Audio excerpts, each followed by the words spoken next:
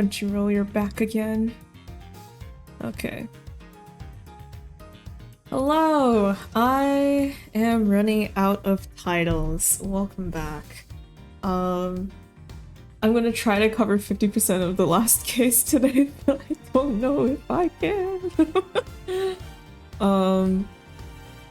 Wait, why am I shrinking down all of a sudden? I don't need to do that. I can still yap at you. Hello. Last case. Turns out, it seems like, you know, the big bad is CCU. Or not CCU, oh my god, what the fuck, Callisto U, or whatever the fuck her name is. That defense attorney woman who ran away. Honestly, like, when she started admitting everything, or like, it was basically like, yeah, I killed him, so what? Half of me was like, wait, so she's just like turning herself in? But like, she didn't really break down, you know? It's kind of like, I don't know, Zay. It's kind of like this is all part of her plan. I don't know. But yeah, she seems to be the big bad, and now we gotta go find her wherever she could be.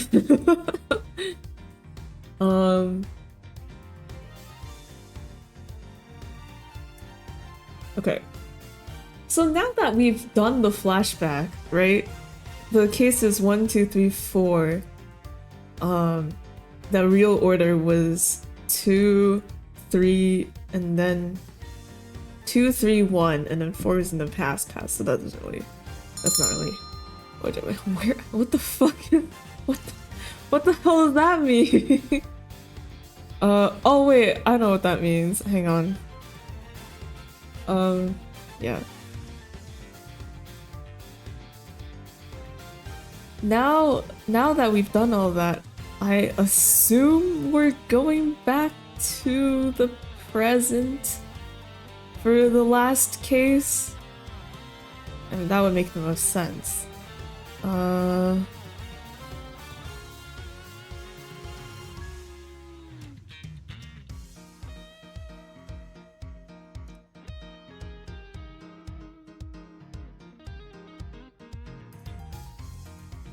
my god.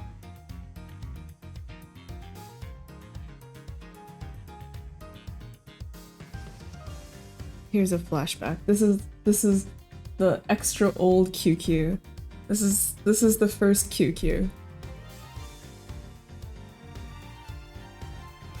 Another edge. Yeah, it's like, actually, case 5 starts with a flashback to before Edgeworth was even born.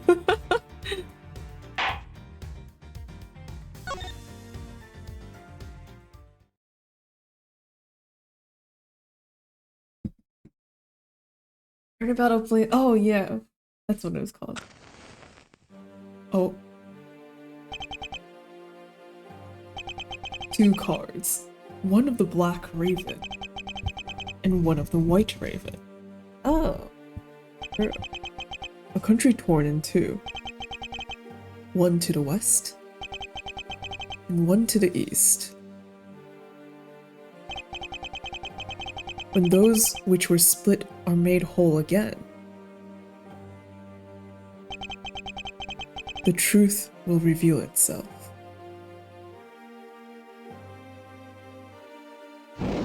Oh.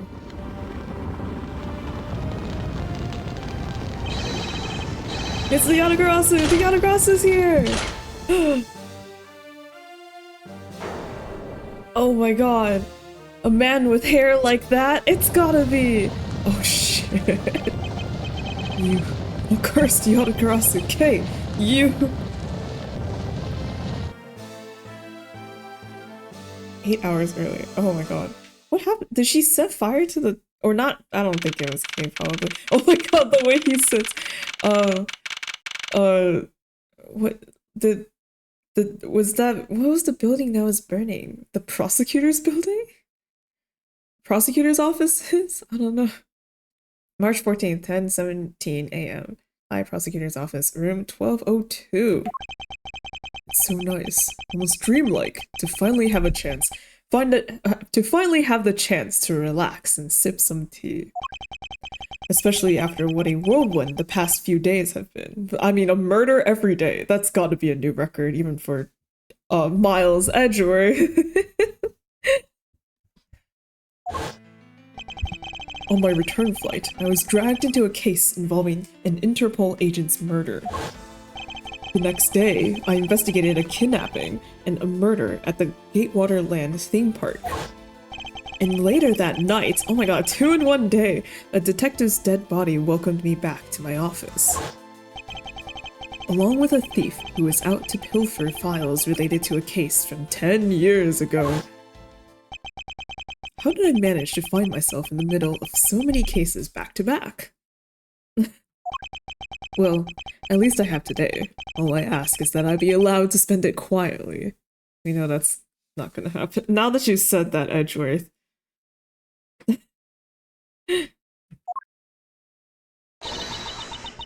Mr. Edgeworth. Oh, wait, no. What? Kay? Just kidding, I thought it was Gumshoe. What the? This is big, I tell you. Hey, what's wrong with you? Where's your enthusiasm? And suddenly the phrase, the fragility of dreams, comes to mind. What are you talking about? Fragile dreams? Come on, let's go. The fake Yatagrasu isn't going to just find herself, you know? Well, if you must know, it's possible that I was paid a visit last night by your fake. Say what? Although the shadowy silhouette looks very male.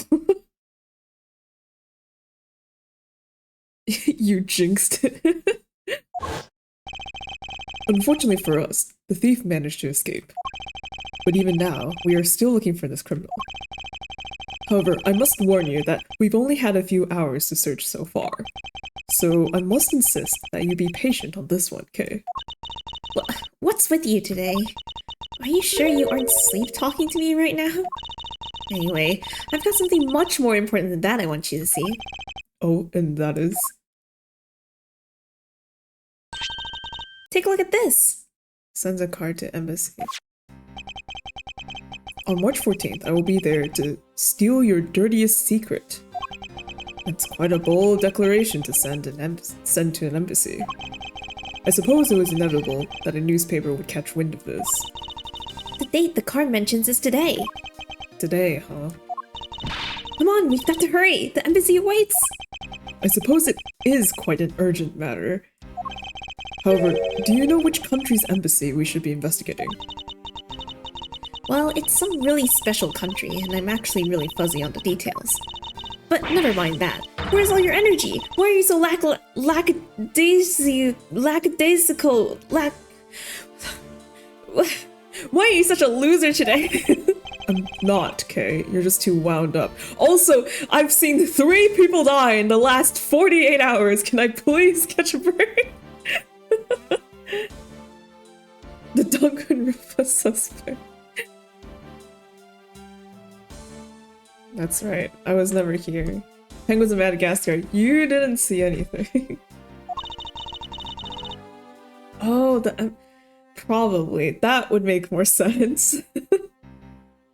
Well, then you should get too wound up too. Because this just might be our chance to catch that woman. You mean Monsieur? The woman who killed Kay's father, Byrne Faraday, 7 years ago.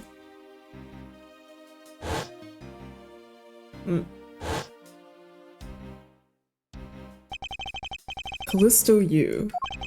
She claimed to be the great thief Yatagarasu, and then disappeared from the courtroom. Ugh, she makes me so mad, the phony! Everyone knows that the real Yatagarasu would never send something like a calling card. Until a company's underhanded dealings are made public. The target is always totally unaware that the Yatagarasu has paid them a visit. That's what makes the real Yatagarasu so awesome. The Yatagarasu's card that's shown in this article. It looks to me as though it could be genuine. See, that's the thing. Whoever it is, that person isn't a real deal, but has knowledge of the Yatagarasu. If this isn't a clue that that woman's involved, then nothing is. Come on, Mr. Edgeworth, out the door you go! Wait, there are a few preparations I must make before we go. There's something interesting about this card we found last night here in my office. I didn't even realize that the card from the first case is dark, like, it's black. Like, the background is black and the text is white. Whereas the card in the newspapers and stuff, the background is white and the thing is black. I did not know that it was inverted. It's of a different color than the one in the article, which makes me wonder why. Why? What's up? Any reason why you're boring a hole through the newspaper with your eyes? No reason at all. Very well. Seeing how Miss Yu is also someone of a special nature to me, I agree there is some merit to be found in investigating this. I knew you'd come around. Okay, here we go. March 14, 5 p.m. Theatrum Neutralis. What? By the light of this night's glorious moon. Oh my god! It's the Steel Samurai! Ready to embark on our nightly outing. And this is where our tale begins. I didn't know they had a child. Child samurai. What a coincidence. Who would have thought that a Steel Samurai stage show would ever be held at such an elegant theater inside a foreign embassy? Yeah, that climax was really awesome! Steel Samurai, Sushi Slash! I got chills down my spine when he pulled that move out. I suppose it really is more impactful to watch a show in person than on television. I have to say, though, this embassy is set up kind of funny. I mean, they have two countries sharing the same building.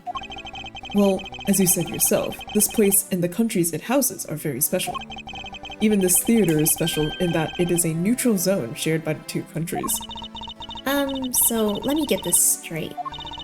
The Steel Samurai show just now is being sponsored by one of the two countries. The one that's called the Kingdom of Alabast, right? Yes, it would appear that the Steel Samurai is very popular in that country as well. Okay. Seems that way. But you know who I'm really into? The Jammin' Ninja! Oh no, is this like an idol war? Like, this is like the last case of the second game all over again. The Republic of Babel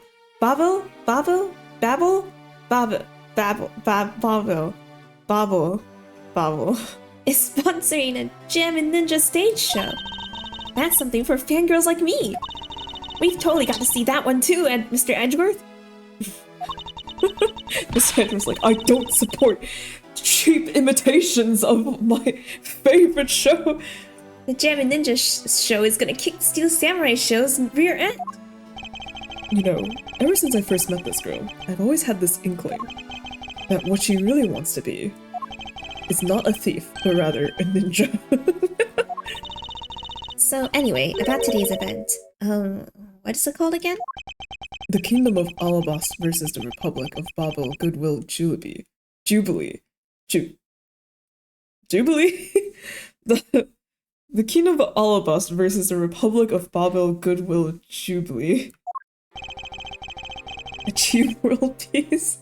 The Ninja Wars. Believe it. The small European countries of the Kingdom of Alabast and the Republic of Babel. These two countries used to be a single entity that was abundant with nature, and it was called the Principality of Cadopia. Oh shit. Wait, so was their split apart more recent than initially perceived? Is everything alright, Mr. Edgeworth? Yes, I'm alright. Moving on. After a period of civil unrest, the country split in two, through signs of their past those signs of their past remain. For example, their flags preserve the flower and butterfly motifs to this day. Oh, wait a second. Flower and butterfly motifs? Isn't that what was on the Yatagarasu's knife? Or key? Or whatever? Kodopia, huh? The KG-8 incident. What was referred to as the second KG-8 incident, in which an embassy staff member was murdered. Both of these cases were related to the Principality of Kodopia.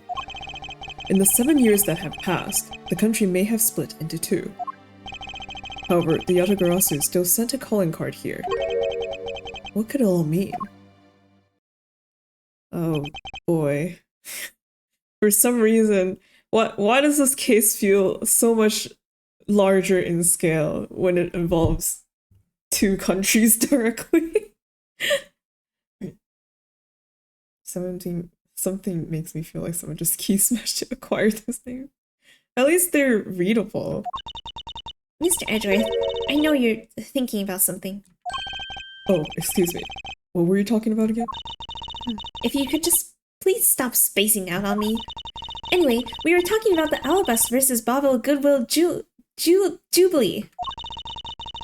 The two countries have had a pretty bad relationship with each other, but supposedly they've been trying really hard to make up recently. That's why they decided to hold this event. If that's the case, then why the verses? Also, both countries claim to own the real Primidu statue. Primidu statue? A national treasure to both. They're planning to have them publicly evaluated today to see which was the real deal. Oh man, that seems like a recipe for bad news.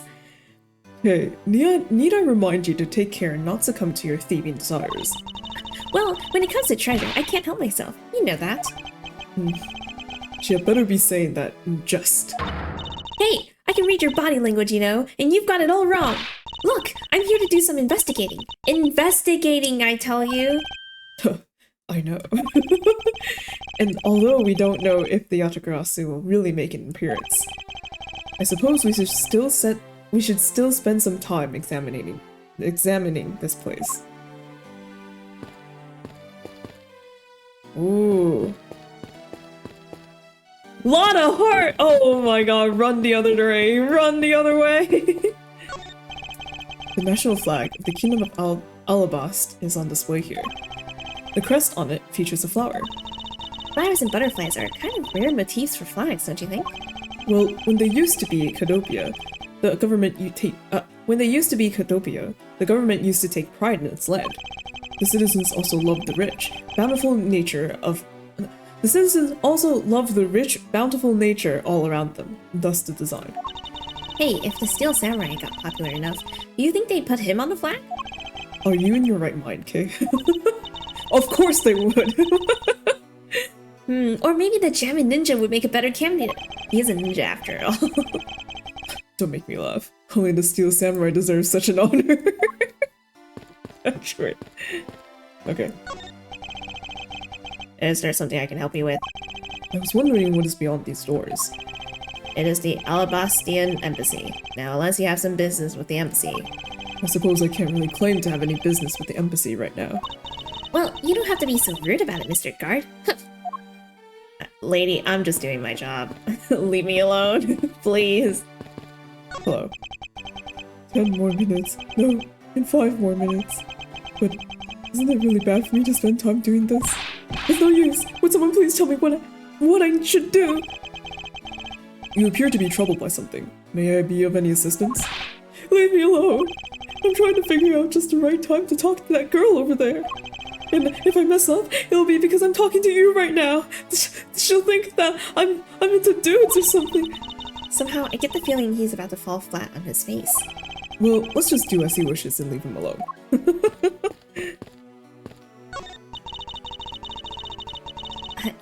But oh my god. Yeah, and that last move, the Steel Samurai Sushi Side, I couldn't help but laugh. I know, right? And that Pink Princess movements were really stiff. In the middle of the show, I could swear that I heard her hip crack. Oh, I know, I totally thought that too. Pink Princess had a bad hip. Seriously? Just what they thinking, you know? I suppose there is no graceful way to enter this conversation.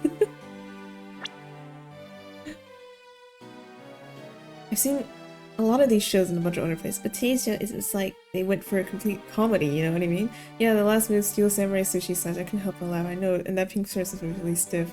I thought that too. How dare they critique the Steel Samurai? It's a perfect... Okay. There are pamphlets about the 2 embassies here on this table. And, a Steel Samurai, banner. Embassy of Alabas, Amazing Bottle. Theatrum Neutralis. I wonder why it's called that. It still looks weird to me. The country split into 2 a few years back, and they've shared the building and its ground 50-50 ever since. Oh? I guess it's because they don't have the money to build 2 separate ones, huh? I should think that's not the reason why, Kay. I suppose I'll just help myself to one of these. Oh. What is all that hubbub? Ugh! Hey, look! It's the Steel Samurai! And he's got his son, the Iron Infant! The Iron Infant? What? The Steel Samurai has a kid? Oh my god. And the song.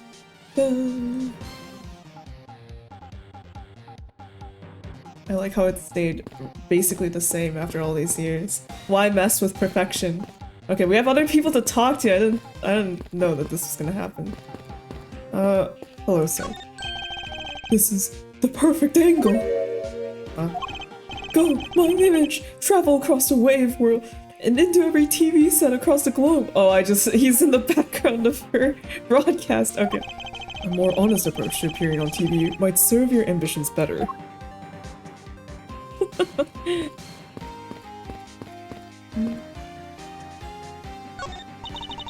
And we're here reporting live from the Theatrum Neutralis. As you can see, tonight's audience is full of enthusiasm.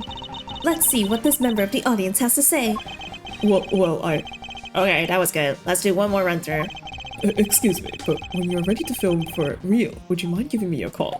I will be happy to provide all of my thoughts about this show.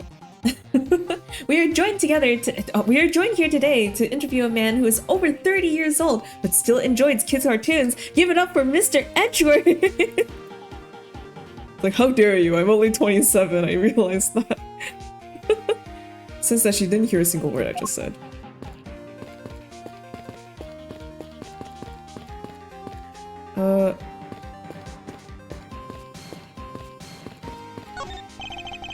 The national flag of the Republic of Babel is on display here. The crest on it features a butterfly. It's really rare to see a national flag featuring an animal on it. Not really. I can list at least a few off for you that do. Okay, then are there any flags with really chic things on them? Chic things? That's pretty vague, okay? Although, by my definition, there aren't really any flags that feature a chic object. Aw, that's too bad, because if there was, I was thinking about stealing it. And what exactly would you do with a stolen national flag, Kay?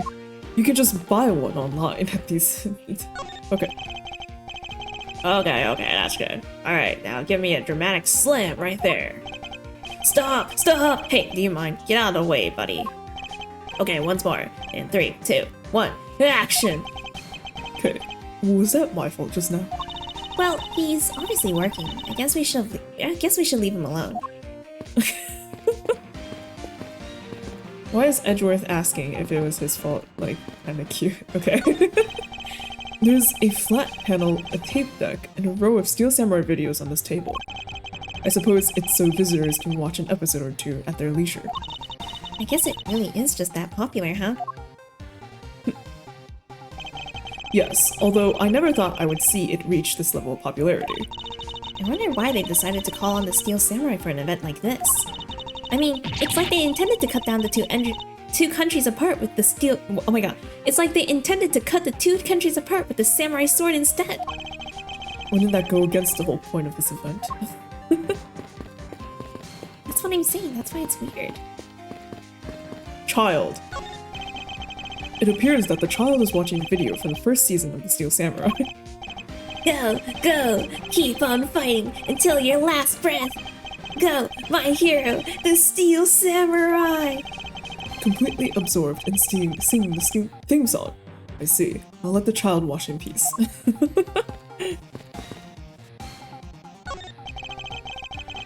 Is there something I can help you with? I was wondering what is beyond these doors. Babylese embassy is just beyond these doors, sir. Do you have some business with the embassy? Do you require immediate access? No, that's quite alright. Are you sure, sir? Anyone and everyone is always welcome in the Republic of Babo. Okay then, since we're here. An embassy isn't some sort of theme park, Kay. You're such a buzzkill. I see. So that's the difference between the two. Global Studios. These flowers were sent by Global Studios. Global Studios? That's where they filmed the Steel Samurai television show. They have been producing hit after hit recently, so the studio is being remodeled. Oh, I read about that in the papers the other day. That mascot of theirs is also getting a facelift too, right? What's his name? The monkey? You mean Mrs. Monkey? Yeah, I thought it was something like that. You really have a great memory. Never underestimate my powers of recollection. It also helps that that was the case, where I saw Phoenix. Like, I mean, anyway.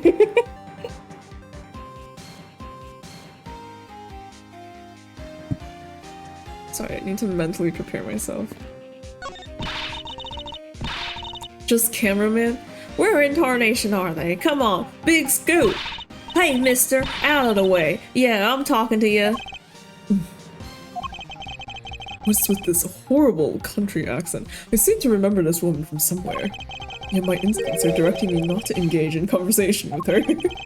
Perhaps it would be best if I left her alone. Okay, alright, let's talk to the samurai and his child. Hello? Hello, sir. Hello? May I speak with you for a second?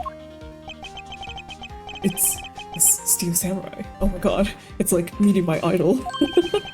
Steel Samurai. Mr. Edgeworth, what are you glaring at him for? Please excuse me. It's just that I've never seen a superhero up close before. To Mr. Edgeworth, Steel Samurai Daddy? What? Married man of Neo Old Tokyo? Steel Samurai, handwriting isn't your strong suit, is it? It looks like he's written something down for you. To Edgeworth, from Steel Samurai Daddy, married man of Neo Old Tokyo. Wow, an autograph! Pretty cool that you got one, huh, Mr. Edgeworth? Yes. Steel Samurai autograph with a sketch of his face and weapon. Seems fun. Mr. Steel Samurai, Ambassador Alba is waiting for you. Oh my god. And now, the Steel Samurai will proceed to enter the Kingdom of Alabas to shake the hand of something. The Steel Samurai isn't only here for the two countries tonight, but rather can be thought of as a goodwill ambassador from our country as well.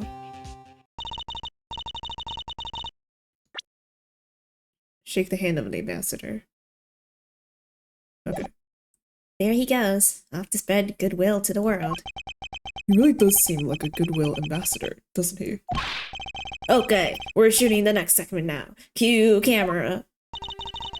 In just a few seconds, the Jamming Ninja stage show is set to begin. After the show, the Jamming Ninja will enter the Republic of Babo. He is set to meet with the Ambassador of Babo at that time. Ah, the Jamming Ninja show is about to start. We've got to get back to our seats. Regrettably, I don't have much of an interest in ninjas. This show will change your mind. Come on, we have to hurry. If we miss even a second of the Jamming Ninja's awesome playing, I'll never forgive you. I suppose you're not about to give me much of a choice here, are you, Kay?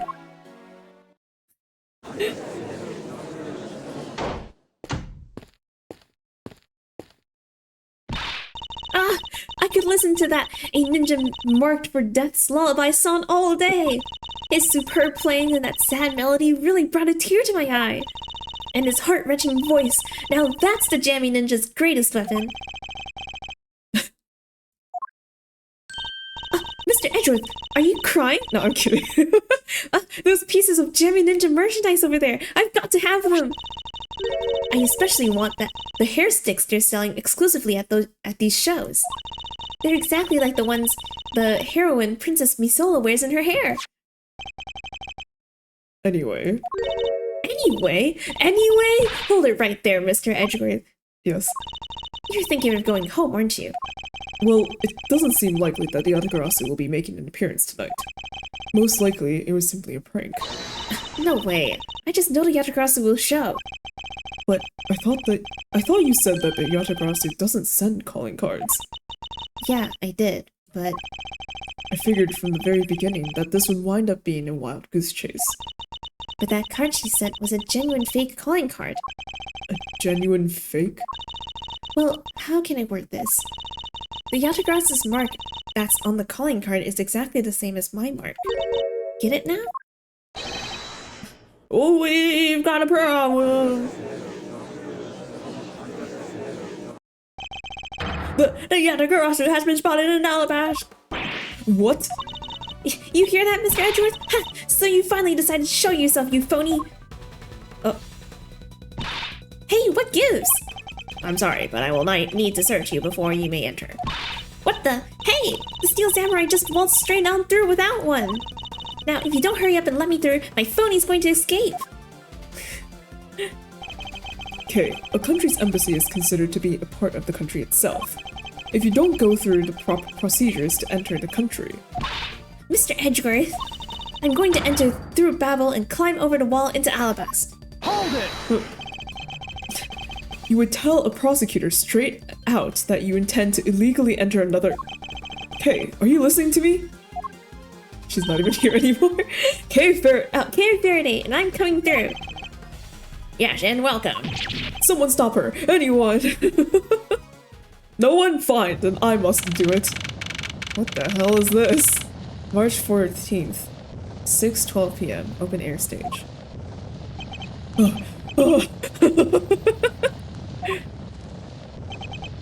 Okay, where are you? Don't tell me. You really did find some way over this fence. Ugh! Fire! This is too big for us to handle! Looks like the Yatagarasu came to Babel too! Oh boy. You accursed Yatagarasu! Okay, you had better be alright, wherever you are.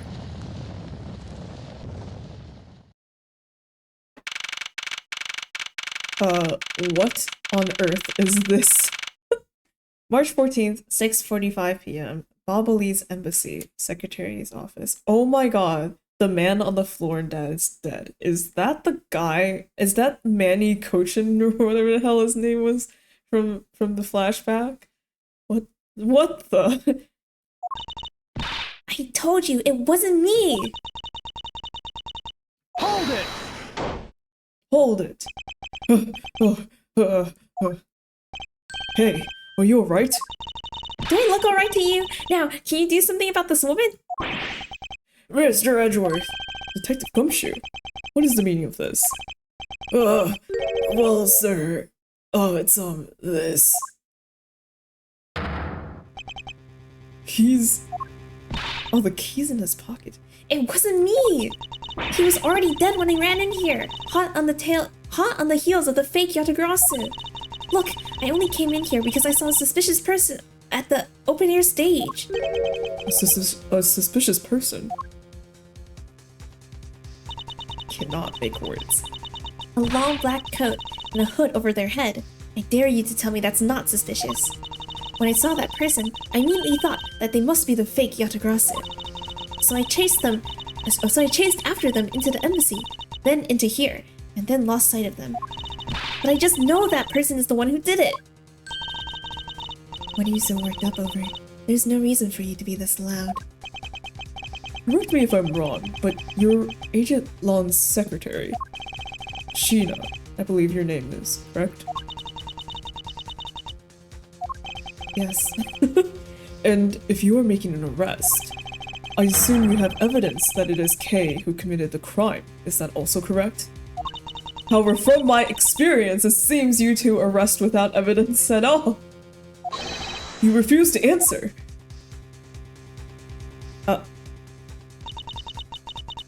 I don't need to answer. You're merely a prosecutor in this country, meaning that you have no investigative authority. Hey, pal. Just what the heck does that what? Oh, just Hey, pal. Just what the heck does what you just said mean? What? Who wrote this? Did an alien write this sentence?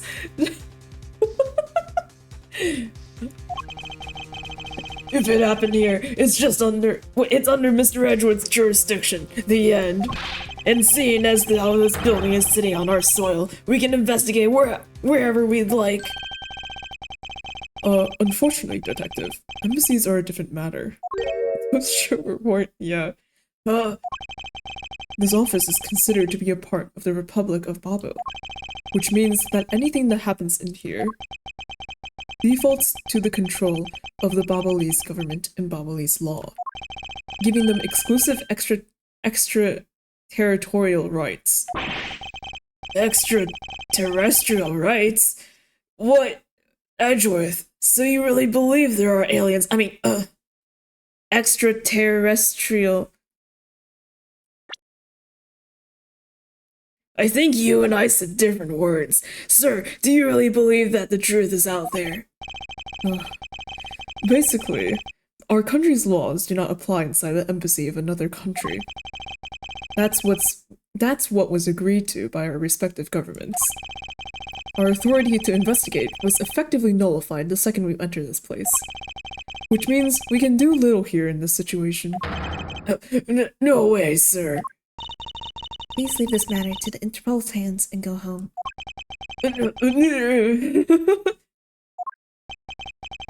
Mr. Edgeworth. Hey, you're not Mr. Edgeworth! Hold it!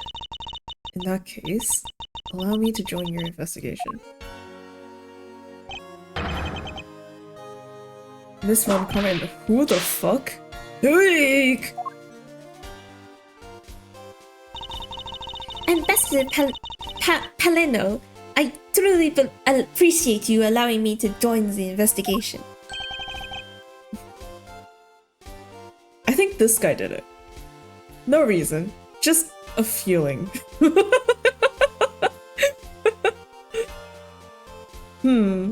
What if he is the murderer? Okay.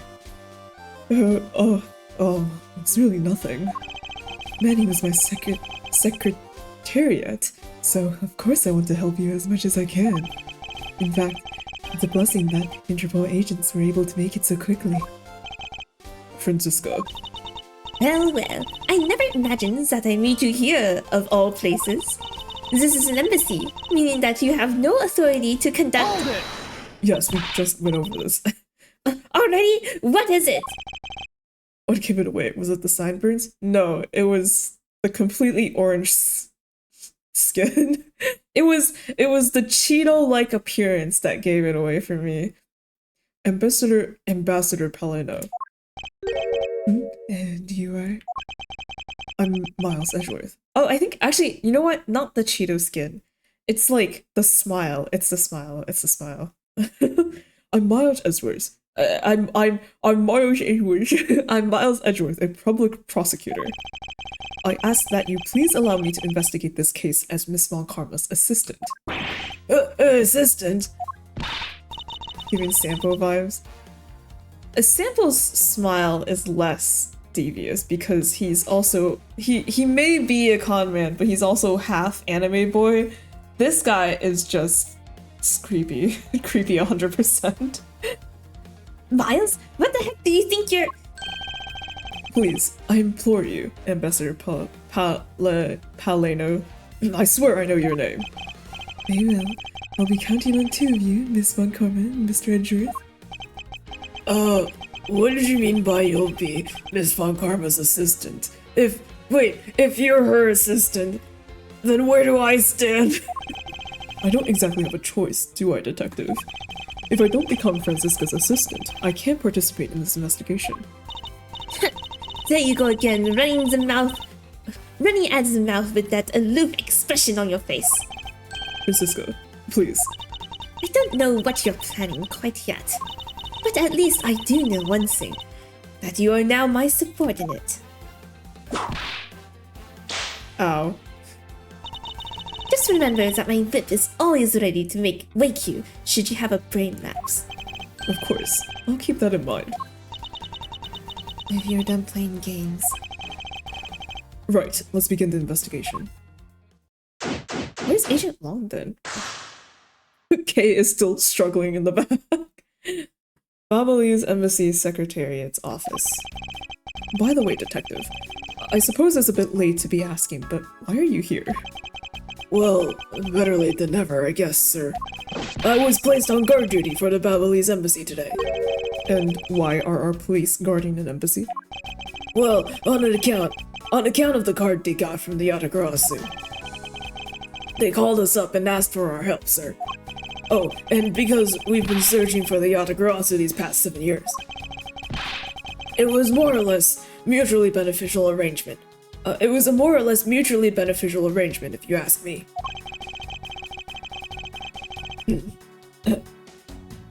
Except for how mutually unbeneficial this has all turned out to be, I suppose. It looks like you failed to completely perform your guard duty yet again. Ah! Fuck, you're right. Look forward to your next salary negotiation, although it's out of my hands. But sir, if I get cut anymore, I won't be able to buy even instant noodles anymore. Gumshoe, no! No, I'm still crying over his $5 annual bonus. Okay, I like this guy that's just like A-posing here.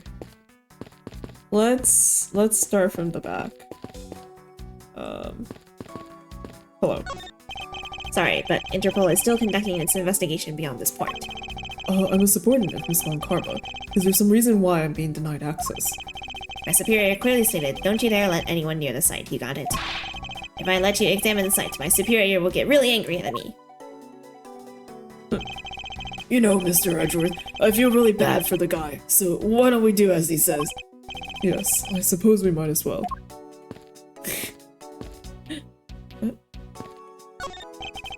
That's some fireplace. You know, it really gives this place a mansion-like quality, don't you think, sir?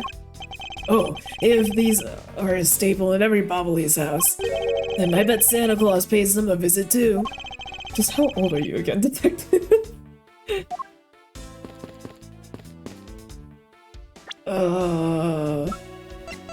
32. What is behind you? Oh, it's safe. A small personal safe. This was Mr. Cochin's office, so perhaps he stored his most important documents in here. Oh, of course, it's locked. It appears we won't be able to open it without the key. Secretariat's office safe. It can't be opened without the key. Okay.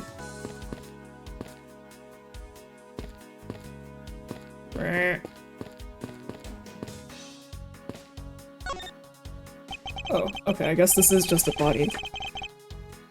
So our victim was the secretariat of this embassy, I take it. Manny Cochin. I heard that he was an admirable person. Very admirable. Well, not that admirable, apparently, since he's dead now. The cause of death is a stab to the back of his neck. He was lax in watching his back. We were fortunate that the fire missed our victim's body for the most part. If the fire had burned a bit longer, it would have made identifying him a hassle. So Mr. Cochin was stabbed to death in the middle of a raging fire. What in the world happened inside this room? Notes on Cochin's body caused a single stab to the base of the neck. The body wasn't badly burnt in by the fire. Yeesh. I won't rest until I've inspected every suspicious-looking nook and cranny. Okay. Oh. It's a knife wound. It's obvious what he was killed with, but I wonder if it's consistent with the wound. Indeed. This man. Where do I know him from? That's it. That's all. Edgeworth. Edgeworth. Remember who you are. Is this knife the murder weapon? Some preliminary testing has been conducted. According to results, the blood on that matches the victim's blood. The blade's shape was also found to be consistent with the stab wound. I suppose this means that we now know that the crime was committed with this knife. This knife's got some really fancy ornamentation going on, huh, sir? This thing practically screams artsy at me, too. Although, it's also covered in blood, just like the last thing that I said was artsy. What was the last thing I said was artsy? The fire? Wait, no, not the fire. But the handle is pristine. There's not a single drop of blood on it. Speaking of the handle, I believe it has a butterfly motif. It's very beautiful. Motif on the handle of butterflies. Okay. Interesting. Butterflies are bauble, flowers are the other one. Knife covered in victim's blood, blade matches the wound, butterfly motif. Okay. Interesting. Beat. Okay, the key. There appears to be something in his pocket. This key. It can't be. Isn't this the Yatagarasu key that was stolen 7 years ago? What? But that's... 7 years ago. Oh! You mean that case where I was framed, sir? Butterflies are associated with them. Head and hands. Yes, it's a piece of evidence that stole the life of Kei's father 7 years ago, which was then stolen by Callisto Yu. What? Mr. Faraday was killed with this key, sir? I thought he was killed with a knife. Ugh. Scruffy, at the very least, try to remember the details of crimes you were a suspect in. I keep stumbling over my words. Francisca, as you will recall, Detective Gumshoe was not present when Miss Yu made her escape. Plus, even among law enforcement, only a few knew of this key's existence. I doubt that a new rookie at the time would have been made privy to such knowledge. But, Mr. Edgeworth, you were also a new rookie at the time. Oh, I feel like the victim right now. All trampled on, sir. I suppose I'll just have to fill you in now. The secret to this key is... Bitch, I have to do it myself? Can't you just do it for me? You know what it is. Hello. Oh. Oh, wow, that's amazing, sir. It's like some kind of magic trick. You have to grasp this key. The audio stole this embassy 7 years ago. It also has a knife. I knew it. This is the same exact piece of evidence that Miss Yu took with her. I remember this beautiful pattern in the blade. I remember this as well. It's a vine motif, isn't it? Yes, it looks like two interwoven vines, crisscrossing down the blade. Vines, sirs. I think it looks like a bunch of stars, if you ask me. It's one of those six-sided stars, just like the police mark on our IDs. I really don't think you can call these stars. To say that the detective's art sense is underdeveloped would be an understatement. How dare you! I'm the one who made the blue badger and look at its cell! The real question is, why was the Balinese embassy's secretariat holding this? Well, we don't know how Mr. Kojin came to possess this key. We do know that it was stolen by the Yatagarasu from the Kadopian embassy. That's right. Mr. Faraday had written that fact down in his organizer. I believe this means that further research is required into the country of Kadopia. Why don't you ask Ambassador Paleno about what he knows? Supposedly, he was a candidate to be the next Kadopian ambassador once long ago. He should be able to answer any specific questions you may have. Okay. but I haven't finished investigating every nook and cranny yet. Okay, I'll go here first. Is this what is on the ground? The ceiling fan must have fallen from the ceiling. Yeah, sir, that's where they usually fall from. A ceiling fan? What does one of those do? Detective Gumshoe. Are you for real? Exactly what it sounds like it does. It's a fan that is installed on one's ceiling. Well, if I had one of those in my room, I bet I'd go dizzy from staring at it as I slept. Detective Gumshoe, in the real world, we close our eyes when we sleep. What the fuck? Gumshoe, are you an alien? Okay. Hey, are you alright? No. You believe me, don't you, Mr. Edgeworth? You don't think I did it, right? Yes, of course I don't. And I promise to prove that it wasn't you. I'm starting to sound a lot like that blue-suited guy. That's enough chit-chat. You can investigate all you like, but it's only a matter of time before we take her in. It would be wise of you to give up while you can. No, I don't think so. Kay isn't lying, and my investigation will prove that to be true. Oh, she may have misplaced some of his marbles. You only think? Go ahead and try then, if you're that confident. I can't allow this to continue on this way. I must prove her innocence post-haste. Okay. Hey, it's another butterfly! I believe it is the symbol of the Republic of Babel. Butterfly Babel, national symbol that okay. A drawing this big on the wall of an embassy. It definitely conveys a sense of overwhelming patriotism. Oh, I've got a lot of patriotism too, sir. For my home country, Japanifornia! The reason I became a cop in the first place was because I wanted to protect our country. You may want to, detective. However, I have yet to see the fruits of your desire. You don't have to be so blunt about it, sir.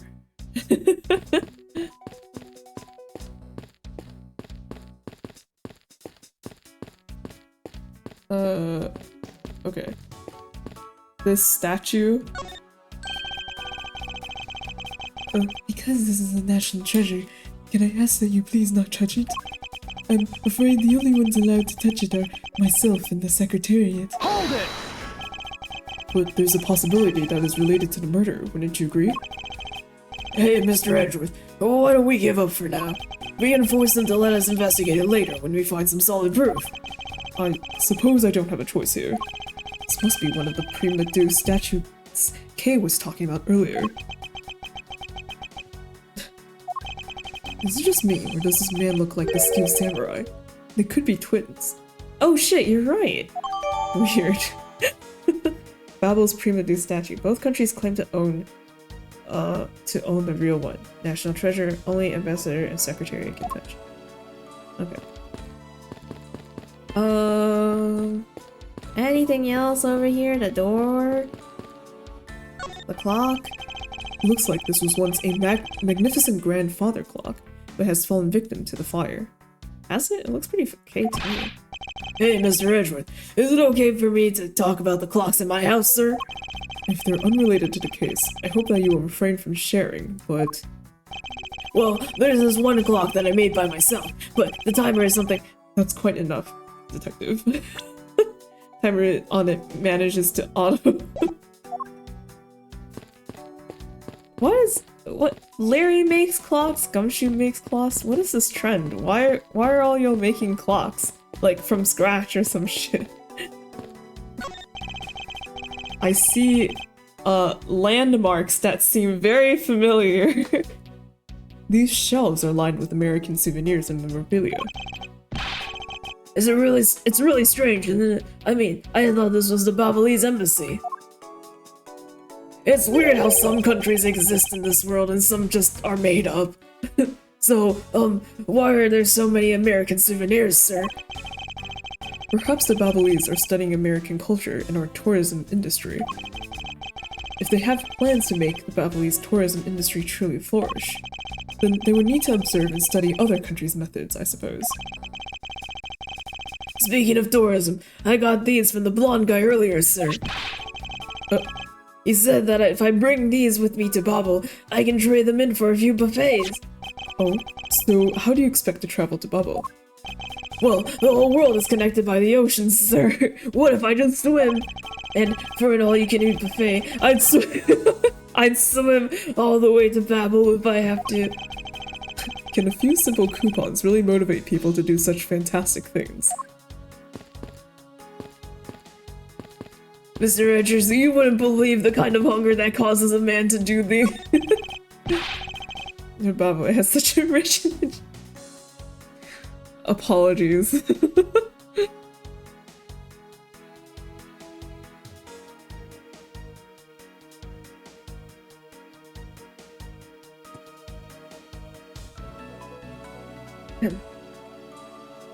Mr. Edgeworth, there's still something on this display rack, sir. Knives, huh? Although the blades here are all that remain of them, unfortunately. I guess the handles all got burned off by the fire. Oh, is it really that hot? Oh my god.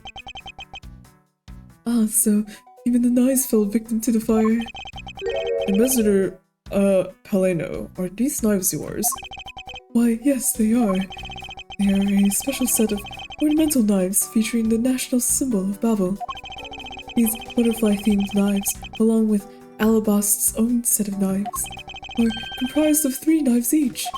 But I can't believe the Babelese ones have been reduced to this state. Ornamental knives, huh? There's a small release on the tang of this blade. Ambassador Paleno, what is this notch here for? Oh, that! It's a feature that these knives wherein you can freely exchange the handles on them, so that we can change how they look to fit the situation, of course. I see. So these knives were constructed so that the handles could be easily removed. Interesting. Okay. Hang on. Yeah, I am hydrated. Do not worry. I'm more hydrated than I usually am. Okay. Can I talk to Francisco or? Oh yeah, talk to Francisco. Okay. Mild Edgeworth, Oh, what is it? I see your accent is as bad as ever. let me tell you something. You are currently my subordinate, and if you wish to convince everyone else of that, you will speak to me with respect. What's with the giddy glint in her eyes? I don't think that will really be necessary, Francisco. Oh, really? Well, it doesn't matter. It doesn't change the fact that you are still under me. I thought Francisco was flying around the world in pursuit of the smuggling case. So then why is she here in this embassy? Use your dodo head, Edgeworth. It's because the smuggling case situation is here. Okay. I was investigating the Alabastian embassy when I got wind of this mess. Oh, that's right.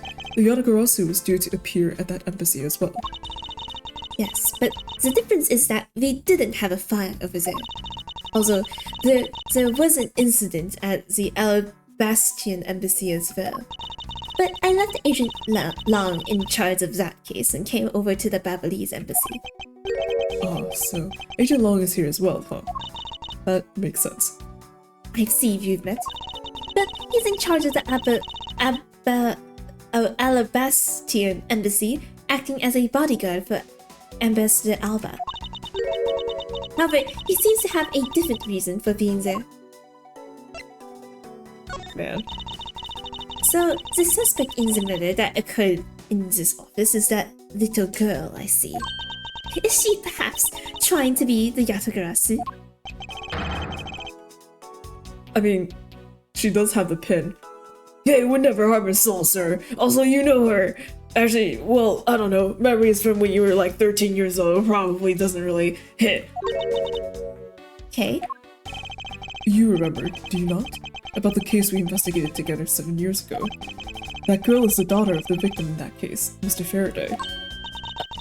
So that feisty little girl. Kay has been on the trail of the Yatagarasu, which is how she ended up here. Looking for the one who took her father's life. I see. He's trying so hard, but you know what? The Yatagarasu just keeps on tricking us all.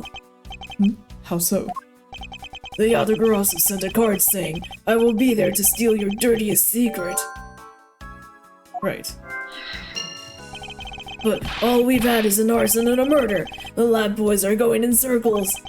You know what this is, sirs? It's a breach of contract, and it's going on the rap sheet. If you ask me, I'm perfectly fine with the fact that nothing was stolen tonight. I do wonder though, if Callisto Yu really is the Yatagarasu.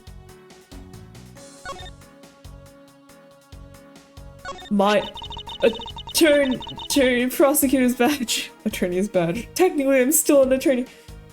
What about your prosecutor's badge? I have one too, you know. Yes, so you do. But seeing as I'm not currently a proper prosecutor, I thought I'd give it presenting it a try. Is that any way for you to act towards your superior? As if threatening as if threatening a whipping is the proper way of lecturing someone. Francisca, check it out. Check out this autograph I got to Mr. Andrew Steele's Samurai Daddy. Miss Volkarma, what do you think of this piece of evidence? Well, since you asked so nicely as my subordinate, I'll answer you. However, as your superior, I must make sure that my subordinates grow on the job. Therefore, please gather your own thoughts together first and try presenting again. A simple, I don't have any thoughts about that would have sufficed.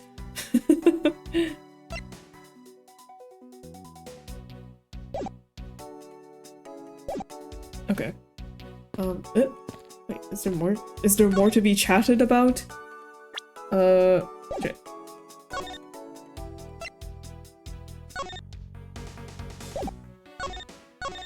Oh! Both countries have previously suspended. They also possess a set of 3 finely crafted knives. Okay, yeah, that's all. That's all with what we know. Kingdom of Alabas still produces the very luxurious Cadopian paper, which is renowned for its extremely high quality. Republic of Babel is the sole producer of Babelese ink, which is made from white crystal. White crystal? It is also known to generously offer coupons. What do you think? Nothing. Okay. What about the body?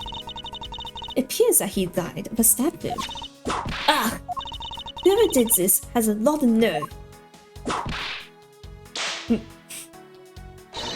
I just can't fathom what could have led the killer to turn a knife against this man. And I can't fathom what the prosecutor lashing out with her whip is thinking. Would you mind not pointing that in my direction? It's dangerous. And anyway, why are you showing it to me? I have no particular reason. If you have no reason, don't you bring that dangerous object near me. Do you understand? Is she really that oblivious to the irony in that statement? She lets loose that dangerous whip of hers for no reason all the time.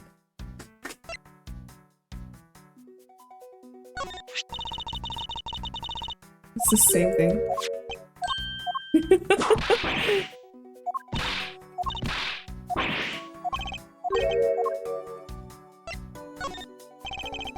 Okay. Alright. Am I done? No, still no. Maybe I have to just talk to this guy first. I can't believe that Manny fell among thieves tonight. Without him, I have no idea what my schedule for tonight is. Do you think she's killed anyone with that whip? No. Because there are certain characters in Ace Attorney where it's like, they would never commit a murder. If anything, I think if Francisco were to be involved in a case, like, not as the prosecutor or whatever, it would be as, or you know, not as part of someone in the work of investigating it, right?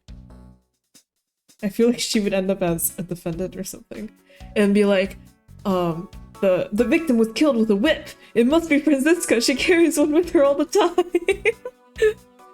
Or like someone killed someone with a whip only to try and frame Franziska because she's always carrying a whip.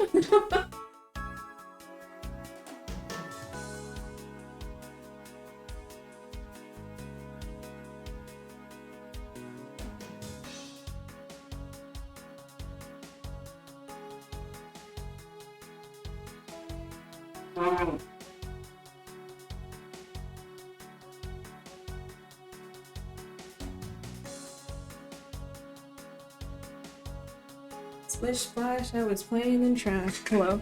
I have to blow my nose.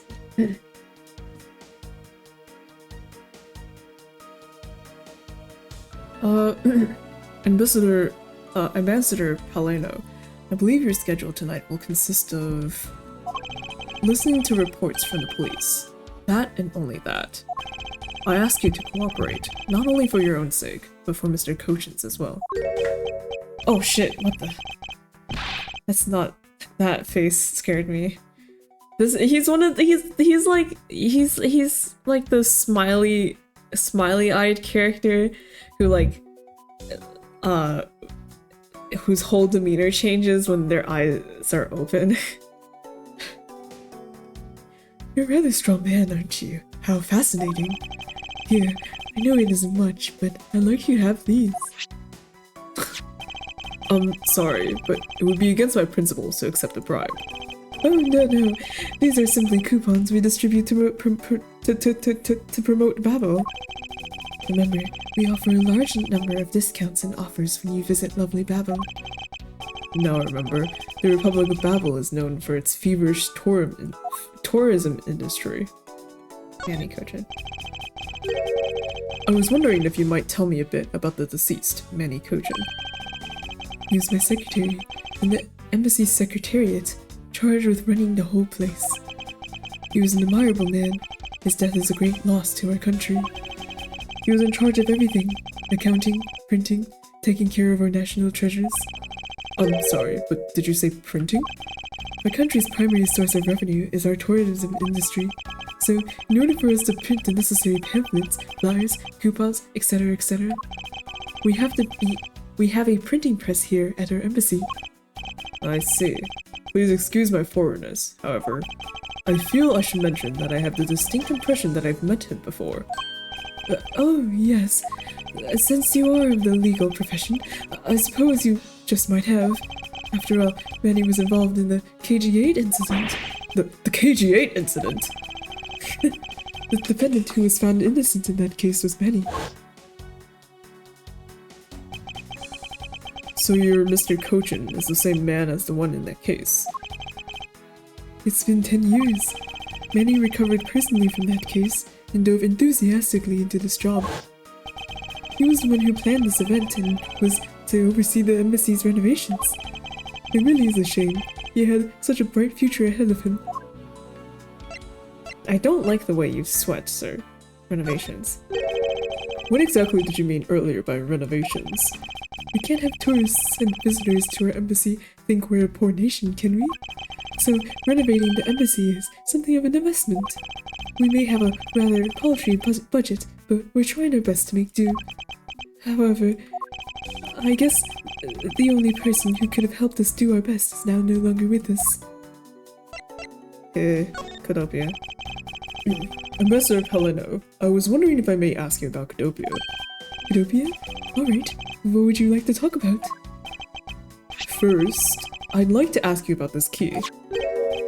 What about this key? I found it sticking out of Mr. Cochin's pocket.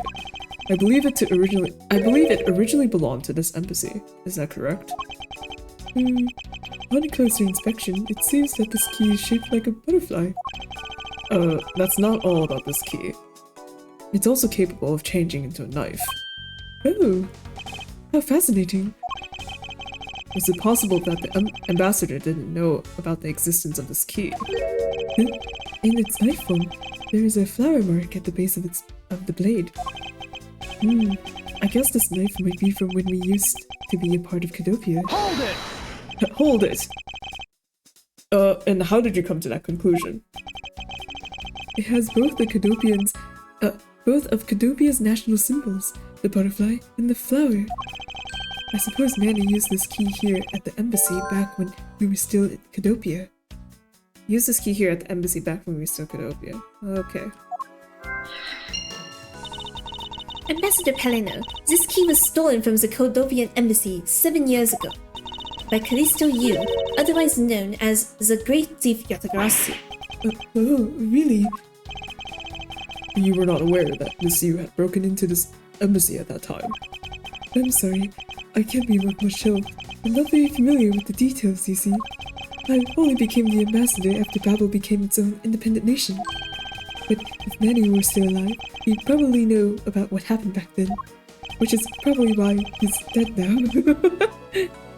Mr. Kochin and Miss Yu knew each other 7 years ago. But that doesn't explain why I found the Yatagarasu's key here in the present. What about my attorney's badge? Oh, is that a prosecutor's badge? It has a very cool design. Oh, I know. We should start selling items like these as souvenirs in Babel. The tourists will go absolutely nuts over them. Please don't compare a proud symbol of my profession to a cheap souvenir. What about my autograph? Ambassador Pelino, I was wondering if you had some thoughts about this. I think that you would know more about this case than I. So let me make it up to you for not knowing anything about that with these coupons. Thank you. However, I feel I must decline. Okay.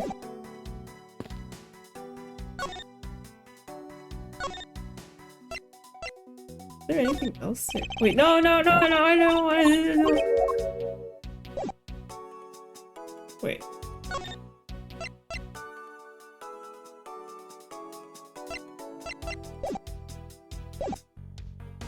Wait, what do I do now? Do I still need to present stuff to Francisca? I guess. Maybe the key again? Nope.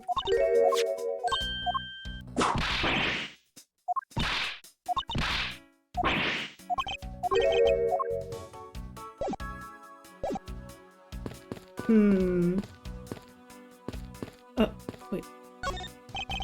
There are still some burnt objects scattered on the floor. Well, burnt things get burnt and then they become burnt things, you know? Yes, Gumshoe, the floor is made out of floor. No, because there is no way to prove that the burnt thing started out as a burnt thing. What? Was it a burnt thing or was it not? I have no idea what's what anymore, sir. Yes, I suppose it's a bit hard for someone with a burnt-out light bulb to comprehend.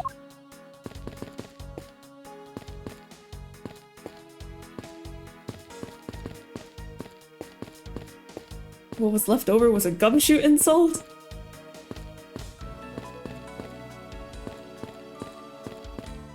What am I missing? Oh, I gotta connect some stuff probably. That's probably it.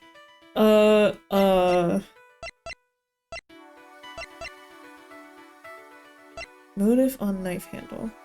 Butterfly.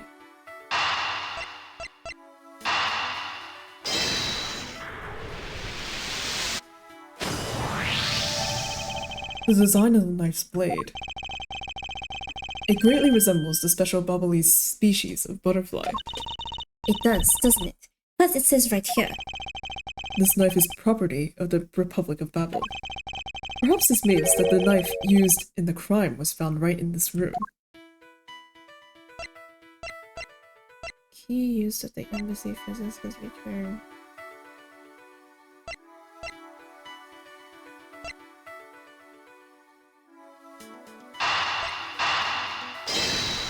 Is the key to the safe this one? We know for a fact that the Yatagrasu's key was used here at this embassy. Furthermore, we found it in the victim, Mr. Kochin's pocket, which leads me to think that perhaps it is the key to the personal safe in this office. Good thinking, sir. Let's go try it out. It appears I was correct. The key that was left to us in the victim's pocket. It literally turned out to be the key to the next piece of the truth! What do we have here? Hey, there's nothing inside. Do you think the other girls made off with everything, sir? Fun fact about Babel.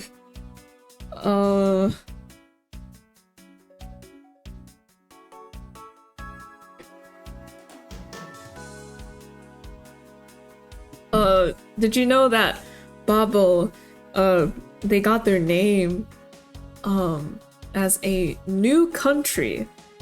They decided to name their country after, what all new human beings do, which is ball, cry. Fun fact!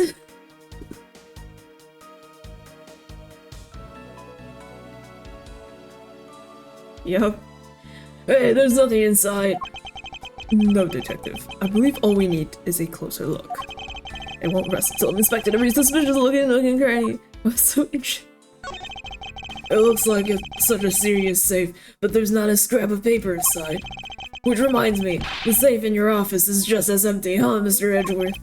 It's merely a coincidence that both safes are empty, detective. Well, make that a triple coincidence, because my piggy bank at home is empty too. I don't think there's anything coincidental about that, detective. What is this here? It looks like the ripped corner of a piece of paper, sir. No, I don't think it's ripped. It seems more, to me, like it's stuck in the safe. Hey, you're right. It won't budge an inch, not even when I tug on it. But I don't think I've ever seen paper stuck on the inside of a safe before. Hold it! Hold it! Detective, I think you should hold that piece of paper. Detective, I think you have it backwards. It's not the paper that's strange. It's the safe. What do you mean? What I mean is that the secret to the safe has two compartments. Even just eyeballing it, you can see that the inside is a bit too shallow. Furthermore, with the unnatural way the paper is stuck at the back of the safe, I'd say that there's an extra bit of space behind the back wall of the safe. In other words, the safe has a second compartment. What? I suppose that you are correct in insisting that the paper is stuck in an unnatural manner. However, if what you say is correct, then there is a second compartment. How do we go about opening the door to it then? As you can see, there is no other lock or keyhole in sight. Actually, there is one more spot of interest to me on this safe. Oh? Yes, and I believe that spot is the keyhole to our second mystery lock. The safe and its locks. Alright then, since you are so sure of yourself, show me how you deduce your answer. I guess it's this thing. Hey, there's a hole here, sir. It's a little too oddly shaped for a latch hole. Well, that's a funny shape for a latch hole, huh? It's shaped kinda like a star, don't you think, sir? Detective, I would hardly call that shape a star. There must be some reason for this hole. Well, there's gotta be some reason for why this hole is shaped so weirdly, you know? Am I overthinking this? No, I don't think so. Maybe I'm overthinking things. Oh, there's no way I could ever do that. Oh, why are we having the same thoughts as Gumshoe? Detective Gumshoe, could you please be quiet for a second? You're frightening me.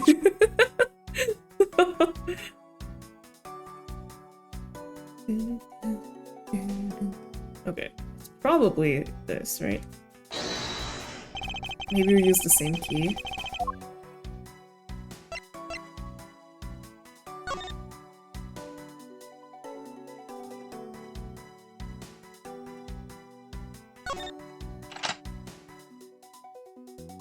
It does kind of look like it fit.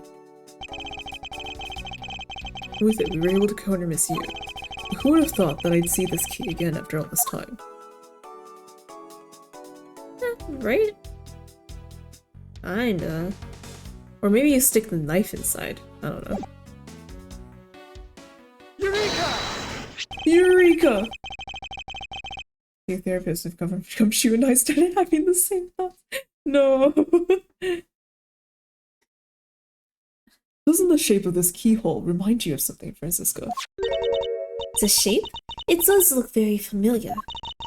However, I believe it's simply a latch hole for the safe's lock mechanism. It's just for keeping the door shut, nothing more. Hold it! That is where you're wrong. No, that's wrong. Is that so? The person who used this safe, Mr. Kochin, made sure the safe had 2 compartments in order to hide something.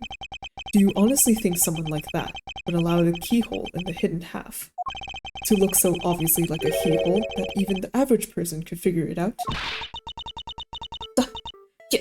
You can't be serious. Are you saying that this hole is the keyhole to the hidden compartment of the safe? That's precisely what I'm saying. And I will prove to you right now that the Yatagarasu's key is the key that will open it. The Yatagarasu's key? Miles Edgeworth, this has better be a very bad joke. Sorry, but this is no joke. The Yatagarasu's key is the very key that will open the second compartment of this safe. We know that this key opens the first compartment of the safe, but the keyhole you're talking about is of an entirely different shape than that of the key. Not if we do this. A lot of talk about holes. How else will you plug them in and solve the case? We discovered this trick 7 years ago, and with it we were able to blah blah blah blah blah. Okay. Homeboy, open it up! What are you doing?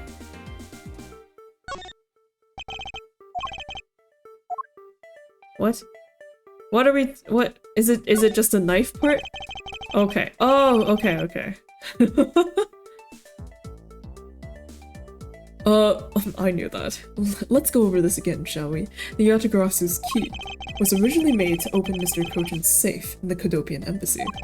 We confirmed that as a fact by opening the door to his safe with it. Now, let's take a look at the back end of the key. Looking at the knife portion head on, what do you see? What are you talking? Ah! It appears that you've come to understand what I'm talking about. When viewed head on, the knife's blade is the exact same shape as the keyhole. Shut up. The real function of the knife portion is to act as the key to the hidden portion of the safe. But that's preposterous. Because it looks like a knife and was used like one to kill Mr. Faraday 7 years ago. We fell under the misconception that it was always meant to be a knife. But for both the safe and its key to conceal such clever tricks, whatever is hidden inside the secret section must be of incredible importance. He opens it and it's just like, another Steel Samurai autograph! Then it's even possible that what I've been searching for is inside. Scruffy, hurry up! Owen opens that safe! Yes, sir. Open it now, sir. These items, There's a bunch of funny shaped things. I guess they're what? I guess they're pieces of art, huh, sir? You're in the way! Now move, Scruffy! I didn't think I was in the way. These pieces of art. They're identical to the ones that have been stolen from various countries around the world. I figured as much. These are the treasures this section of the safe was to hide from view. I believe a more thorough examination is required. These just look like... I mean, localization meant that we're currently in America. But I don't know what this means then. These are pieces of stolen art from around the world. I wonder how much they're worth, especially this one. Eek! Scruffy, don't touch those valuable pieces of art with your filthy hands. But do you have any idea what would happen if one of them were to break? Is it just me, or did she hit one of the pieces of art just now?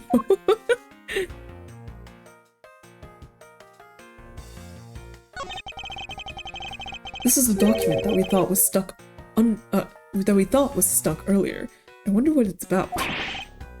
It's me, sir. Why don't we take a look at it first before we give up, Detective?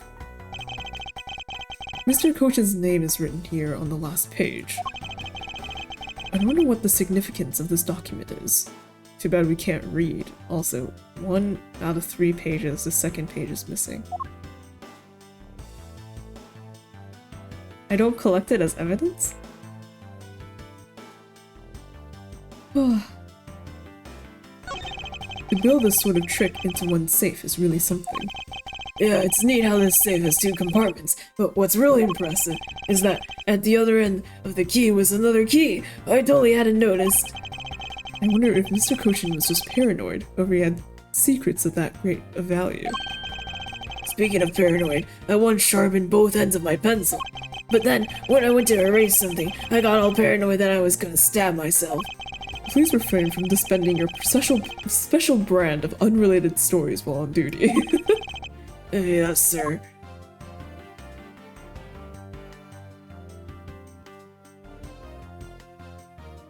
I guess that's it. Nope, there's still more.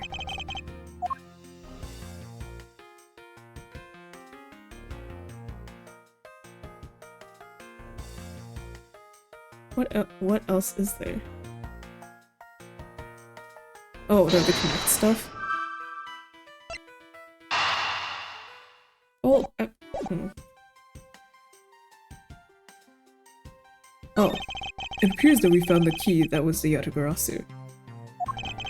No, Miss Yu stole 7 years ago.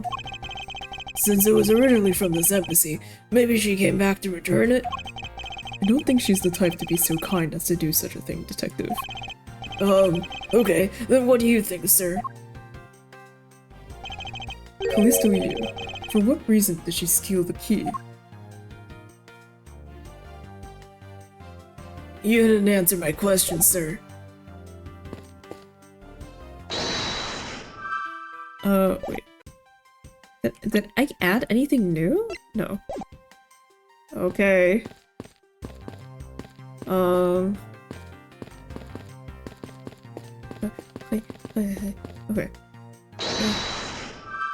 Can I connect these two even? Well.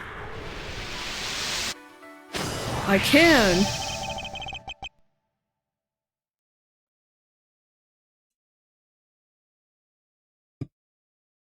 To steal your dirtiest secret.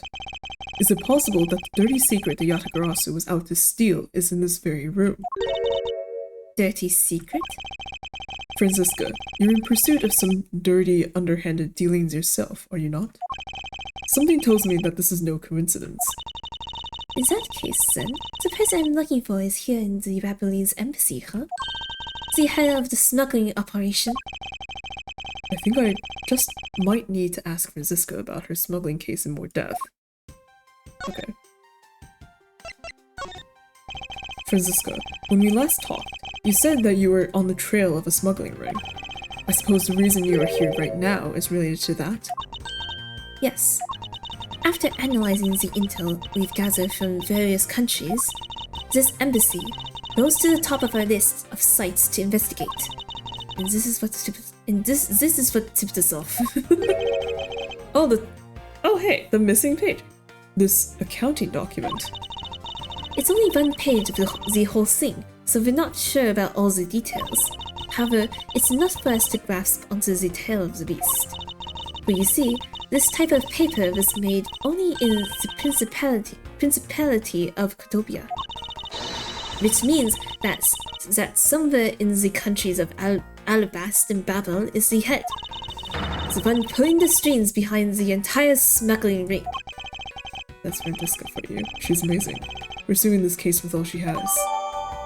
Okay.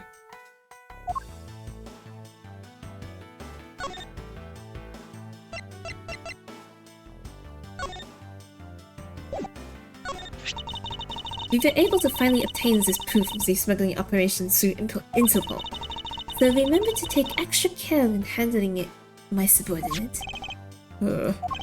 She's enjoying the power trip of calling me her subordinate just a tad too much. Okay. Now if I check this, will it say something else? Oh no, I can deduce. Okay, great. Eureka! Take a good look at these documents, Francisca. It says that there are 3 pages in total, yet there are only 2 here. Correct. Now take a look at the smuggling activity document in your possession. Tell me, is it not possible that your page was taken from this set of 3? Well, it certainly looks that way. By putting our multi-part puzzle together, we seem to have arrived at an answer. And it seems that you have now found what you were looking for. Yes, and with this, it has become crystal clear that Mr. Cochin himself was responsible for the mass smuggling of Babbly's ink. Babbly's ink? Babbly's ink is a special product of the Republic of Babel. However, due to a special reason, only a limited volume is ever exported. Hold it! And that reason is... You don't have to shout just to ask a question, Miles. That's classified. It's on a need-to-know basis, and you don't need to know. In any case, it seems that the head of the smuggling ring was our victim, Mr. Vanny Cochin. His base was in an embassy, thus it was hard for both our country and his to interfere, making it the ideal conditions under which to run a smuggling operation. That's so frustrating. I lost the person I was to rain judgment down upon with my whip of justice. Well, even if he's dead, we still have a responsibility to look into his misdeeds. You expect me to whip a dead man? Well, I'm not interested. I only like it when they react. Francisca, you must know that Manny Cochin was a suspect in the KG-8 incident. Of course I know. On top of being the head of the smuggling ring, there is the matter of what really happened in that case that needs to be resolved. Okay, yay, we did it! Are you done investigating? I guess. Come to think of it, we really didn't find anything that proves that Kay didn't do it. Wait, but then again, what was the reason why Kay was just in the wrong place at the wrong time? You realize now, don't you, that this girl is the only one it could be? Now come along quietly, Yatagrasu. Kay Faraday. You're under arrest for the murder of Manny Cochin. Mr. Edgeworth! Please, you have to believe me! I didn't do it! I chased the fake Yatagrasu in here, and he was already... You have the right to remain silent. Anything you say can and will be used against you. Hold it! I'd like to help you reduce the number of mistaken arrests Interpol makes. What is that supposed to mean? I believe I told you that Kay Faraday is not the culprit of this crime. Very well. I suppose I have no choice. I'll show you just how foolish your claims are. Okay.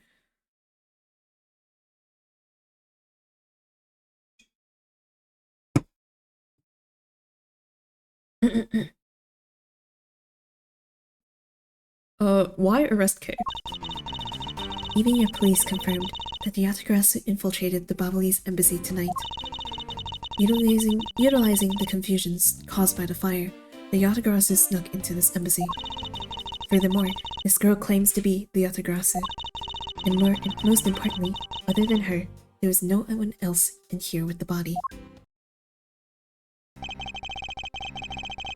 Your reason for suspecting Kay is because you think she is the Yatagarasu. Exactly. But it isn't just me. She calls herself the Yatagarasu. Look! How many times do I have to tell you? I was only out to capture the fake Yatagarasu! Imposter or not, it matters not. A Yatagarasu is a Yatagarasu. Very well. I shall prove that Kay is not the Yatagarasu who killed Mr. Manny Cochin. Go ahead and try. Show me what the prosecutors of this country are made of. Why? Even your police confirmed that the Yatagarasu infiltrated the Babalese embassy. Hold it! They may have confirmed it, but are you telling me that no one could catch the thief? If so, you're basically admitting that the Yatagarasu that committed murder eluded us. Of course, I chased after the Yatagarasu that entered the Babalese embassy right away. And that is also why I'm making this arrest right now. Because at the end of my long chase, there was only this girl.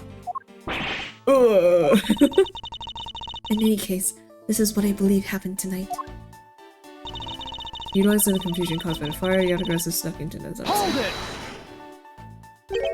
The confusion caused by the fire. Are you saying that the Yatagarasu was not the arsonist who started the fire? A suspicious person in a lawn coat was spotted in the area. The officers in the area claim to have seen that person start the fire. It sounds like we have a phantom in our midst. Yeah. In a way, he could be considered a phantom, with the way he randomly appears. Gumshoe? It's Gumshoe who started the fire. That would be a serious crime, Gumshoe, no. Furthermore, this girl claims to be the Yatagarasu. Hold it! Just because she calls herself that, it doesn't prove that she is a killer. No, but it does give her a motive. The Yatagarasu sent a card saying, "I will be there to steal your dirtiest secret." Furthermore, there are documents pertaining to some smuggling activity in this room. She obviously wanted to steal them. So she killed Mr. Kojin for the key. I see. Her logic is very sound. I expect nothing less of Ancient Lawn's secretary. However, that statement just now didn't sound right. It might just be the opening I need. She wanted to steal documents regarding smuggling, so she killed Mr. Kojin for the key. Hold it! So you're claiming that Kay knew that a foreign country's embassy had such documents? As stated in the calling card, the Yatagarasu was out to steal a dirty secret, which means that the goal tonight was to steal those smuggling activity documents. You have it wrong! It was the fake that sent that card! Your words are meaningless. If you are truly innocent, then let's see some proof. Hey, Mr. Edgeworth, I leave it to you to handle this. Yes, I'd rather you did. The Yatagarasu's goal, huh? You can claim she's innocent, but you can't change the facts I've already outlined. Most importantly, other than her, there is no one else in here with the body. Hold it! I really don't think I really don't think that being the first to discover the body makes her the killer by default. Fool, have you never played Among Us? You don't know about self-reporting? No, but if you saw the self-purported Yatagarasu standing in front of a body, wouldn't you get a little suspicious yourself? Even so, I'd still listen to what that person had to say before I passed judgment. Are you talking about yourself in those times when you were under suspicion? I think the pain of being falsely accused is something you really should experience.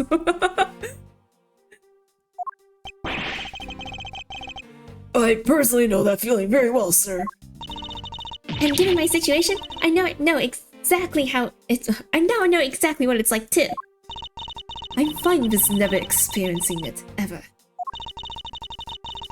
Von Karma is Francisca, that just means that you are gonna in the future sometime, maybe. Unless she really doesn't, which would be okay. Well, I guess she keeps her word. Are you done with your little group conference? Are you done with your little comedy sketch? So, Agent Sheena suspects Kay of murder simply because Kay is the Yatagarasu. But if I can prove that the Yatagarasu's goal is not related to murder, then I may be able to begin to reason with her. Okay. She wanted to steal the documents regarding smuggling. So, but the documents are still here, I believe. Objection! Fool. Agent Sheena, I regret to inform you, but there is a flaw in your logic. Even if you claim that she is the killer and the Yatagarasu, I'm certain that securing the smuggling documents is not the motive behind the murder. The key to the safe in this room was found on Mr. Kojin's body. Furthermore, the Yatagarasu would not be so stupid as to leave without the documents.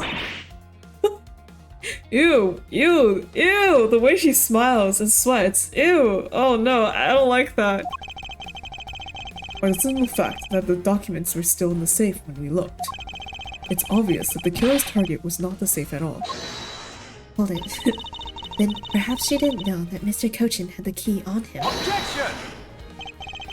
if that's the case, then why would she still have needed to kill him? Because I can think of no reason for her to kill him if she had not known that fact. Need, reason. All of this is simply art conjecturing after the fact. It's entirely possible that she accidentally killed him when she was sneaking in. Perhaps she didn't notice the safe's second compartment before returning the key. But the fact still remains that Mr. Cochin was stabbed to death. Objection! But you have no definitive proof that it was Kay who committed the act. Actually, I do. I saw her holding the knife she used on the victim with my own eyes. What? Kay, why were you holding the knife? Allow me to tell you a bit more about the evidence that will put her away behind bars. Definitive evidence. The knife wound on the body is consistent with the blade of the knife. The knife with the butterfly handle is the murder weapon, which the killer was holding. I assume she obtained the knife from the display rack and used it on the victim. The knife is a part of a special 3-piece set, which has a design like no other. The evidence and testimony, it all points to the girl. There's no counter-argument.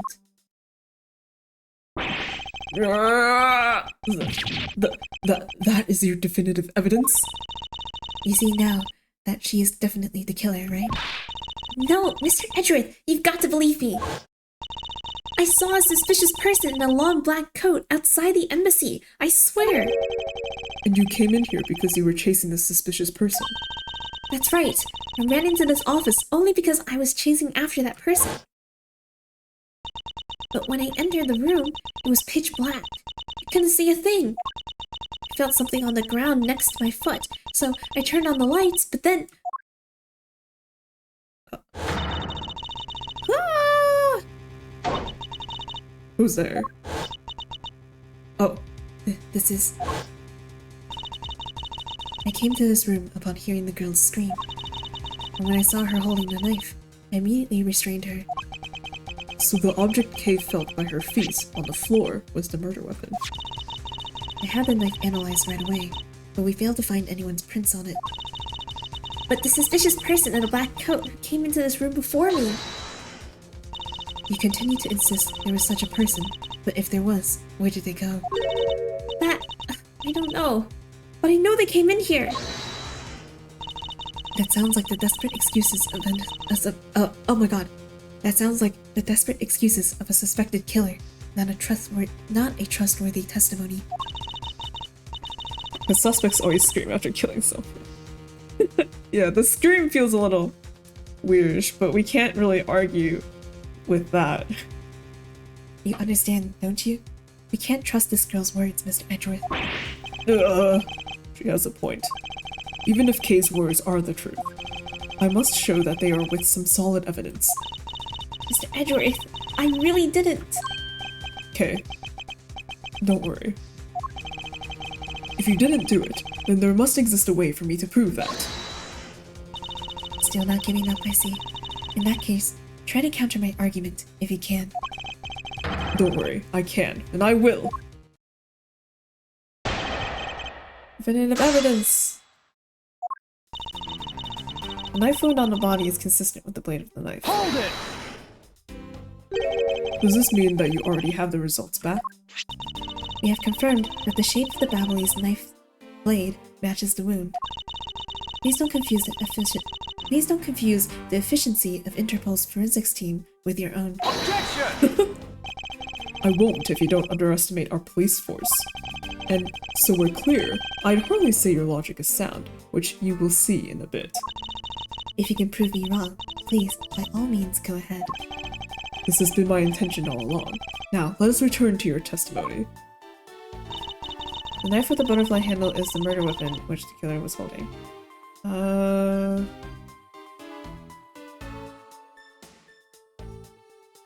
Right. Hold it! You mean to say that you saw Kay holding the murder weapon with your own eyes? I was also on the search for the Yatagarasu. When I heard that girl's scream coming from this room, I rushed over right away. When I arrived, I saw that girl standing there motionless with the knife in her hands. But I already told you! I only came in here because I was also after the Yatagarasu. The suspicious person I saw came into this room. But when I entered, it was pitch dark. I found something by my foot on the floor, so I turned on the lights, and then... You found out that it was the murder weapon at your feet. How many times do I have to tell you? We can't trust the words of a suspect. The only thing you'll accept is evidence, is it? That's the only acceptable way to counter an agent of Interpol on the scene of a crime. Mr. Edgeworth, do you have some kind of evidence that can prove me innocent? I think I do, because there's one piece of evidence I find to be a bit interesting. I think I need to carefully examine that piece of evidence again.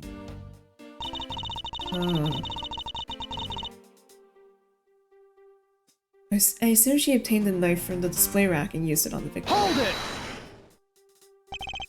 I ask that you please refrain from the speculation. It's a sound hypothesis derived from the evidence. There's no room for debate. Ugh. Miles Edgeworth knows that an ungrateful loss will not be tolerated in my subordinate. Now, rebut her hypothesis with factual logic. Otherwise, what was your investigation for? Yes, you are correct. Thank you. Helping a subordinate out of its advice is the job of any good superior. She seems to be rather enjoying herself, but she is correct nonetheless. Agent Sheena, please continue with your testimony. The knife is a part of a special 3-piece set which has a design like no other. Hold it! About the 3-piece set, is there really no other like it? Let's ask Ambassador Paleno for more details, shall we? The knives are indeed special. They have the butterfly, the symbol of the Republic of Babel, engraved on them. And because there are only 3 of them in the world, they are very, very valuable. The national symbol, huh? Well, the knives are covered in the butterfly design. Along with the Alabastion set, our respective countries only have 3 knives each. I see. Are you satisfied now? If so, let's continue. The evidence and testimony all points to the girl. There's no counter-argument. Hold it! No, I believe there is still room for debate, and I'll thank you to not decide that for me. I didn't decide anything for you. I'm merely looking at reality the way it is. Objection! Objection! Are you sure you're not just viewing the facts through rose-colored glasses? My glasses are not rose-colored, thank you very much. Mr. Edgeworth, I think she's mad at you. Perhaps. But our definitions of reality are a tad different. Are the 2 of you done chatting? Agent Sheena's proofs is the Babalese knife that Kay was allegedly holding. Yeah, so, how are you gonna prove that Kay didn't do it, sir? If Agent Sheena wants to suspect Kay merely because Kay was the only one here, then I must show with evidence that Kay couldn't have committed the murder. But do you have such evidence, sir? Yes, there's one piece of evidence that seems very unnatural to me, and I believe it is my duty to point that out to Agent Sheena.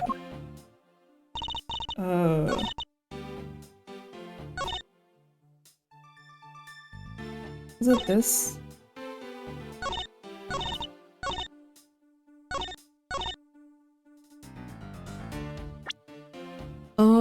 Okay.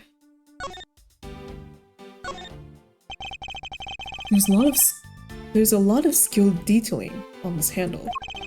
It would appear that the handle on this knife is removable. I guess so people can change them with whatever they feel like. Sounds like fun, sir. Don't think people would remove the handle just for fun, Detective. So this is what took Mr. Cochin's life. Some of his blood is still on the blade. Well, I've been a detective for 7 years already. I've seen a lot of weapons in my days. But knives that were used to kill are always the hardest for me to bear. Yes, unlike guns, this is one weapon where you're likely to find the victim's blood on it. Yeah, just like how this one is practically drenched in it, huh, sir?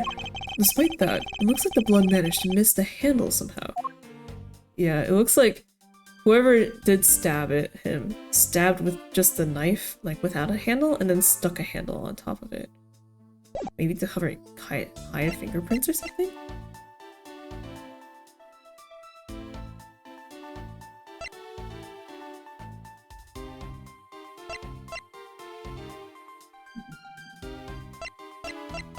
Okay, here's to hoping it works, because I think the idea is that because the knives on the display rack all don't have handles, we mentioned while examining them that they probably were burned away in the fire or something. So it's like if the handles were all burnt, then how did this one survive or something?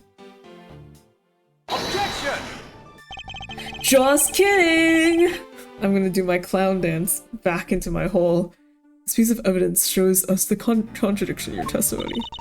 No, it fucking doesn't, you idiot. By your silence, I assume you agree with my conclusion. No, I just don't have a worthy response. In any case, I have some documents I need to attend to. I'm being ignored. Gritty goose. I guess she feels that she has no need to counter my argument. No. It has to be this statement.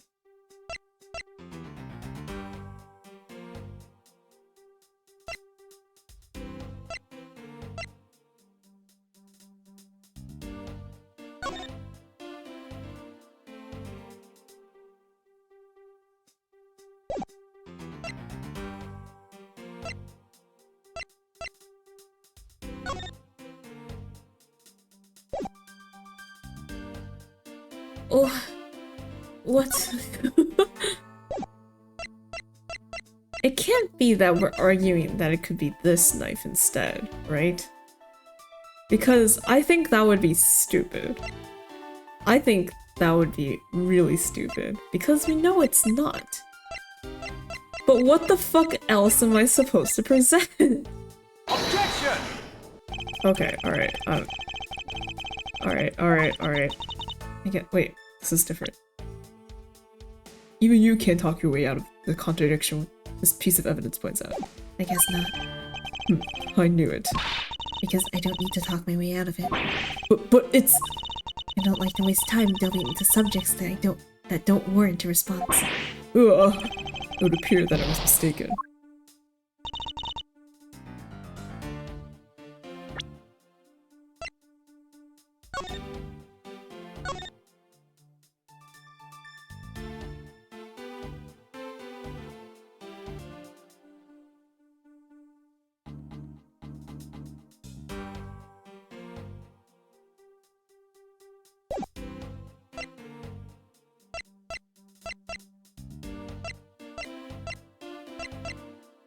I don't know. Help. Help. I need help.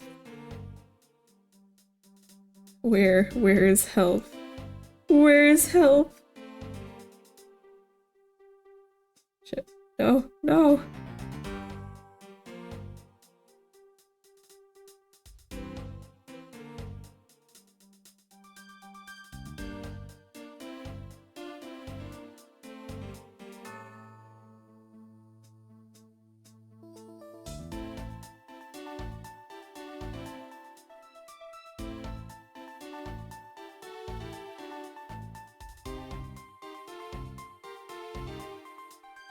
Dun, dun, dun, dun, dun, dun, dun, dun, dun, dun, dun, dun, dun, dun.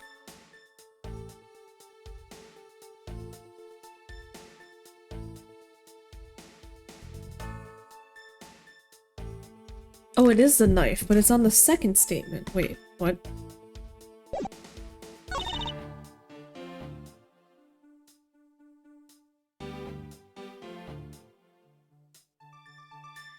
This one? The knife with the butterfly handle is the murder weapon which the killer was holding. Okay, but technically this is true. But like the argument is that like, oh, because there's no blood on the handle. Okay, whatever, sure. Objection!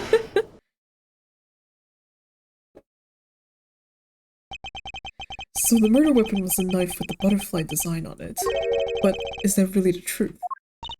What are you getting at? I'd like for you to take a look at this.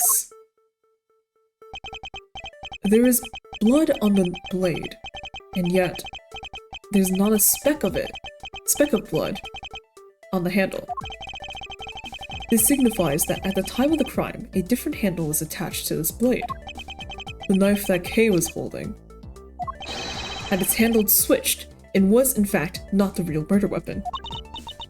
It wasn't the real murder weapon? This knife can be taken apart. Shall we give it a go? Ta-da!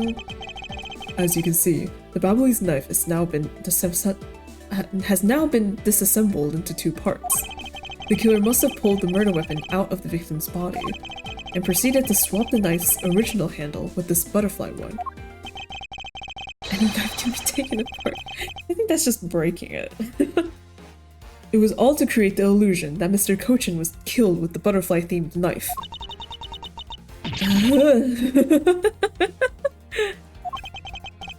This should clear up any and all suspicions surrounding Kay. Swap the real murder weapon's handle. Its blade has yet to be found. Your argument isn't airtight yet. How so?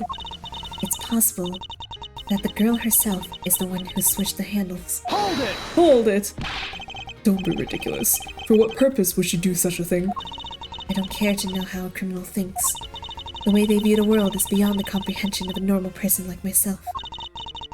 Therefore, I wouldn't put anything past them, no matter how odd it might seem. Objection! The truth is right there in front of you, and this knife will show you the way. You will come to see that Kay is not and could not have been Mr. Cochin's killer. How are we doing this? There's quite a bit of blood on Mr. Cochin's blood on this blade. Thanks to being a prosecutor and— oh, because it's from the other country. It has a flower. It's not when, but this is not what's important right now. Okay. What is this mark on here? It's the mark of a flower. I assume you know what this means. No, not really. Butterflies rest on flowers all the time to drink their sweet nectar. And so they do. However, would this butterfly really drink the nectar of this flower? The answer is clearly not a chance. Now to prove the relationship between the butterfly and the flower with this, the guide. Take that! You can't be serious. It appears that you've made the connection. The flower on this blade is designed after a certain country's national symbol. That's right, the Kingdom of Alabast. In other words, this blade is from one of the Alabast's ornamental knives. This part of the knife handle has Babel's national symbol of the butterfly on it. Therefore, it is undeniably Babelese in origin. But as we both know, you can't kill someone with just a knife handle. Incidentally, when exactly did the murder occur again, Agent Shino? After the fire had broken out. That's right. Kay entered the Babelese embassy after the fire had taken place. Furthermore, she had not been to the Alabastian side of the building before then. On top of that, not a single person passed between the two countries during the fire. Which means that Kay could not have transported an Alabastian object over here. This makes it impossible for her to be the true killer. Yeah, go Edgeworth! Well, way to go, Mr. Edgeworth, sir! What a great victory!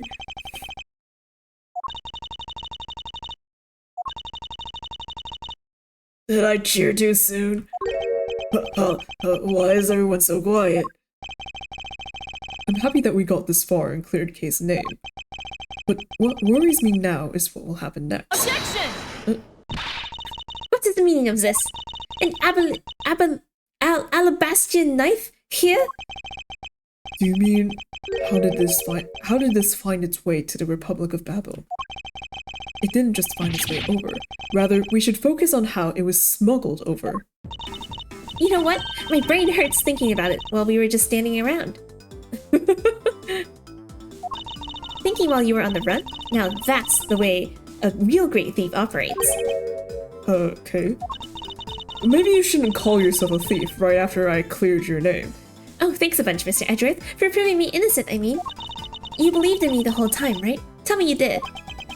Not really, but Come on, you don't have to be shy about it. hold it.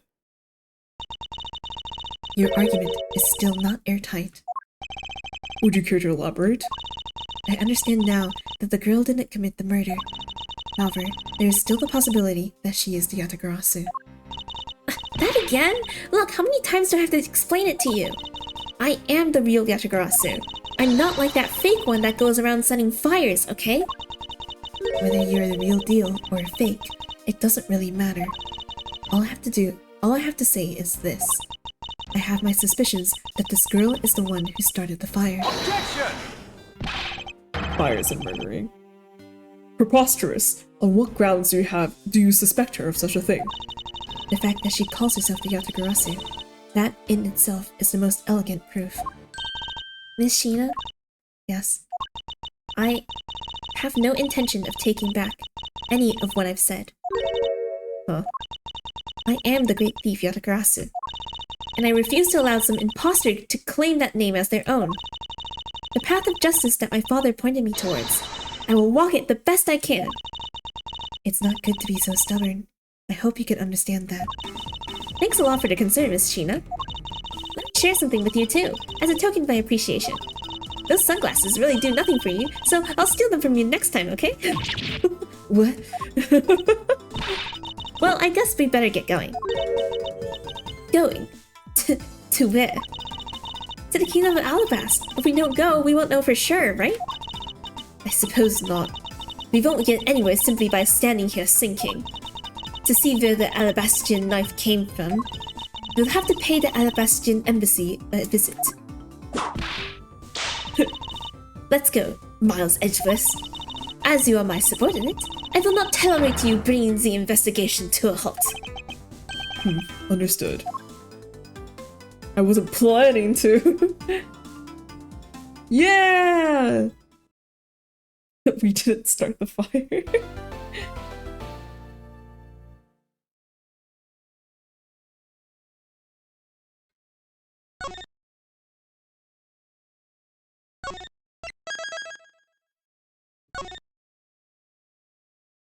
She long pushes back.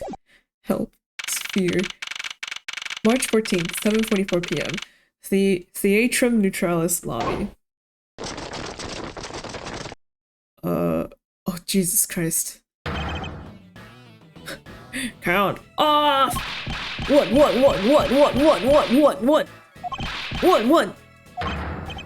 Shifu, 99 callouts. So all 99 members are most likely here and accounted for, sir. Hey, you. Yeah, you. The second number one to my right. Sir, yes, sir. We all have the same voice. Here, a birthday present for you. What? Mr. Locke, you remembered my birthday. Shifu, I didn't know that you knew all of our birthdays. What a kind heart you have. Shifu, you are more of a man than we'll ever be, sir. I'm really sorry, but it's not my birthday. Fuck.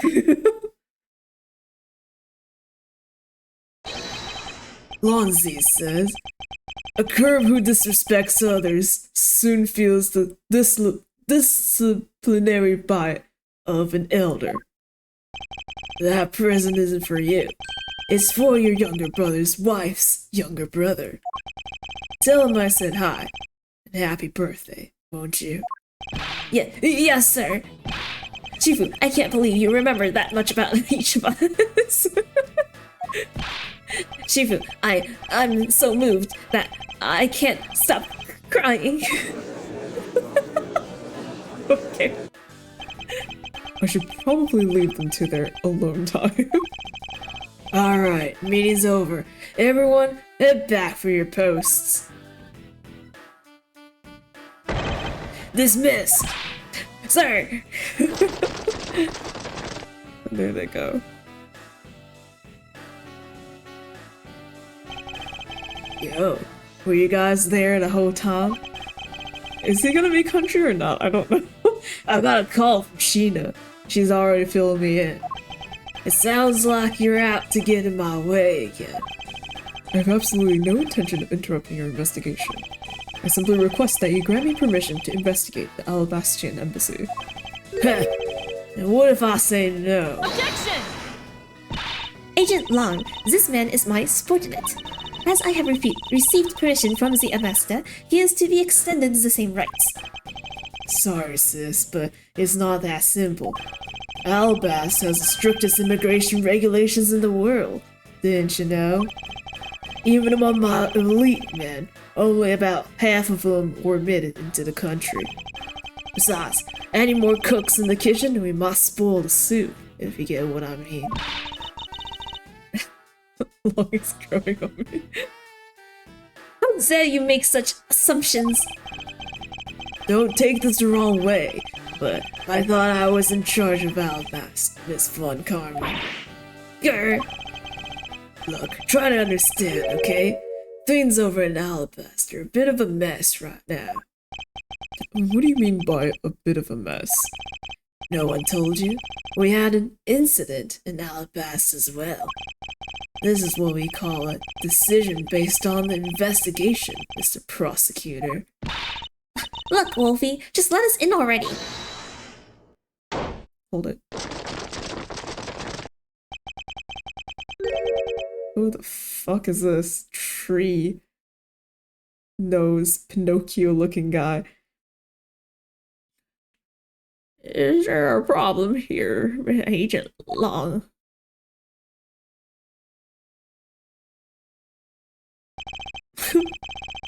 Not really. Just having a discussion about whether or not to let these guys in. Ambassador Alba, I ask that you please allow these people to join the investigation.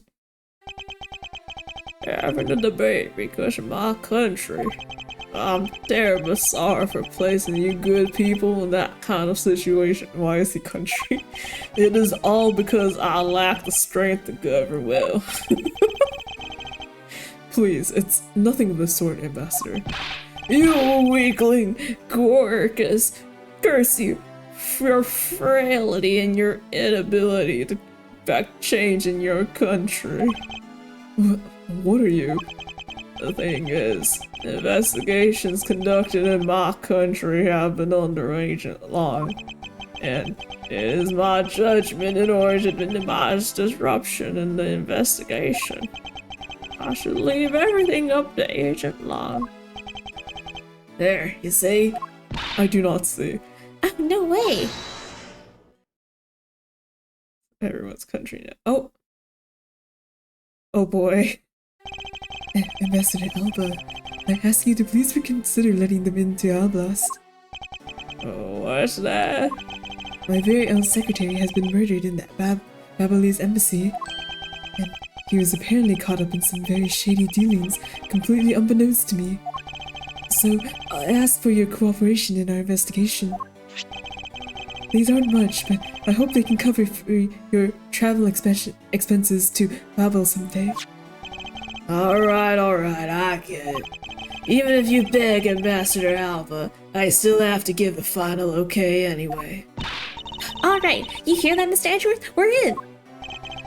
Not so fast, my little crow girl. You're still a witness in the Babel murder. How the hell did you know that? So I'd like you to please stay in the Republic of Babel. Detective Gumshoe, please take good care of Kay for me. Yes, sir. Sounds good to me. The fewer troublemakers, the better. Fucking fine. Yeah. What?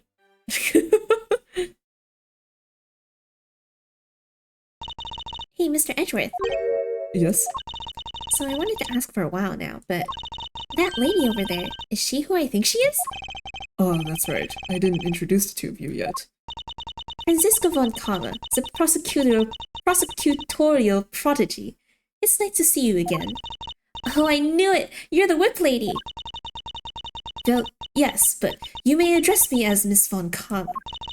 Miss von Karma, I leave the investigation of Albast in your hands. Thanks. Rest assured, I will outsmart both the smuggling ring and the Yatagasu. The smuggling ring, huh? Perhaps I should ask Francisca a bit more about them before I head into Alabast. Oh, and I mustn't forget to thank Ambassador Paleno for all that he has done for me. Rasp. I don't know what rasp means. Okay.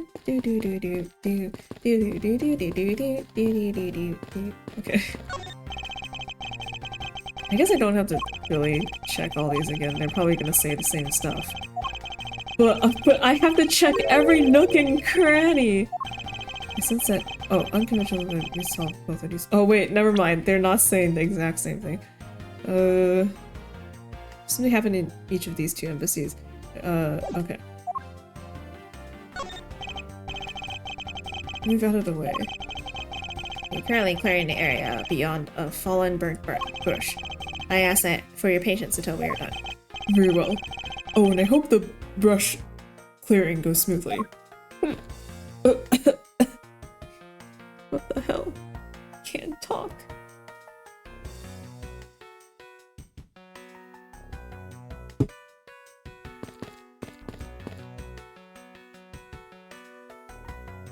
Yes. Sometimes your throat just does hiccupy things. Hello, Gumshoe. Kay. Detective Gumshoe, I'm counting on you to keep Kay safe. Stretch to— Yes, sir. You can leave everything to me, sir. And don't worry, I'll take good care of Gummy for you. We'll go investigate into the Babel side of things together. Right, Kay? That's right, Gummy. All they're missing is the last stooge. Edgeworth, what do you mean missing the last stooge? What do you think you are?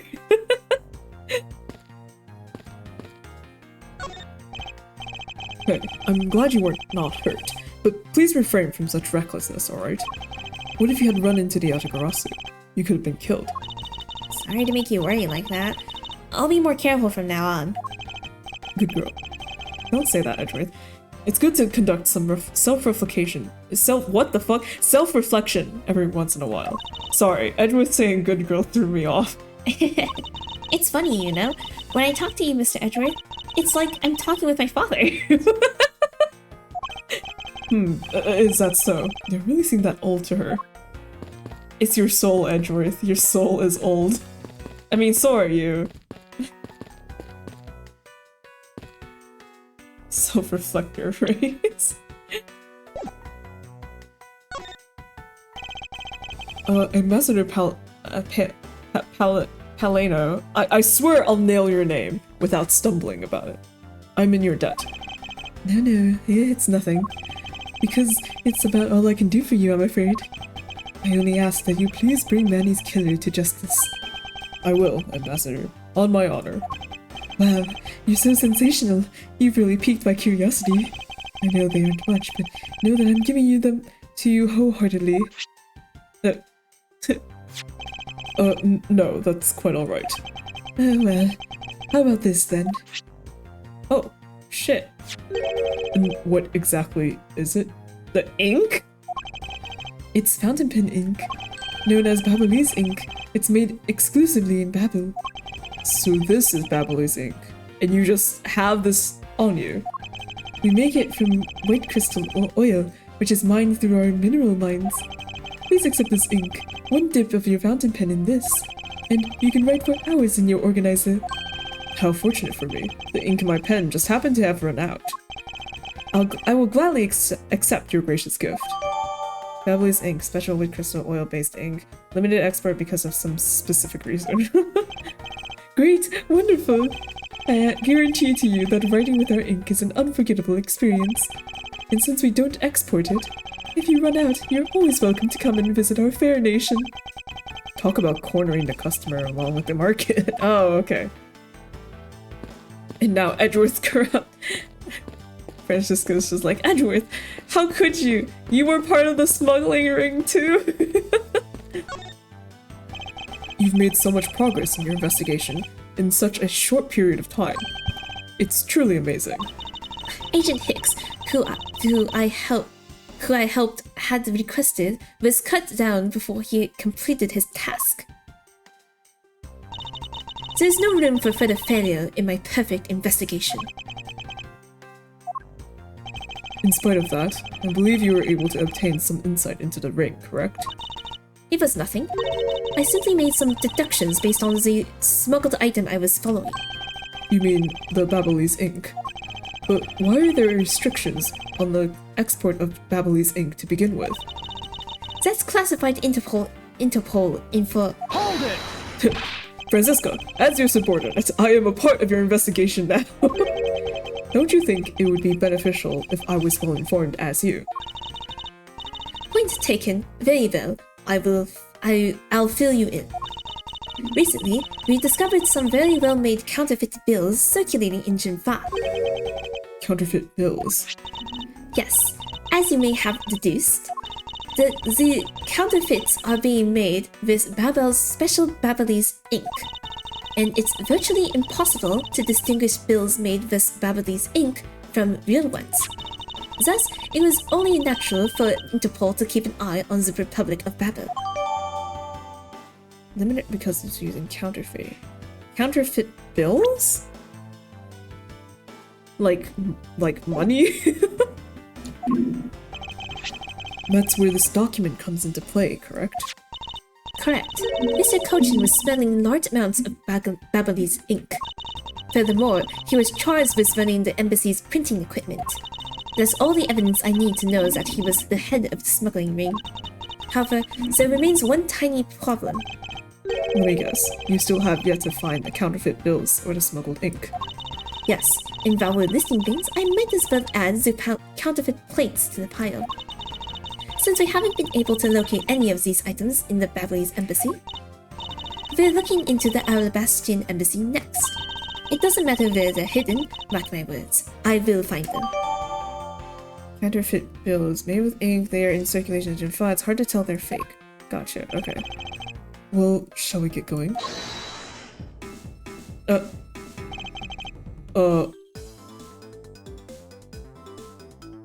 Counterfeit duck bills. I don't know.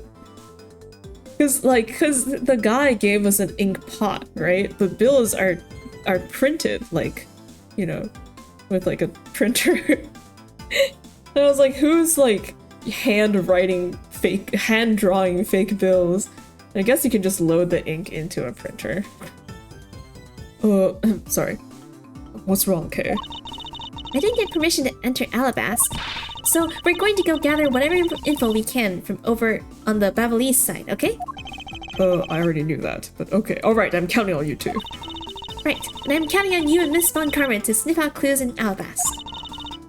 Oh, and Mr. Edgeworth, if you happen to come across my phony, you let me know, okay? If you tell me, I'll rush on over straight away, no matter where you are. I'll let you know when the time comes. Having a real gumshoe. Damn. How dare you? What the hell is the Steel Samurai doing here? Wait, mask the mask!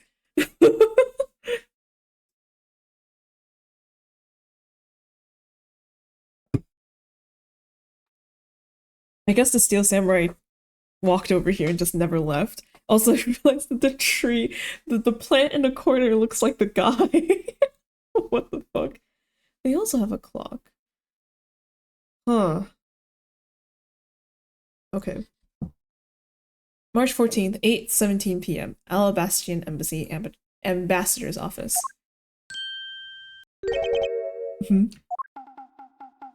Whoa! Ooh. What do you think you're doing to my subordinate? Oh god. Oh no. I unfortunately already know this one. You're... Oh my god.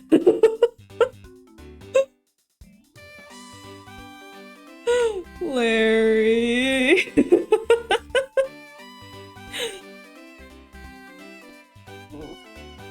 It was gonna be when, dude, if it's windy, I'd shit myself and leave. What did Larry sound like again? I don't even know. I feel like Larry's just gonna sound like everything else. The cop guy again. Mike Meekins! They wouldn't do that to me. Surfer dude. Edgy, oh thank the heavens you're here. I'm in a really, really big pickle, your lordship. The raven. The raven had appeared, dude. Poof, and then disappeared. Swoosh. And though I am the Steel Samurai, my sword, I'm so confused. I don't know what anything means anymore.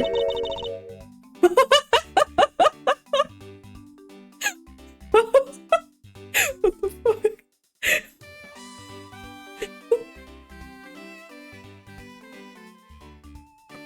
Is Francisco calling him a fruitcake? Oh my god. Okay. This fruitcake. I'm Larry, from the House of Buds, married man of New Old Tokyo, milady. Also, I thought that we've met before. Oh, okay. Now I remember. This person is one of your friends, isn't he, Miles? Fucking gross. Yes, frightening enough, he is. Hey, what's up with that answer? Your best bud is in a bind and you act like it's no big deal. What sort of bind are we talking about here? The suspect kind. I accidentally became a suspect in the murder. I see, that is quite the bind. Although, unfortunately very believable. I just screenshot it, yeah. Not that we're in the least bit surprised. Yes, I pretty much expected this news. From the instant I saw this unlucky face. His name is Larry Butts! I've known him since grade school, and for as long as I've known him, he has been the world's largest source of trouble with a capital T. Hey, what kind of introduction is that? You're so mean, Edgy. If you're not careful, you might find your tiny number of friends go down by 1. And without me, what are you gonna do? It's just gonna be Nick. That was uncalled for. Besides, you're...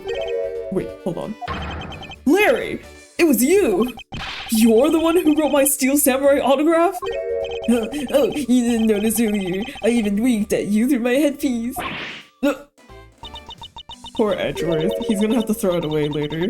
No! It's so sad, cause when he saw him too, he was like, so this is what a hero is like, and it was fucking Larry! What's going on? Why are you beat red? Sorry, but could you not speak to me right now? I need to mourn. Hold it. Oh, sorry. Am I interrupting your comical yet melodramatic play? So this is the incident you mentioned earlier. Mr. Prosecutor, this man, this child friend of yours, is our prime suspect. Of what, you ask? Of the murder of a man who has snuck into this embassy. Mask the Max 2. Why is there a second one? Master Mask 2? Oh my god. Dude, when I saw the body on the floor, in my head, I was thinking, oh my god, I can't believe someone is unconscious on the ground. Why did it not occur to me that it was an actual murder? Of course it's an actual murder, but I was like, in my head, I was like, wow, look at that. Look at this theatrical play out. Come on, this man, this child, this fruitcake. Yeah, this fruitcake of mine. It's, man, I can't believe Francisco called Larry a fruitcake. Of all the people, Larry is of the type that, or like, Larry is the, he's the character archetype that's like so uncomfortably straight. If you know what I mean. Only Larry could get himself into yet another mess as fine as this. But no matter what the facts seem to say, Larry is not the type to commit murder. Still, it's a rather daunting stroke of misfortune I've struck. I have to prove that Larry Butts is innocent of all wrongdoing. Shifu, we've identified the victim. Good work. I'll take that report now. Agent Long, would you mind if I took a peek at it as well? What did I tell you earlier, Mr. Prosecutor? Don't get in my way. There's only enough flesh here to feed one wolf. That one's me. So no, you may not take a peek. But Agent Long, we've already established that you're shit at investigating. Oh, what? What are you doing here?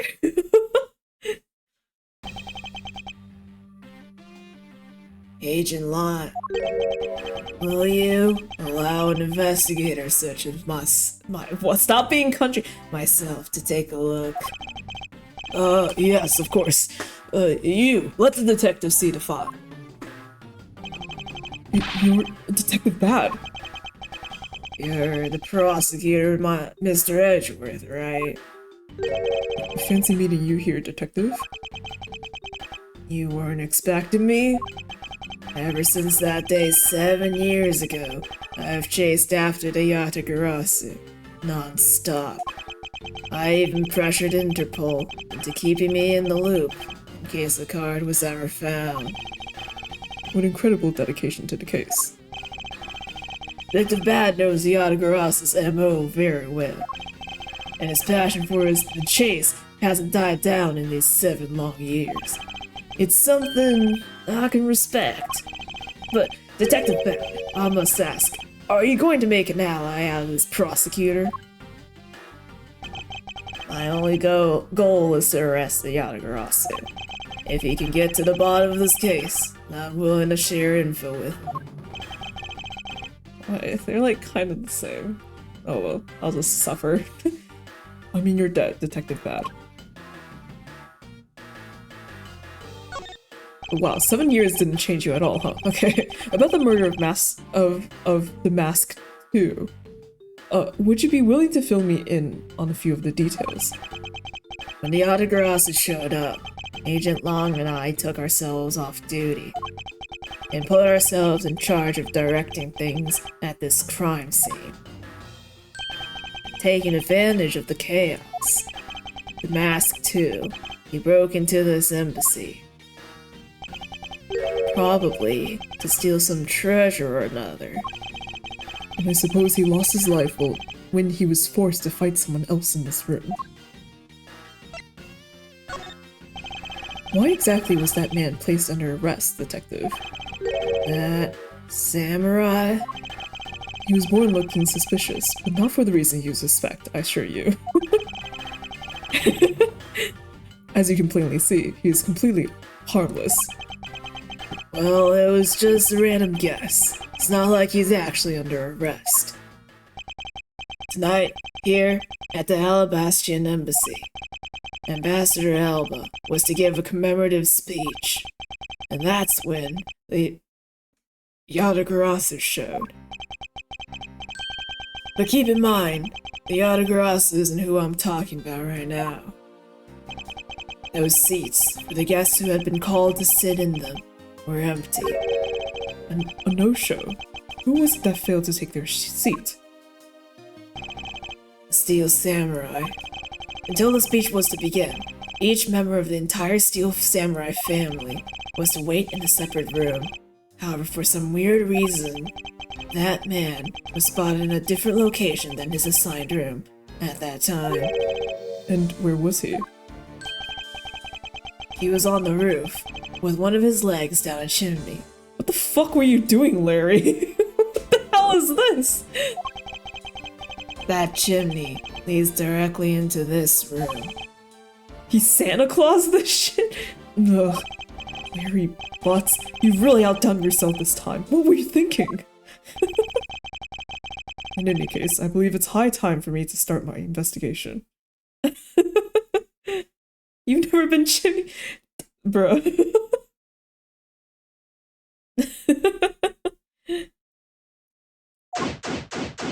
Begin investigation. Okay. Okay, ooh. Alright, let's start from back here. Plants. There's a tree coming in. Oh, what the hell? Two gorgeous flowers are in full bloom here. I'm sure flowers as lovely as these must have an equally as lovely name. Miles Edgeworth, are you done staring? I should hardly think passion flowers are all that rare. Passion flowers? That's a rather unusual name. It was named by priests in the 15th century for the Passion of Christ. As they say, you learn something new every day. Passion flowers. Two large flowers in bloom. The vines are supported by stakes and are still growing. He's interviewing to be a chimney sweep next week. Okay. Desk? This must be Ambassador Alba's desk. His notebook is open on his desk. He must have been in the middle of some important work. Sapling growth log. It finally sprouted today. Funny, it doesn't look like important work to me. Chimney! It's a fireplace, and by the looks of it, I don't think it's been used recently, other than by a certain Larry Butts. Yes, I can't say that I see anything unusual about it. Okay. Picture? The person shaking hands with the Steel Samurai in this picture is Ambassador Alba. It was taken just before the murder. The Steel Samurai must be very popular. They're even using the National Treasure as backdrop. I just don't understand what exactly is so great about Top Knot there.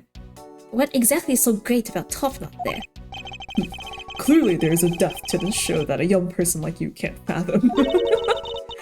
Speaking of young people, aren't you young children the target audience of this show of costumed actors? Photo of the Steel Samurai taken in front of them. Okay. Hello? I guess it's just referring to the body on the ground.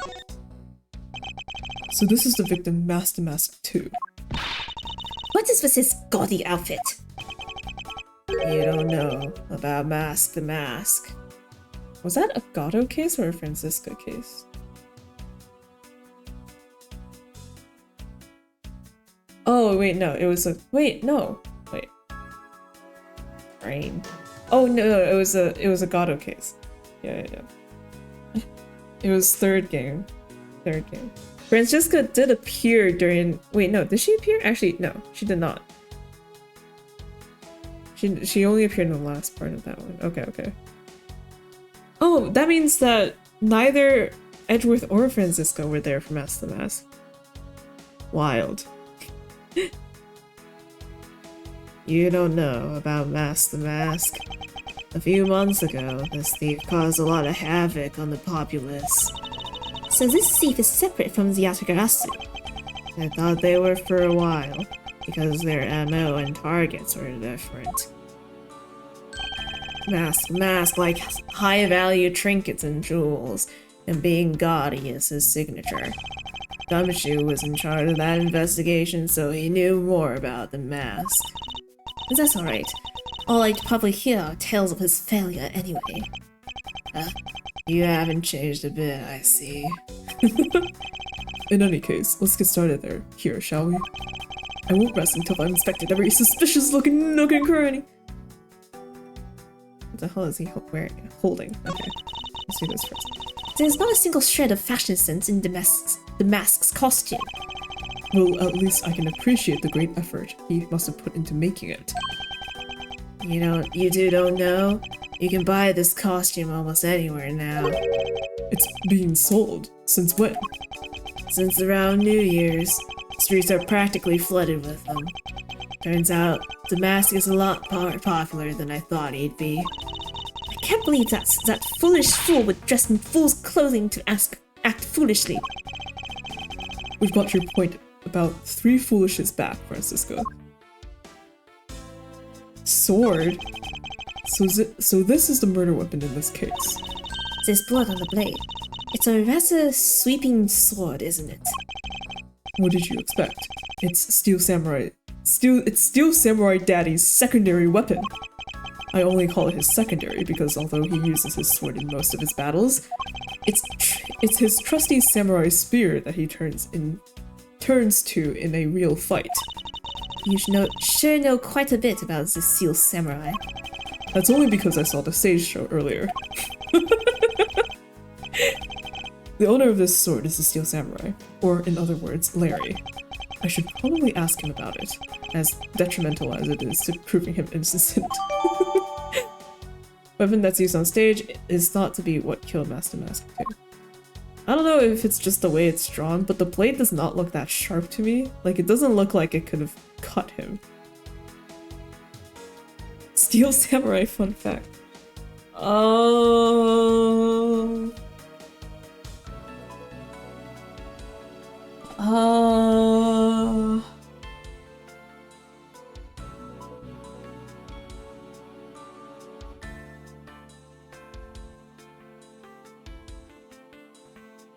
I don't know. Steel Samurai fun fact. Fun fact, the Steel Samurai is played by Will Powers, but for some reason is Larry right now. Fun fact, oh,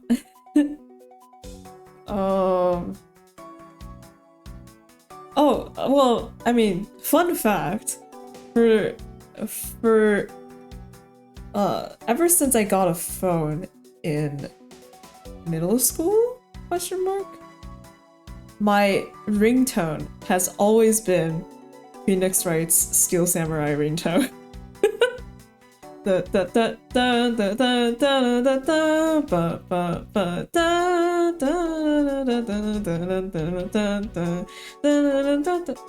like the slightly 8-bit chip tune-ish version, and not like the full orchestral version. That's a very fun fact.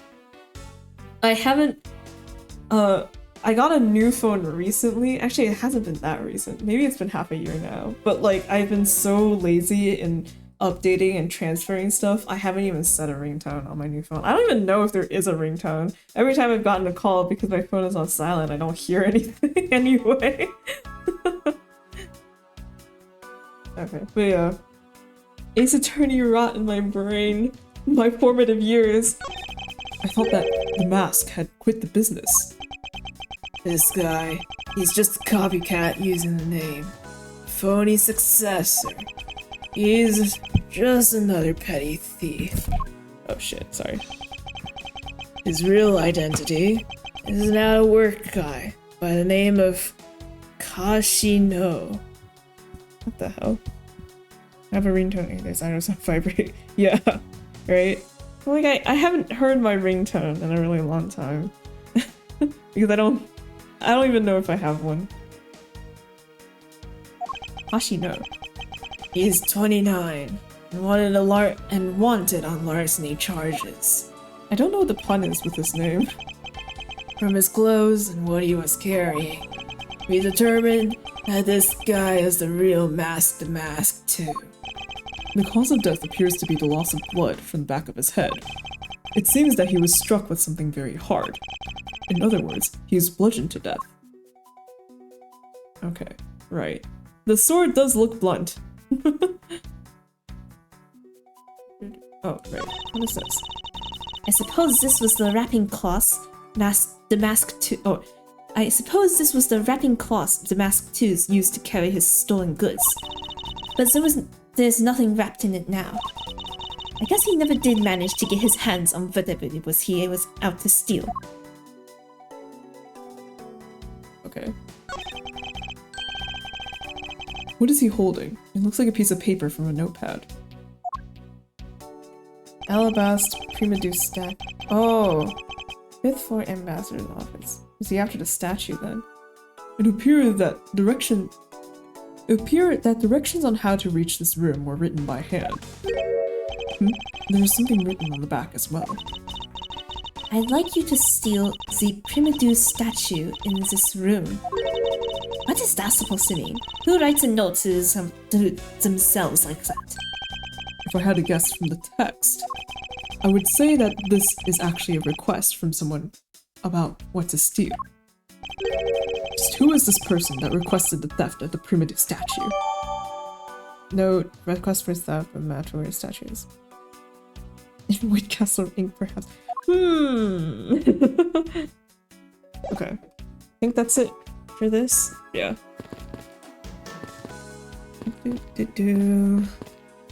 Flower.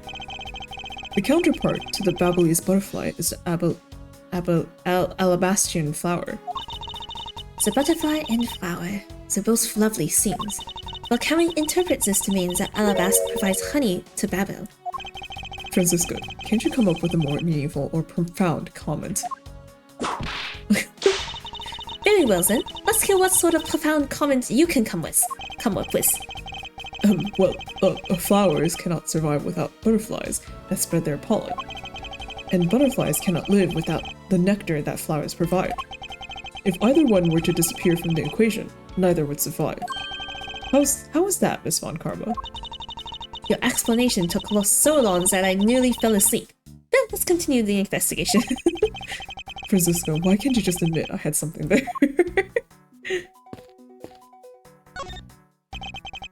There are some weapons on display on this wall. A crossbow, and under that, a set of knives bearing a flower motif. They must be the counterparts to the Babyliss knives. Which means that the blades inside these scabbards should match the blade that was used to kill Mr. Kochin. I won't rest until I've inspected every suspicious looking nook and cranny. Also, is that the samurai spear? I can spot absolutely no difference between this primitive statue and Babel's. The statue's face looks a bit like that costume hero you like so very much. I only wonder why you Americans have such affinity for this kind of face. The statue wasn't made by an American, you know. At least, I don't suppose so. Why is there a weapon on display in a place like this? I wonder why there are no whips on display here. Tree? What is that plant supposed to be? Francisco, can't you see that it's supposed to be a likeness of Ambassador Alba? Miles Edgeworth, as a subordinate, you have a lot of nerve telling me what to think. I look forward to your salary assessment next month. You are deluding yourself if you think you have any control over that.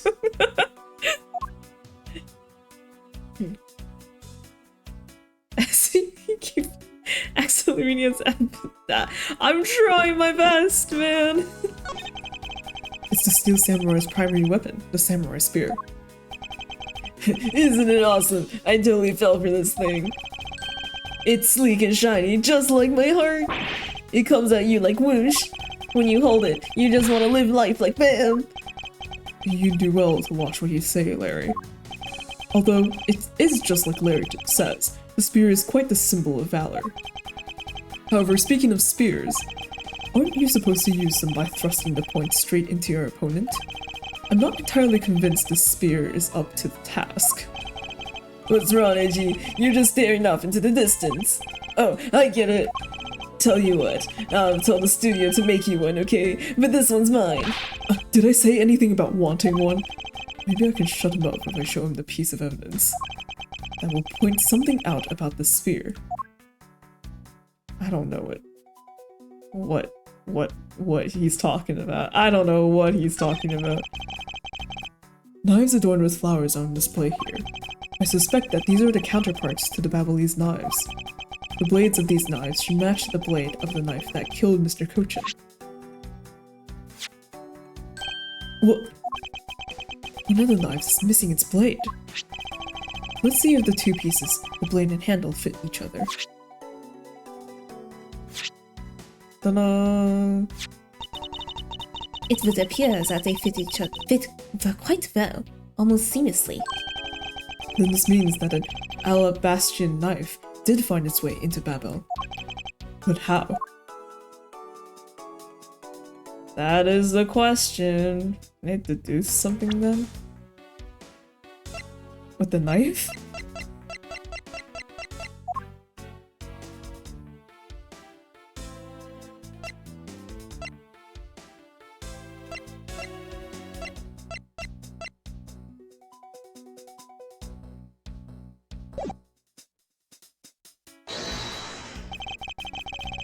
Maybe the handle? Because it doesn't have a blade, right? That's weird. I thought they would be here. Eureka! Shit. No! I don't see how they're related in any way. Gah. Francisco, this is not like you at all. Don't tell me that you don't understand the meaning behind this piece of evidence. Phil, I don't. I suppose I have no choice then. I'll just have to explain it to you from the beginning. What you should be doing from the very beginning is admitting your mistake. She saw right through me.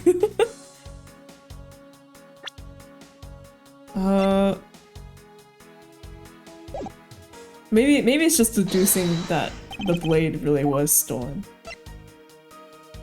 Eureka! Fuck! No! What else am I supposed to do? Crying. Crawling in my skin.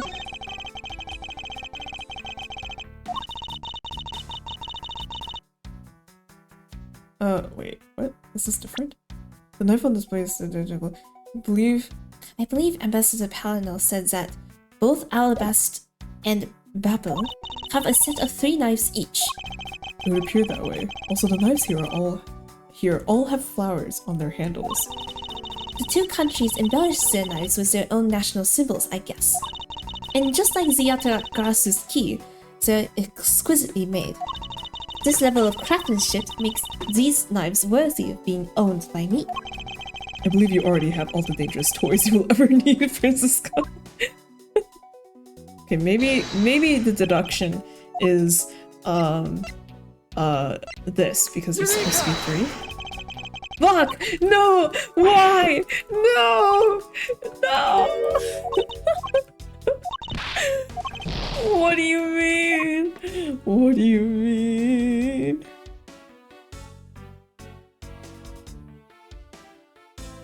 Maybe the deduction with the friends we made along the way. I'm crying.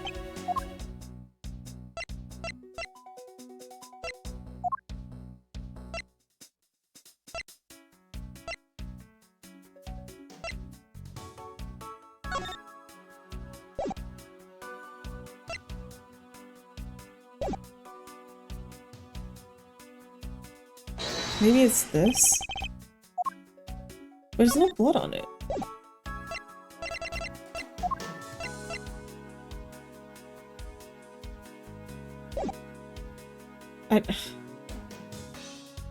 Homeboy, I don't know.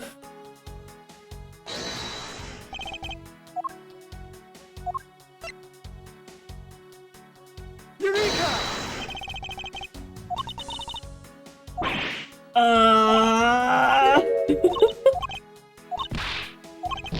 Oh shit, we're dying. We're dying. Fuck. Okay. Crossbow? I don't know how the crossbow would be factored in here.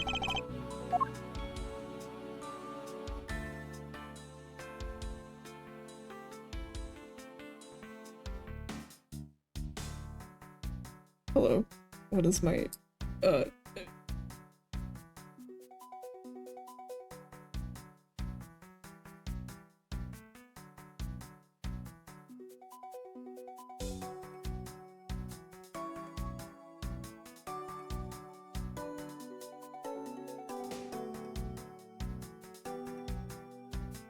hang on.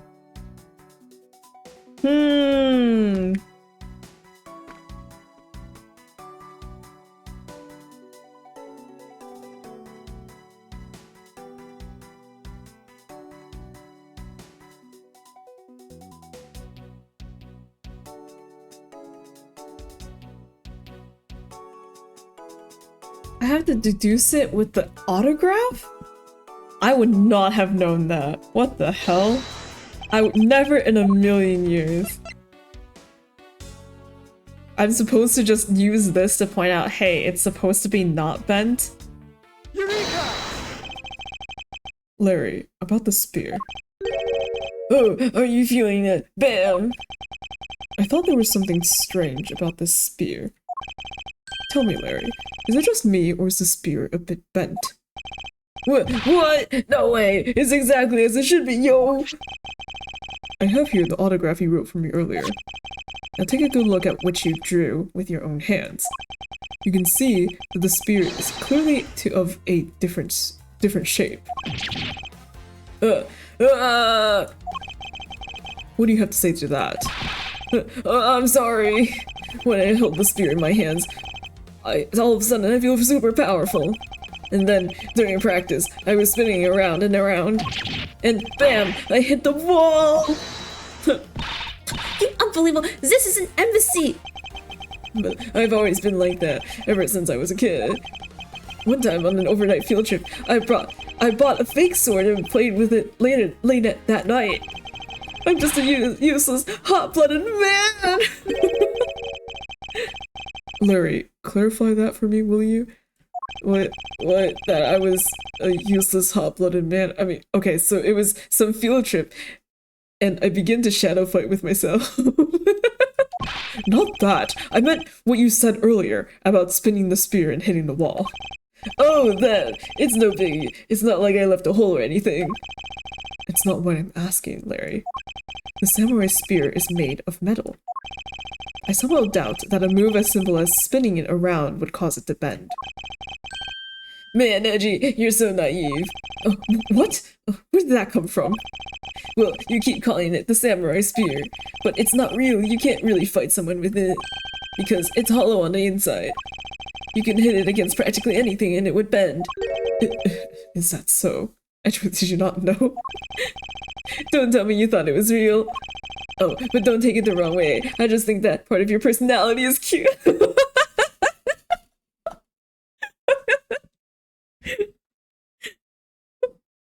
I see Larry and I share similar opinions. I see. Your friendship truly is something special, Miles Edgeworth. Shut up! That's not friendship, it's utter humiliation. What am I witnessing? Samurai spear. Weapons as he's on stage. Larry hit it against the wall and bent it. It's hollow. Edgeworth, man. Man! Can I talk to Man in Black? No matter how hard you try, you'll never be a necessity in our Shifu's investigation. Is that a fact? But no matter how good he is, he's bound to overlook something. Man, of course. If you insult our Shifu, then prepare to be punished! Oh, and how exactly will you punish us? Every investigator under Shifu's command will work to disrupt your investigation. Vindicative much? We will dance all over the evidence and you will have no chance of examining every nook and cranny. No! Tree. What is that plant supposed to be? Francisca, can't you see that it's supposed to be a likeness to Ambassador Alba? Miles Edgeworth, as a subordinate, you have a lot of nerve telling me what to think. I look forward to your salary assessment next month. You were deluding yourself. Okay, this is the same conversation from before. Okay. Can I talk? Can I talk? Can I look at this clock? Sorry, I do not talk to clocks. There was a grandfather clock just like this one earlier in the Babylese embassy. You know, symmetry is a fine thing, but their interior design really suffers for it. Really? I think this clock actually fixed the decor of this room by quite well. I suppose the wood does suit the all-natural atmosphere of this room. Its design and the material it's made of strikes a good balance with the plants. Hey, you two! Now's not the time to be talking about interior decorating, you know! Hurry up and save me! Be quiet! This is all part of my elite investigation. All you need to do is be quiet and watch. Actually, I do believe Larry has a point for once.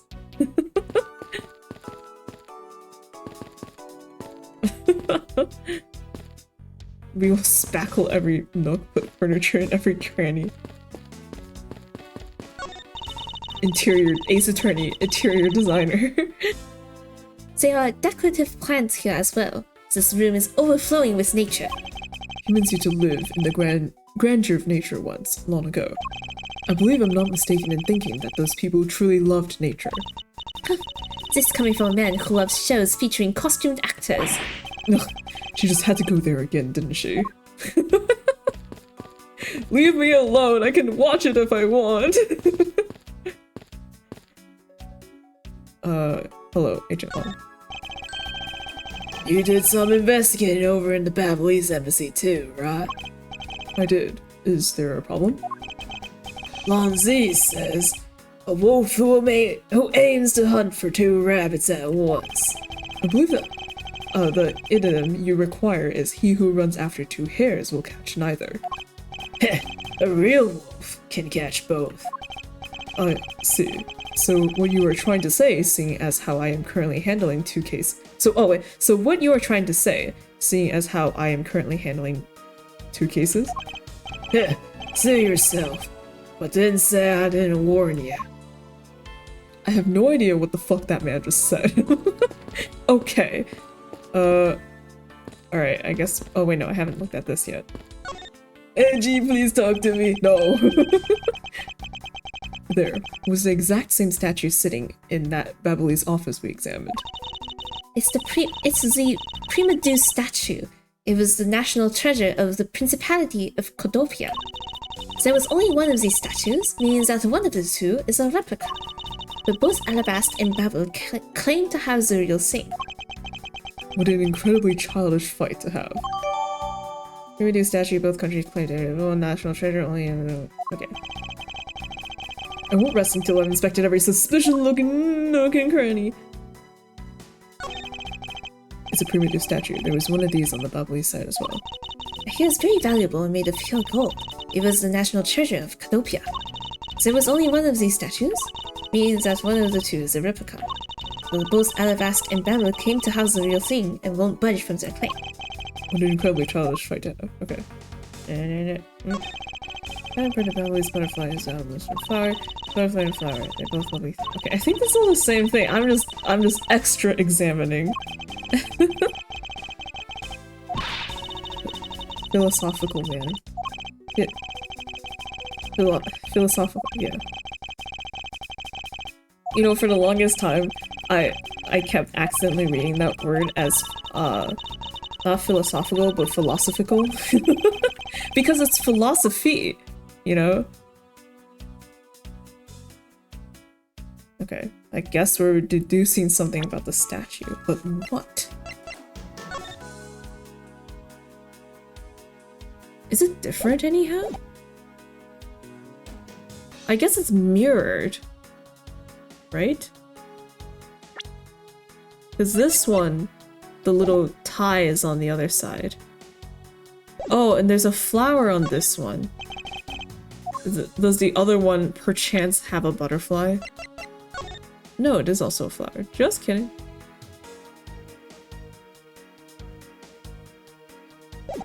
This is like the worst spot the difference thing ever. Deduce. What? Philosophical. Philosophical? Because it's philosophy. So you read it up to instead of philosoph, you read it like as if you're reading philosophy. So you read you read it as philosoph, and then you're left with ickle. Is the blade different? I guess we'll find out. It looks the same, not gonna lie. Yeah, it does look the same. Eureka! Oh no. No! There's clearly a contradiction here. Yes, I believe you're right. Maybe it's right there in your logic. Apparently I was mistaken. That sure looks like fun, Edgy. Well, it's not. And let's not forget for whose sake I am suffering. I hope you're considering that. Had to do something here. But what? But what?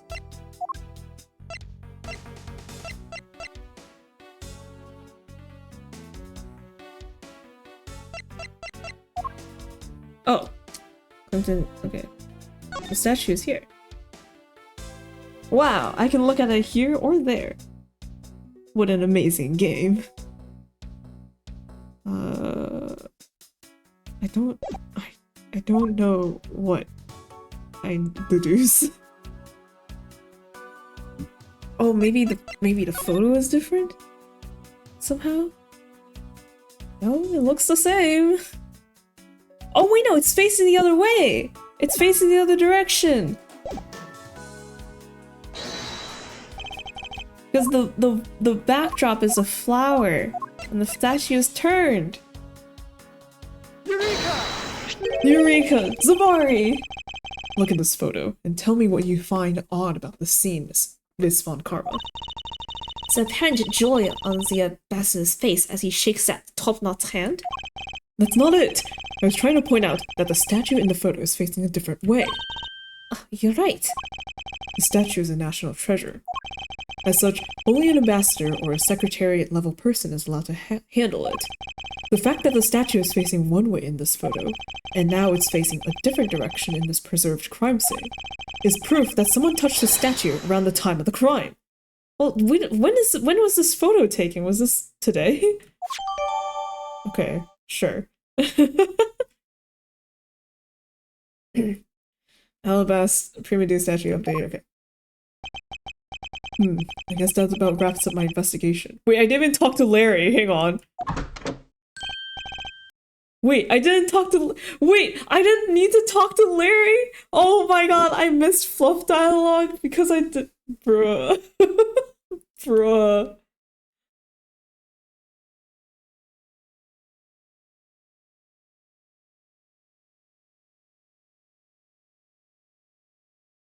It's fine. It was just Larry. Maybe it's better that we that we don't know.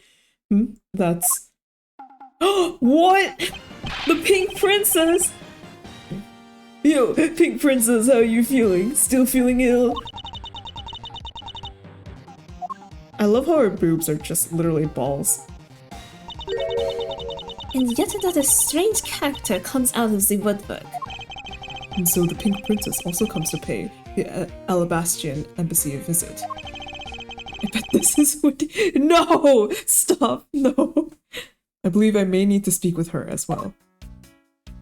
Oh, wait, no, I can talk to Larry. Okay, great. There's someone more here. Oh, wait, because I didn't examine everything. Larry, there are a few things I need to ask you about. Hey, how about that? I've got a few things I've got to ask you too. What is it? It's like, both you and him, are you like, you know, fucking? How is it that the two of you always manage to have some cute or hot girl by your side? And Francie, what about that promise you made to me? Promise? What promise?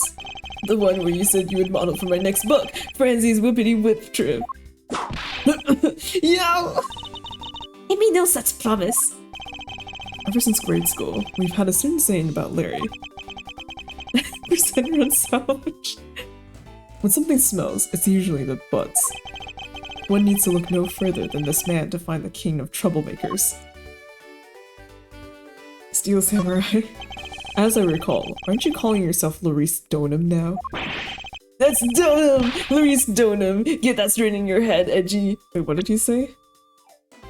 Yeah, but isn't that how it's pronounced? Shut up, Larry. Ow, ow, ow, ow, ow. Now I remember. You're that rude, pale imitation of a real artist. No, you've got it all wrong. I gave up on that whole Larice business. Besides, when Vanjolina left me and my heart in pieces, that's when Mindy walked into my life. She's been so good to me that I wanted to help her in some way. And I figured I could through this Steel Samurai outfit. He can hear how you're spelling it, yeah. Your inane blasphemy makes less and less sense each time we meet. I believe he's saying that he picked up this part-time job as the Steel Samurai so that he may attempt to capture the heart of the actress who plays the Pink Princess. You got it! I knew you know what I meant, Edgy! Not really. Oh my god.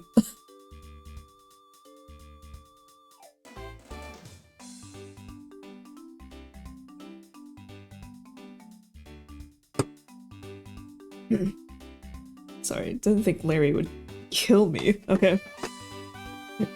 Mindy, so not Wendy, Sag, unless... No, no unless! Not really. It's not so much as I understood, but a simple deduction based on your usual modus operandi. Larry. Stretching too. I stretch all the time. I'm currently stretched. And I remain stretched. For the foreseeable future. Time of the rare. Larry, I'd like you to confess right now to everything you did tonight. Confess! Hey, don't tell me you suspect me too! Nonsense. I don't believe you have the mental acuity needed to plan and execute a murder. However, we are talking about you here, so I find it hard to believe that nothing happened. For past experience has taught me that you were always at the center of some insane event. Edgy, how can you be so mean, stabbing me with your words like that? Unfortunately, I don't have the time to search out a key to unlock your heart this time. So I suggest that you cooperate and tell me what you know. Okay, I get it. Just stop Francie from whipping me from behind. So, I guess you know what I did, right, Edgy? I can't even begin to imagine. However, I imagine that whatever you were up to was probably beyond my imagination. That was a lot of imagining. So you will tell me what exactly you did, Larry. No, not yet, Edgy. It'll take more than that to loosen my lips. A lot more! Confess. Now. Oh, okay, well, I was up on the roof. And why exactly were you up there? Oh, you know, that wintry custom in the legendary hero. So wait, so it is Santa Claus? Legendary. Hero? Santa Claus! Bruh. Santa Claus. I want to do that thing he does, so I climbed up to one of the chimneys. But when I got there was smoke pouring out of the chimney. Oh. Smoke from the chimney. Smoke was pouring out the chimney when Larry thought to climb down it. Why were you even doing that, Larry? And?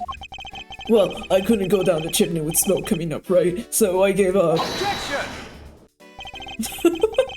Larry, you do realize that Santa Claus does not exist, right? Of course I know! I did graduate from junior high, you know! Then you should also understand this. If Santa was real, he would be the biggest unlawful trespasser in history. Oh, crud! Is your attempt to imitate Santa. It is your attempt to imitate Santa that has landed you as prime suspect in this murder. Come on, man. What's so wrong with pretending to be Santa? Objection!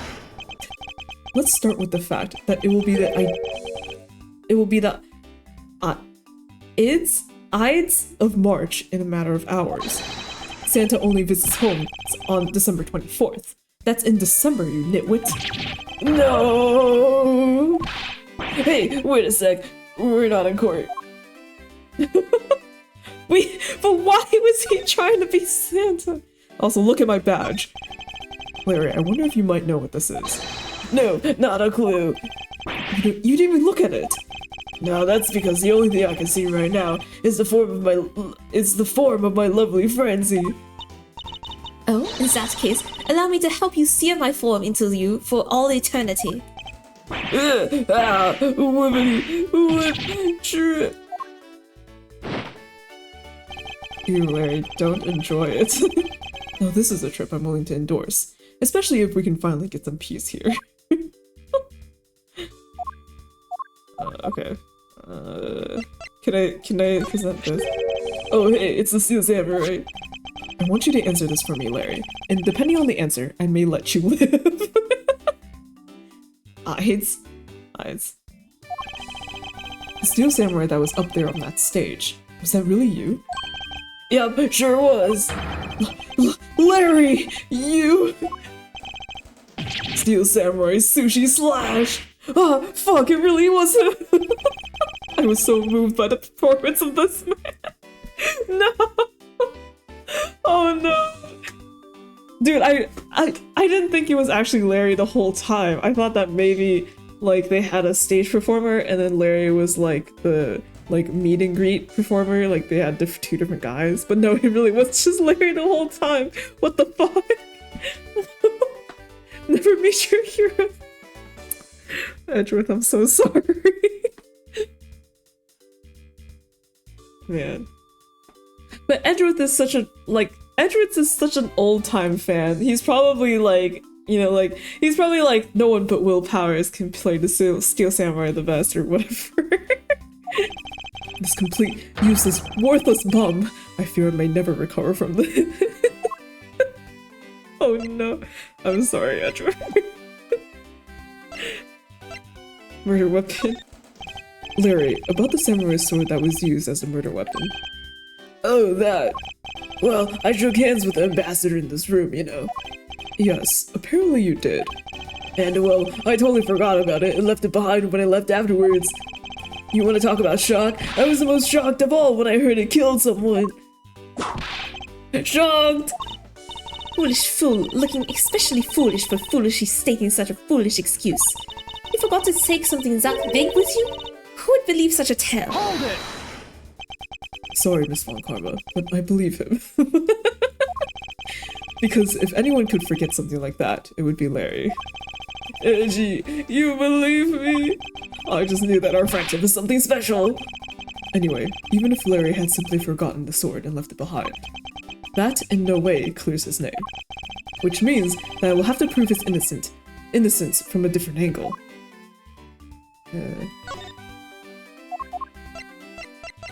This sword, right? Okay. Should I present it? I don't know, I feel like he's just gonna say I don't know what that is. Oh. Hey, that's an official Steel Samurai weapon. Huh, what, you want me to do it? Oh, you have no idea how many fans asked that of me. Oh no, can't believe. What are you prattling about on? What are you prattling on about now? Steel Samurai, Sushi Slash! How is that? I bet it sent shivers up your spine. No. Well, I let myself get caught up in being a spectator. How could I fail myself? No. Poor Edgeworth, this is his worst nightmare. Quite literally, like a nightmare, something inexplainable, right? Where it's just like, he's watching Steel Samurai and all of a sudden he unmasks and it's fucking Larry. Oh. Hey, that's an official Steel Samurai weapon. Oh, what do you do? Oh, it's the same thing.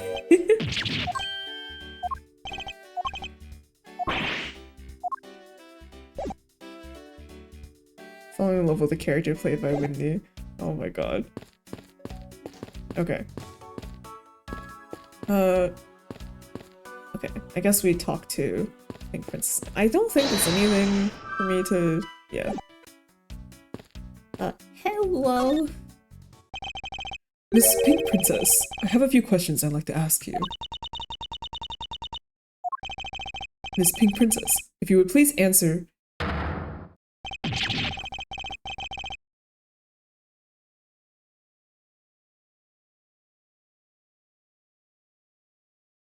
Why? Why is she here? Why is she here? She said her name was Mindy! Yeah, right? Where's Mindy? This is not Mindy. Me! Dude, the fucking balloon tits, I can't. This is what they must call. Must be. Oh my god, fuck me. This must be what they call fate. How could this happen 2 days in a row? What the? Aren't you Miss Oldbag? Why are you so surprised? Ah, so you're the one who they got to play the Steel Samurai. It's too bad I didn't realize until now. You are acquaintances with Larry? And possibly he was gunning for- What is this? Why, yes, we worked at the same company for a little while, you know. That's why it's okay, my edgy poo. You don't need to be jealous. I was in the exact next room, you know, trying to get some beauty sleep. But it was so noisy here that I couldn't fall asleep, so I came over to complain. So imagine my shock when I saw my precious edgy poo waiting here for me. I mean, who would have imagined that you would ever come to a show like this? I guess I misjudged you, edgy poo. You misjudged him. I thought he was trying to avoid me, you know. That was no misjudgment on your part. That's precisely what I was trying to do.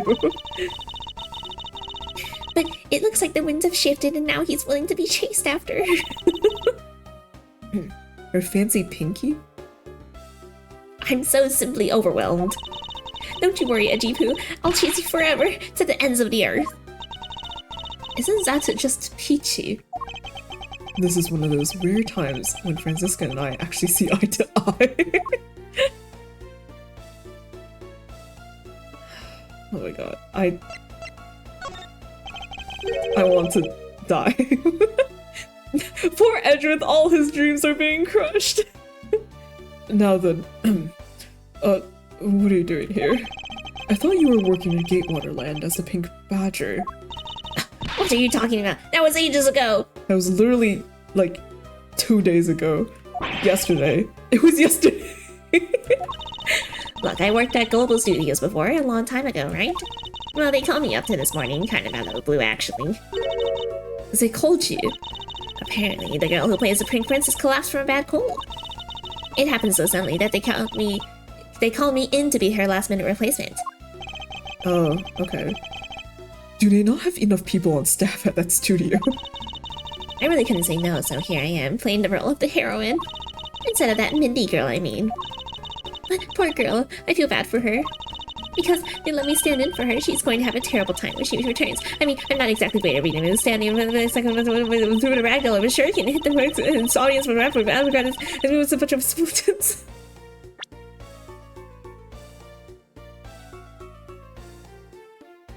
That strange font they use. Plus I was called in to be standing very next to me. Tripped over all the most important lines through that ragdoll instead of shuriken.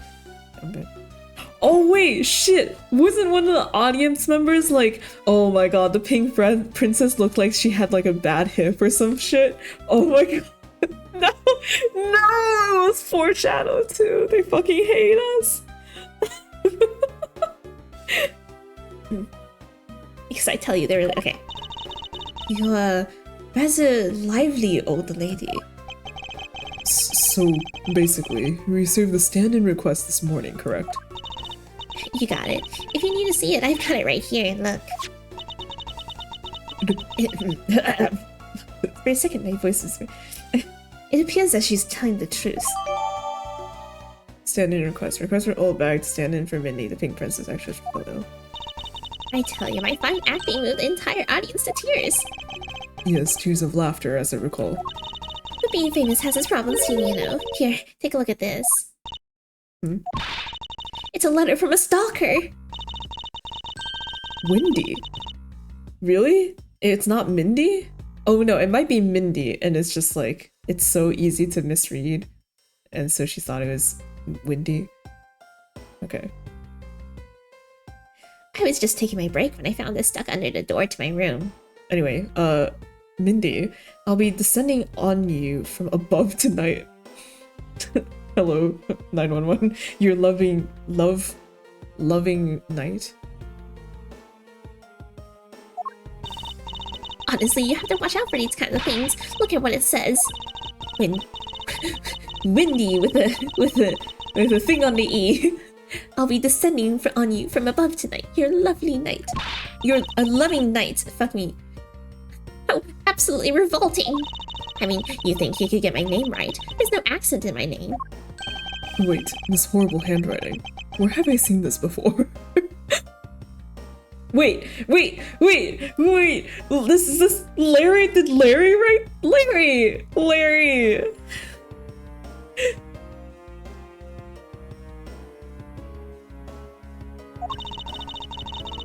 But now that you're here, Ejipu, I feel 100% safe. Where do I factor into this? You'd bust that evil stalker man for my sake, wouldn't you, Ejipu?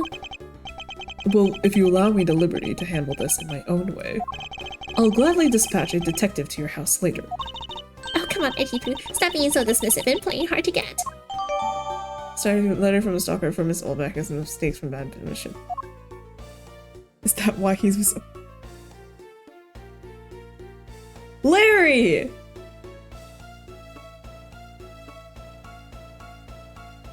Wait. Hold on. Wait, what can I click? I can't. Let me open the thing. Okay. I'll be descending on you from above tonight. Yeah, it is Larry's handwriting. Larry, this is a crime. Larry, that's a crime.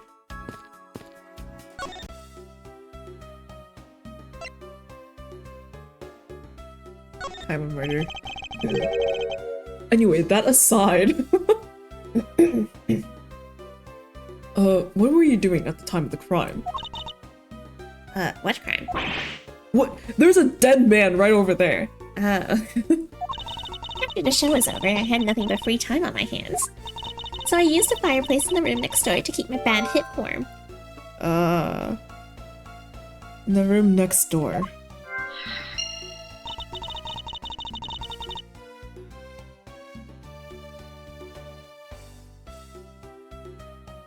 Okay.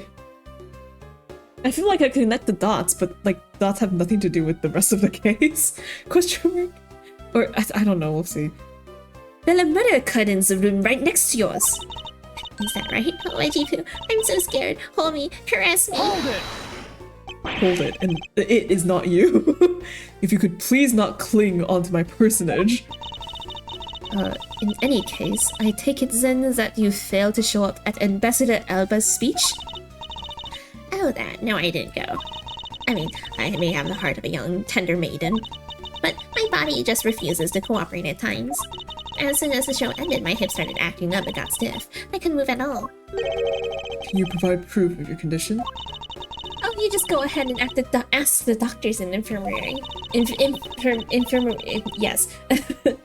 They're the ones who carried me from the theater all the way to this embassy.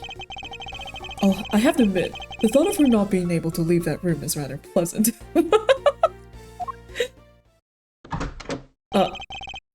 Prosecutor Von Comrade, I brought the police dog as you requested, sir.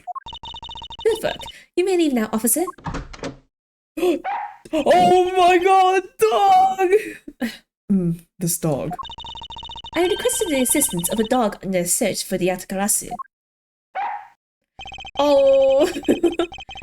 Is this Missile? Yippee! Missile, is that you? You're so grown up now. Where's Gumshoe? Looks like you guys have fuck me. Looks like you guys have some pretty bright dogs in this country too. Hey, you're a real cutie, aren't you? Yeah, that's a good boy. That's a police dog Gumshoe's been taking care of. Oh, yeah, it is Missile. I think his name is Missile. What a fitting name for a police dog that dashes out in front of the attacks. That action alone isn't exactly going to solve the case for us, you know? Now, Missile, I want you to find some clues. Go! Woof.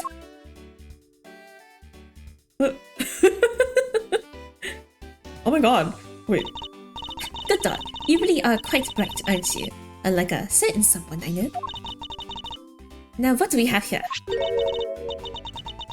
What's this? It looks like a small hot dog, but...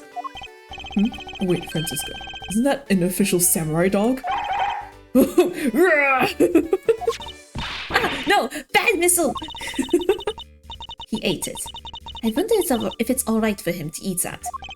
It's just a meat substance snack featuring the Steel Samurai. I'm sure he'll be fine. That's quite a bit of information you gathered there in a single quick glance.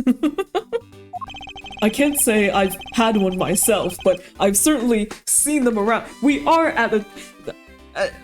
anyway, we should really be focusing on why there was a samurai dog there in the first place. The dog's name is Missile? Yeah.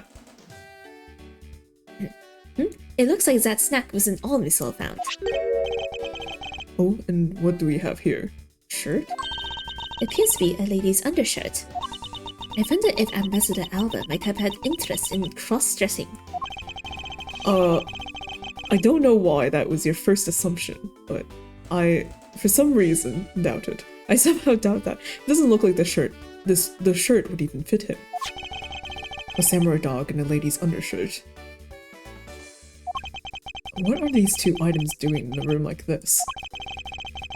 Given the circumstances, the lady's undershirt could only belong to one person. I suppose I should get this over with and ask the owner of said undershirt about it. Found an office fireplace, there's only one person here who would own such a shirt. I knew it. Detective Bad, it was you! Miss, Woof. He was a much bigger help than I thought he would be. Yes. However, there are a few aspects I don't understand about what he found. In that case, you should keep on investigating until you do understand. Now, my subordinate, continue with the investigation. Alright, I will. It is with great dread that I proceed and do what I must to solve the case. I don't want to do this. Is it old bags? Okay. Well, we'll find out, I guess. If you could please take a look at this brown-colored undershirt. Oh, Edipo, what is the meaning of this? Huh? Why did you steal that thing from my bags? All you had to do was ask. I would gladly give it as many as you like. Thanks, but no thanks. This shirt was found here at this crime scene. What? Come now, why don't you just confess and explain what it's doing here? I know nothing. Nothing, I tell you. What? Oh, and I admit that I used the fireplace to dry that shirt.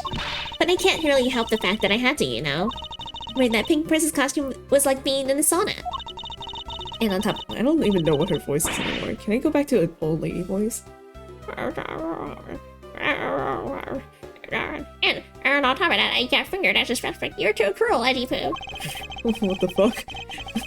Are you claiming that you never once set foot inside this room? Of course I am.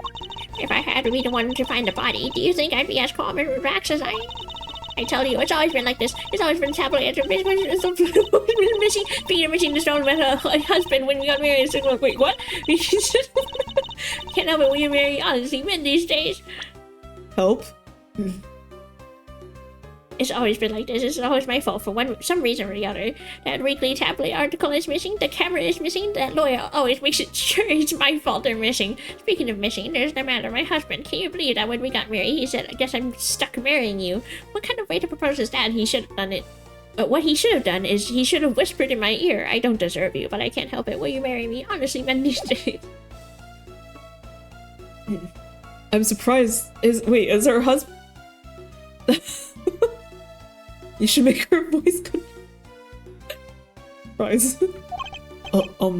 Well, I don't believe she is lying about her actions, so I can safely assume she really was drying her shirt by the fireplace on her break. And somehow the undershirt managed to move from the next room into this one. Undershirt from next door sure was found in an office. I don't know how to get there. Okay. I assume the samurai dog was also yours? Oh, that's a brilliant mind of yours. You really can see through everything about me. So the feeling of dread continues, but I suppose I should ask for more details. That samurai dog was yours, wasn't it? Oh, of course. I'm forever yours, Edgy Wedgy Poo. Hold it! Hold it! If you could just stick to what I asked you. Edgy, are you invisible?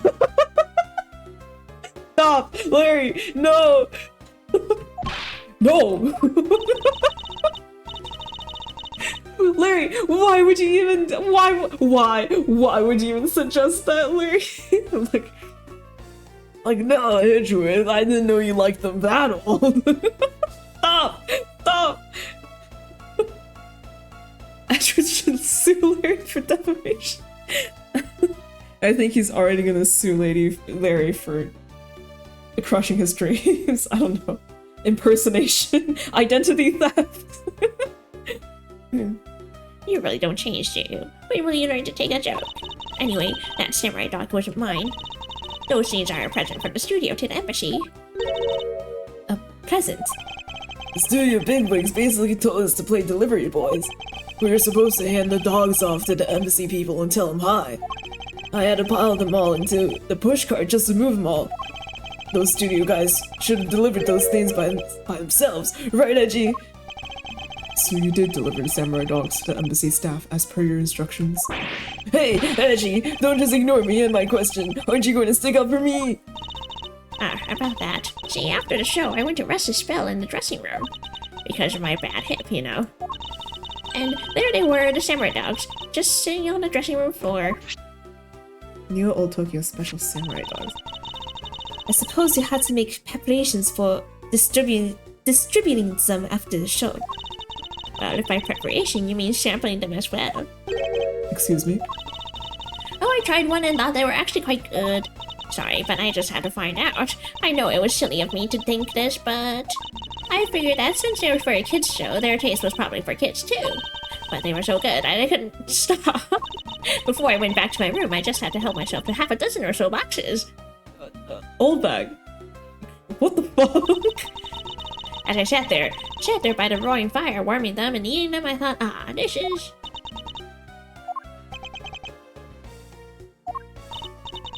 What is it now? Oh, I know. I bet you want a box too, don't you, my Edgy Poo? Well, who am I to say no to you? But I'll only give you one. The rest are all for me. Samurai dogs present for embassy staff. Miss Oldbag took and ate a few of them. Few from the dressing room. Was it really just a few? Looks like the lesson for today is that when the Sail Samurai and the Pink Princess take off their masks, they transform into a pair of annoying troublemakers. For once we agree. Try some motorcycle. Okay. Used fireplace. Smoke from chimney. Right?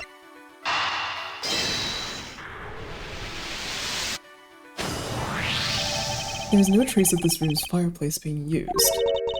And your point is? Smoke was supposedly pouring out of the chimney connected to this fireplace. At least, according to Larry. This is a contradiction of the facts, is it not? Are you sure he wasn't just disoriented or something upon that roof? There is testimony from an investigator that puts Larry at this particular chimney. So, no, I don't think it was a mistaken impression on Larry's part. On the other hand, the fireplace in the next room was being used at the same time. Where do you suppose the smoke from that fireplace went? Ah, I see. So what you're proposing is this. The smoke that came out of the chimney was actually from Miss Olbach's fire. So basically, the fireplaces of neighboring rooms share one chimney. Is that what you are implying? Oh, okay. I thought they meant that she was actually in this room, but I guess not. They share a chimney? I didn't know that could happen. Precisely. Undershirt from the north. Found an office fireplace. How to get there?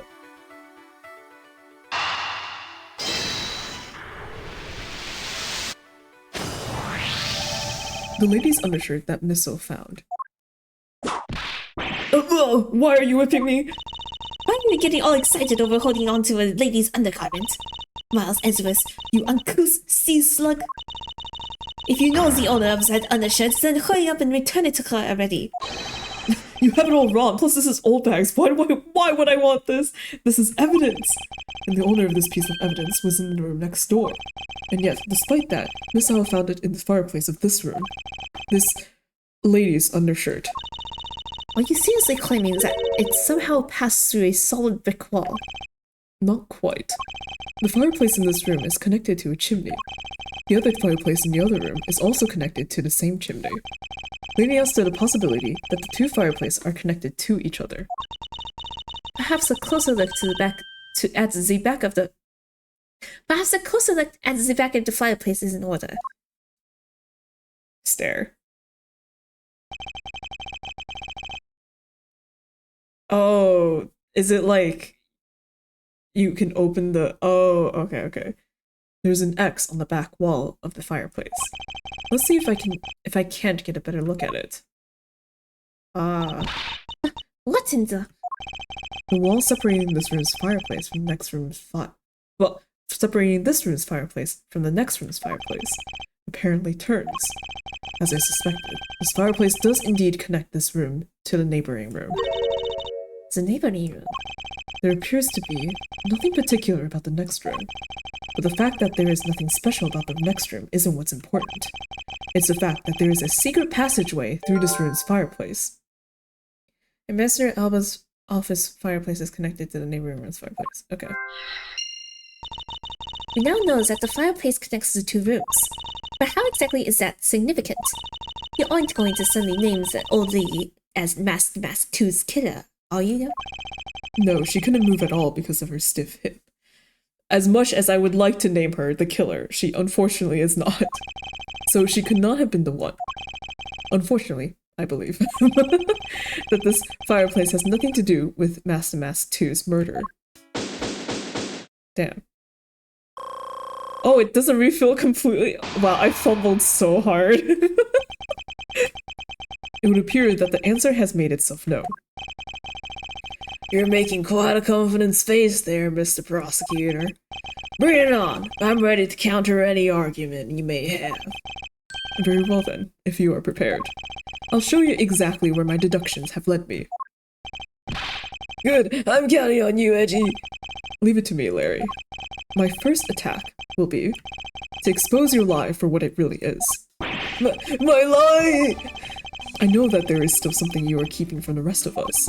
What's wrong with you? Why is it you won't believe me no matter what I say, Edgy? Curse you! I should just hurry up and die already if that's how it's gonna be. I'll confess to every murder in the whole world and then kill myself.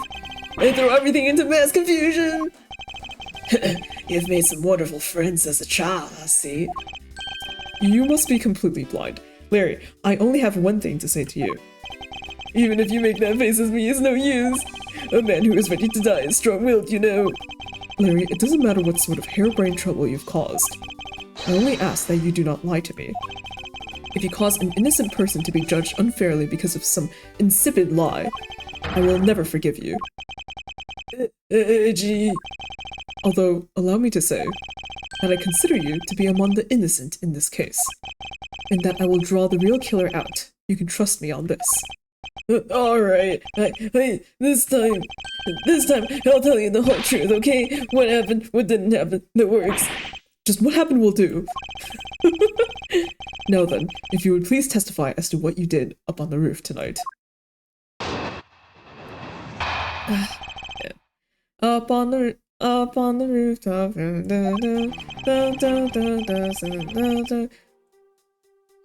After the show, I left the pushcart in the rose garden and came into the embassy. Then they took a picture of me shaking hands with the ambassador. After that, until my next appearance, I had some free time, so I wandered around. That's when I spotted the chimney. A chimney like that is a rare thing, you know. So then I wanted to play Santa and decided to give it a try. You want... Larry, I thought I just finished telling you not to lie anymore. But it's kind of ultra embarrassing.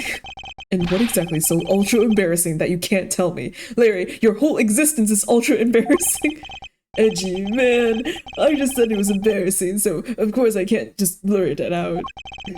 So you're going to have to reason it? As your superior, I command you to hurry up and expose this man's lie. I have every intention to, for I'm not about to let us waste time on such a trifling matter.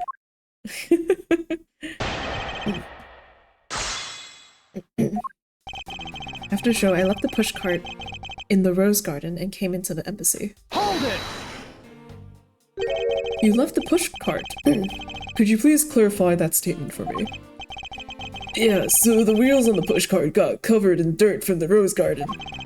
It would have made a mess on the floor inside, so Ambassador Alba said to just leave it.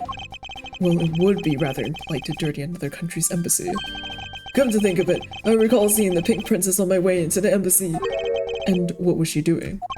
Nothing in particular, because she was being carried by some docs on a stretcher. She must have been incapacitated from the pain on her bad hip that she suffered during the show. So, I came into the embassy, right? And then they took a picture of me shaking hands with the ambassador. Hold it! So you shook hands with the ambassador of the Kingdom of Alabast, did you? Yeah, can you believe it? I did something really cool for a change. But honestly speaking, there's nothing interesting about shaking some guy's hand. Hey there. Are you disrespecting another country and their very own embassy? As someone with roots in this country, I'm feeling nothing but incredible shame as a second. Agreed. I apologize for his inconsiderate words. Now, Larry, please continue. What's with all of you? You keep saying that kind of thing, and I'll tell you only lies. You're already telling us nothing but lies, so let it go and move on. Alright, already. You don't need to glare at me like that, Angie. After that, until my next appearance, I had some free time, so I wandered around. Hold it! Larry, I want you to listen very carefully and take this to heart. The whole point of your life is to cause misery and pain to everyone you encounter. I know, I get it. I'm totally the bad guy again. I thought you were his friend. Don't you think that was a bit harsh? Lonzi says, true friends are bosom friends. If you are in trouble, call on your bosom friend, whose shoulder you can truly cry on. Hey, bosom buddy, I hope you're listening carefully to my testimony. Has it crossed your pea-sized brain yet that Agent Lon is only out to rescue Larry? A burn all the way to his soul. Now then, you were wandering around inside the embassy, and then what happened? That's when I spotted the chimney. A chimney like that is a rare thing, you know. Hold it! I should hardly think that chimneys are that rare. Agreed, especially since they are a traditional feature of American houses. Plus, many grand buildings have even larger and fancier chimneys. Yeah, but the kind of chimney I'm talking about is the really romantic type. Romantic chimney? It might sound kinda silly, but women seem to really enjoy them. And I just had a good feeling about that chimney. What the fuck? So then I wanted to play Santa and give it a try. Hold it! You suddenly wanted to play Santa. Oh, well, actually, I dressed up as Santa once before already. That was down at Gourd Lake. Remember that? When you were on trial for murder, Edgy? Yes, unfortunately. I'd appreciate it if you didn't dredge up such unnecessary memories for me. Sounds like you guys share a lot of history. A perk to being childhood friends, huh? Besides, it's not a felony to dress up and play Santa, you know. Actually, actually. Santa doesn't go around killing people after he comes down a family's chimney, after all. Actually, is it worth delving into whether or not playing Santa is a big deal? Sure. Actually, I believe in the case of this man, playing Santa is actually quite a big deal. Are you saying that your buddy isn't exactly made of Santa quality stuff? Precisely. You hit the nail on the head, Agent Long. Hey, Edgy, that's so incredibly mean! Tell me something, Larry. Did you know that Santa's job is to deliver presents to people all over the world? Of course I know that! I did graduate from junior high, you know. In that case, it's your turn to tell me something. I want you to tell me to whom you were delivering a present to. I was, delivering a present to a child not basking in the warm glow of love. Objection! That must be the most elegant description of you I've ever heard, but a lie is... What? But a lie is still a lie. You sure know how to kick a guy when he's down, you know that? In any case, the person you wished to deliver a present onto was most certainly this. Mindy, right?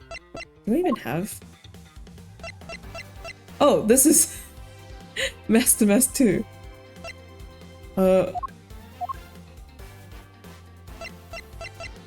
Wait, I didn't... Wait. Opportunities for the best. Partner was killed 7 years ago. Year after police so you. A man under a steel hammer, a friend. The suspect in Mess to Mess 2. Also, retired may explain why he's overly harsh on himself. Secretary of the Investor is also leaves moving cases with him. Who do absolutely anything for his country's tourism industry. Cooperating with the Interpol smuggling case. Lon's trustee secretary level headed. Nick Gumshoe, homicide detective at Muslim Precinct, in charge of initial investigation. Please still. Code case okay. I just wanted to check the stuff. Alright. We don't have a picture of Mindy, but I guess Mindy is close enough. Interesting taste you have there, Mr. Suspect. Don't spread lies about me. I totally didn't want to see this old back so much that I tried to go out on chimney. Ow! I'd advise you to stop right there in your bashing of a lady.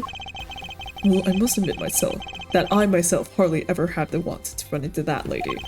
However, what if you were misinformed and under the wrong impression? Then what? If I had wrong impression. I simply mean that the man before you thought to enter the old lady's room without knowing one very important fact. And that fact is best summed up with this.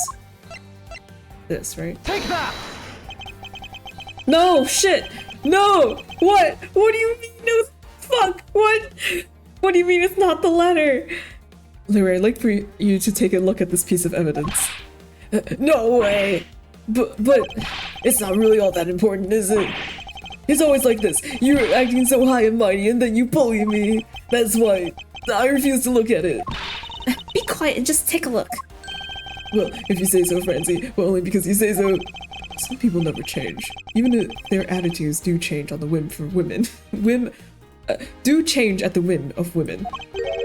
So what's up with that anyway? Why, it's proof that you never even knew existed, of course.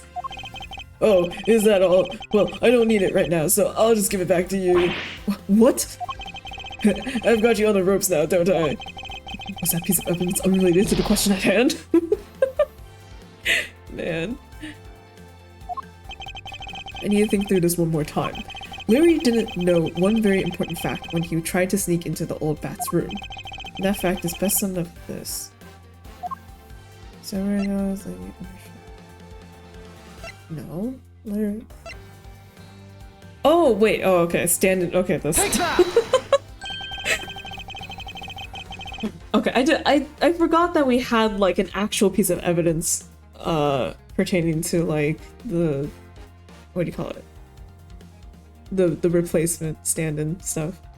This is something the old lady received from her employer for the night. The girl who normally plays the Pink Princess, Mindy, was it again? It seems that this man is quite taken with that actress. Hold it. But that's not true, Reggie. Huh? She's the one with the hots for me! I just know it! I can feel her sexy beam piercing my heart when she's watching me. Sexy beam, I tell you! You filthy, despicable, inconsiderate, fickle, idiot, cowardly apparition of a man. You haven't matured at all since we last met. Hey, Mr. Prosecutor. Yes? This guy, he's got bigger problems than just getting involved in murders, I take. I suppose you could put it that way. Hey, what the heck, man? I don't get you guys at all. Why do y'all have to make me out to be some sort of bad guy? To return to the original topic, I propose that at least this much has been made clear. Without any knowledge that Miss Mindy had fallen ill, Larry tried to make his way into the Pink Princess's room. That much we know for sure.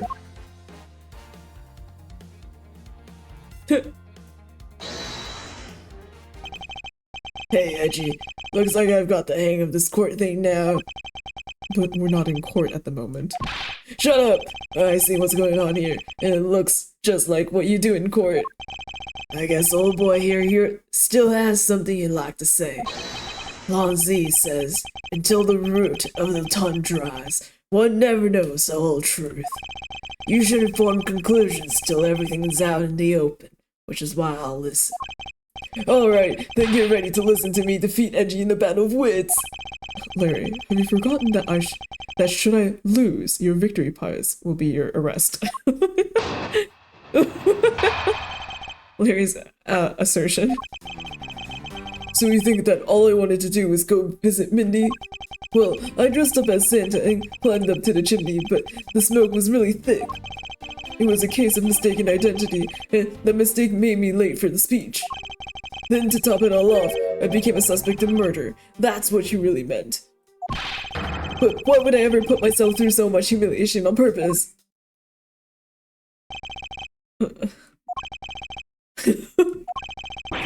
Hey, somebody say something! Larry, are you seriously trying to submit this, not as a confession, but as a testimony? So what if I am? Is there something wrong with that? My claim is a claiming. My claim is a claim claiming my claim. Do you have a problem with that? So it was you! You're my stalker!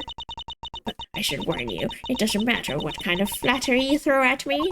I'm the devoted type of woman who's wholly focused on one man and one man only, and so says you whose I can't drop and put some people. No, I can't, although easier to me for radio edge movements fast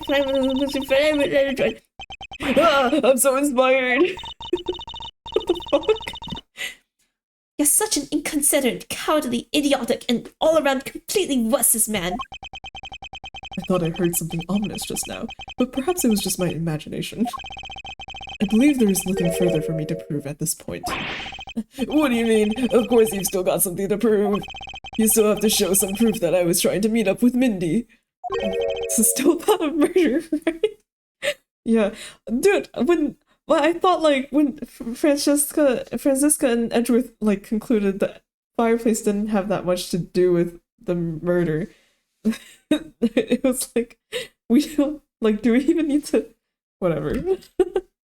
Oh well, maybe it's proving that Larry couldn't have done it. Okay, proof you say. Remember, Reggie, everything is evidence in court, right? Everything is evidence in court. You mean evidence is everything in court, Larry? Well, I understand your point. Yeah, see, I'm totally a pro at this now. Very well. If you wish to see the evidence, then let me show you the last piece of evidence you'll ever wish to see. Oh my god. So you think that all I wanted to do was go... so you think that all I wanted to do was to go visit Mindy? Hold it! Yes. Well, I have been saying that for a while now. After all, if not for that, then for what other reason did you wish to go down that chimney? Everything is evidence when you like... No. You can't say that without any evidence. That's against the rules, Edgy. Not so fast! Not so fast. Thanks for keeping the prosecutor in line for me, Mr. Suspect. Hold it! Have the evidence, and if you wish to see it that badly, I can introduce you to... But it's not good to keep them waiting, right, subordinate? Try and show them Zoom already. Lies! Oh, lies, Edgy. Well, if you wish to lie, then by all means continue. Because I'm ready to expose your lie at a moment's notice. You won't get the better of me. No, let's see. I dressed up as Santa and climbed up to the chimney, but the smoke was really thick. Hold it! Was the smoke coming from the chimney really that thick? You bet. It was so thick, I had tears pouring out of my eyes. It was a mess. I see. You do realize that you've just confirmed for us your chimney escapade. What? That's totally unfair. You tricked me, NG. Hardly. You simply have yet to master how to counter this cross-examination technique. Well, what I just said was a slip of the... Oh, no, I mean, I said the wrong thing. Besides, isn't this what you really meant to say about what I thought? It was a case of mistaken identity, and that mistake made me late for the speech. Oh wait, hold on. Hold it! I'm not quite sure how you can mistake that actress for this lady. Oh, Reggie Poo, are you staring at me? Are you finally succumbing to my feminine charms? I should think that the Steel Samurai is the one who should know all about your charms. What? Me? Edgy? What are you trying to do to me? Nothing. Simply that the Steel Samurai and the Pink Princess are husband and wife.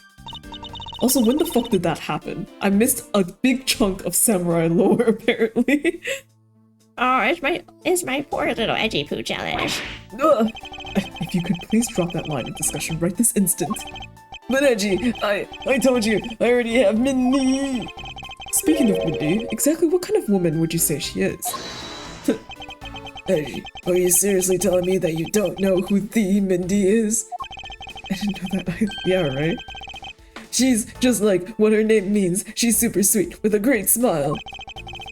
I don't mean to brag, but she's one of the troop's fastest rising stars. Interesting. So you're saying a woman like that? What the fuck? Why am I stop it? Everything's mixing together. So you're saying a woman like that is what made you late to the speech? Huh, curse you two! Why is everyone out to make a suspect out of me? Look, all I can say is this. I was late to the speech. Then to top it all off, I became a suspect in the murder. That's what you really meant. Hold it!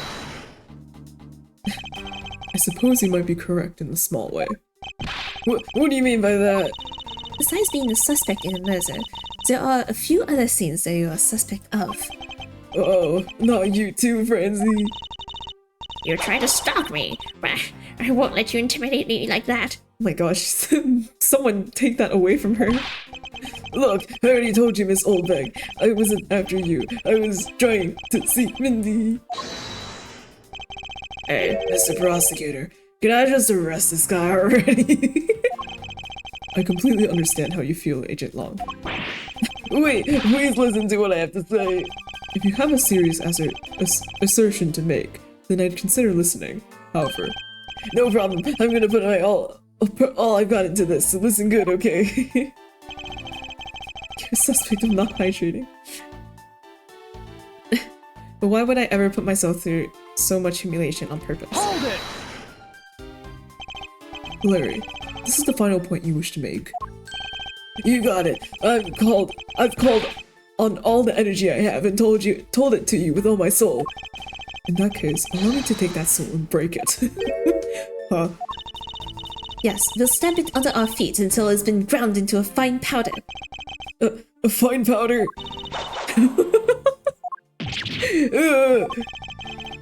If you really put all your soul into that, then you're ready for what's coming, right? In place of the Honorable Larry, I offer my soul to you. Larry, come out from behind there and face this like a man. You're scary, my liege. This whole testimony is one giant confession of all that he's done tonight. He's practically begging me to show why he bothered to put himself through all this. Okay. It'd be really fucky of me if I presented this and it actually wasn't. Objection! Okay, thank God. Larry, don't even think about denying that you have knowledge of this letter. Hey! Why are you showing that thing to me? Vindy, I'll be descending on you from above tonight. Your loving knight. Well, isn't that just romantic? But you weren't able to descend on her from above, were you, Mr. Loving Knight? I have no idea what you're talking about. I don't remember a thing. Objection! You can pretend to be ignorant all you like, but it's written right here. This letter proves that you were not out to meet the old lady, but rather you were attempting to pay Miss Mindy a visit. What part of this letter shows that the person Larry had intended to? Okay, like, you know, the eye. Take that! Larry, I suggest you take up penmanship lessons. That is, if you never wish to experience this level of embarrassment ever again. What the heck? What are you talking about? Speak English! You wrote Mindy so sloppily that it became windy to the average eye. Hey, stop picking on me. It's so embarrassing! There. Isn't that what childhood friends are for? They're the best, aren't they? For punching. But that will have to wait until we're off this crime scene. Angie, save me from the scary man!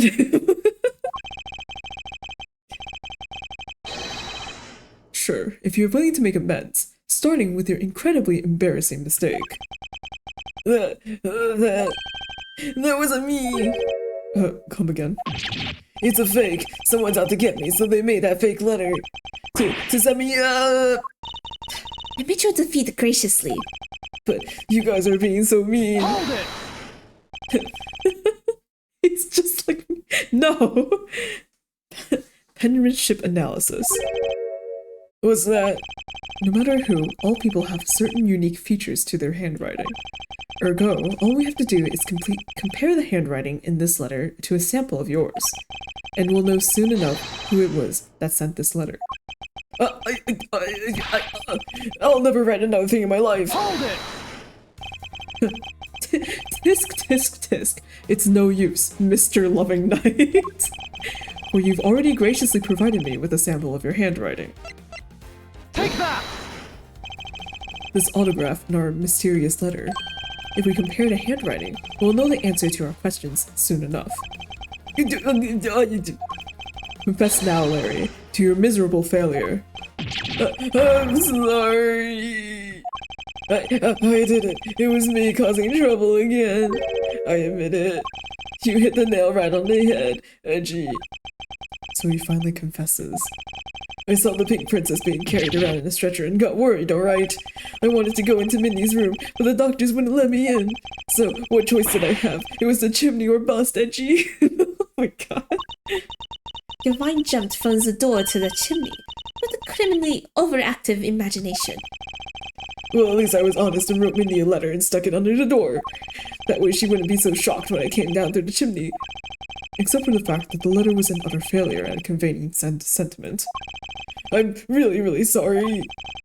Larry, you may be a shameful, good-for-nothing blight on the face of humanity. However, I always knew you weren't the killer. I told you to trust me, because, at the very least, I can attest to that about you. Edgy, you're... We've lost a lot of valuable time because of you. Ow! In any case, I believe we can say that we now know exactly what happened. Mr. Larry Butts sought to climb down the chimney, not for access to the crime scene, but to enter the room of the elderly lady next door. Great job, Mr. Prosecutor. Although, I still find it a bit unbelievable that the two of you are friends. It wasn't by my choice. But the suspicion on that guy over there isn't completely resolved yet, so don't get any funny ideas about running off, okay? Oh, hey, what? Edgy, what does the Wolfman mean when he says I'm not off the hook yet? He means the murder weapon. Larry, did you forget? There are 2 layers of suspicion hanging over your head. That's exactly what I mean. We can't only rely on the words of the suspect after all. We may have figured out where he was and what he was doing all night. But the blood-stained samurai sword that was left at the crime scene, as long as there is no satisfactory explanation for that, this wolf will refuse to ease up on his bite. Eek! Edgy, that guy, he looks like he's seriously about to take a bite out of me, and not in the hot way! I'm well aware, you should be as well, that this upcoming battle will be crucial. Thanks to the cooperation of our lovely bumbler, I've been dealt a very nice hand and a sweet trump card. Looks like we're about to enter the final bout. Now, Mr. Prosecutor, let's see what you've got. Childhood friends get a lot more leeway. I can easily point out the contradiction in the supposed murder weapon, but the real problem for me is figuring out what the real murder weapon is. This will be a high-stakes gamble. No, stop, no! No! No! I know I made the joke, but no! Oh, also Larry would never be an Omega. Actually, wait, no. Okay, not Larry himself, but someone with the personality of Larry, I can see it happening, but not Larry! Oh fuck. If I say someone with the personality of Larry, I guess that's still... But no, still no! It can't... Okay, look, it can exist, and I understand the taste for it, but I will vehemently veto against it. I'm not into Larry. That's so sad. This is one game I can't afford to lose. Right. I don't know what you guys were talking about there. Completely unrelated to the case at hand. Something about Greek symbols. Why Larry? I was the one who found the body of the victim. Mask the man. Fuck, I forgot we shortened it now. The Mask 2. Beside him was the samurai sword, glittering red, and offering up the scent of blood. It was supposed to be in the Steel Samurai's dressing room, but I found it here instead. Plus, I found a murder weapon's owner, the suspect, Larry Butson, here too. Larry, what were you doing here? Isn't it a bit far-fetched to accuse someone simply on the basis of ownership? But this owner wanted to sneak onto the crime scene. I think that's plenty to go on, don't you? Hold it! If you're alluding to his reason for being by the chimney, we've already established that. Not so fast! Hold on there, Mr. Prosecutor. You two are longtime friends, right? Who's to say you didn't fabricate the evidence to give him an alibi? You're accusing me of fabricating evidence? You think I can believe anything you produce? Forging evidence is all you prosecutors do. This man has some serious issues with prosecutors.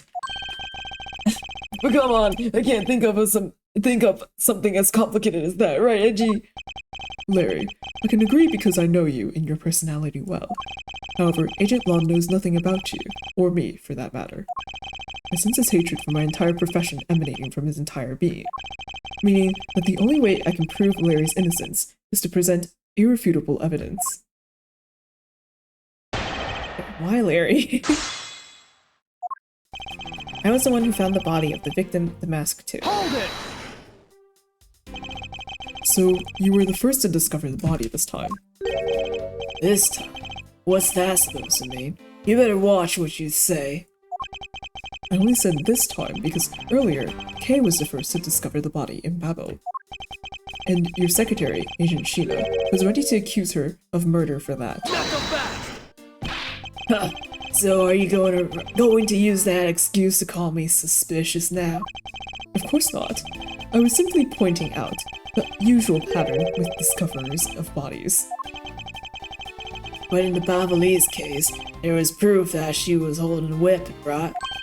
Well, in this one, it's a bit different, since we know exactly where the weapon is. Why the fuck do I say it like that?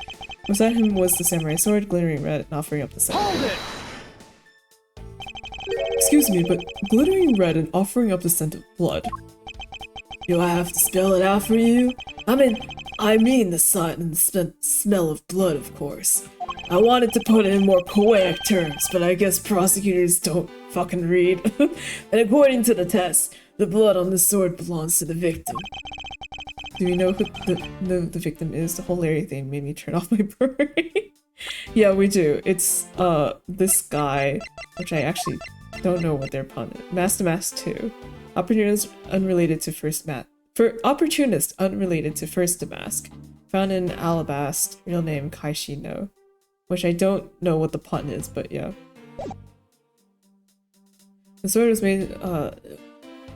was made to only be used on stage, so it's not sharp. But it is pretty weighty. It's certainly heavy enough to beat someone to death with. Which leads me to suspect that the victim was beaten to death with the sword. Beaten to death, huh? This last statement is too important to just let it slip by. Okay. The samurai sword covered in the victim's blood. Hold it! What? So the sword is covered in the victim's blood. Yeah, the lab results confirm that the blood on the sword matches the victim's. But the sword is as dull as a vanilla envelope. It's just a stage prop after all. Steel Samurai is all about safety first, so you can't use it like a real sword. Steel Samurai has spoken. The Pink Princess also appears to have something she'd like to petition to you personally. What the Pink Princess would like to say can wait for the day after eternity. Anyway, my point is that even though the sword is too dull to slash with, it's certainly heavy enough to bludgeon someone to death with. Therefore, I suspect he beat the victim to death with that thing. Hold it! About the samurai sword, have you received a report from forensics yet? they confirmed that the blood on the sword belongs to the victim. Alright, but have they confirmed that the outline of his wound is consistent with the weapon? Tell me something. Do you see the dead body right there in front of you? So, if they were conducting the autopsy right now, shouldn't that body not be here? Well, they figured out the knife wound was of the knife that we found, like, and the body was still there, so I suppose so. I guess they must still be investigating this room. Meaning that it's possible he doesn't know about that piece of evidence's true nature. anything else you'd like to chit-chat about? No? Good. Now let's continue. It was supposed to be in the Steel Samurai's dressing room, but I found it here instead. Hold it! Larry has already testified that he forgot the samurai sword here. Yeah, I was shaking hands with. Well, fuck me. I was shaking hands with the ambassador in here and I left it behind by accident. Not so fast! So what? You lied earlier, so who's to say that this excuse isn't just another lie? But I forget this stuff all the time. Right, Edgy? Tell him. Why don't you tell him yourself? You see? What did I tell you earlier? No one will buy such a pathetically weak excuse. Yes, well, I know that it's not possible to prove such an excuse as truth. And yet you offer it up as fact. You're a worse person than I originally thought. You are free to think what you like. However, I know that Larry is not the killer. Agent Long, please continue with your argument. I'll expose the flaw in it soon enough. Plus, I found the murder weapon's owner, the suspect, Larry Butts, in here too. Hold it! Just because he is the owner of the weapon, therefore he must be the killer, is it?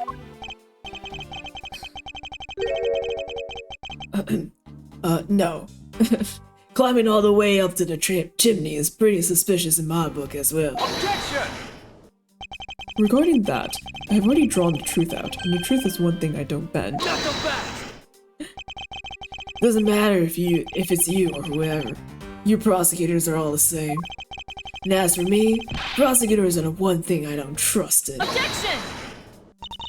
An agent who doesn't trust prosecutors. What are you playing at? Sorry, sis. But there are only two things I trust. My subordinates and evidence at the crime scene. Agent Long hates prosecutors, but as long as he trusts evidence that has been left at the crime scene, then there is something I can show him that he can believe in. It's simply not possible that the samurai sword is the real murder weapon, so I should focus on proving that point to Agent Long first. Okay. He beat the victim to death with that thing. No, because of this. Objection! Tisk tisk. Do you know what this is, Agent Long? It's a long spear, right? We used to use those a lot in my country a long time ago. Piercing, mowing people down. Spears are the weapon of heroes throughout history. It's the next most effective weapon after the whip. I think the whip is in a slightly different category. So what's your point? Are you gonna tell me that the spear is the real murder weapon? No, I simply want you to take a look at this section here. Man, that spear is fucked up. The way it's bent. Precisely. Apparently, a certain troublemaker hit it against a wall in this embassy earlier. And as you can clearly see, the insides of the Steel Samurai's weapons are hollow. In other words, they're replicas that aren't strong enough to deliver a damaging blow, let alone the multiple strikes necessary to bludgeon someone to death. And yet, there is not even a dent in the samurai sword. How do you explain that?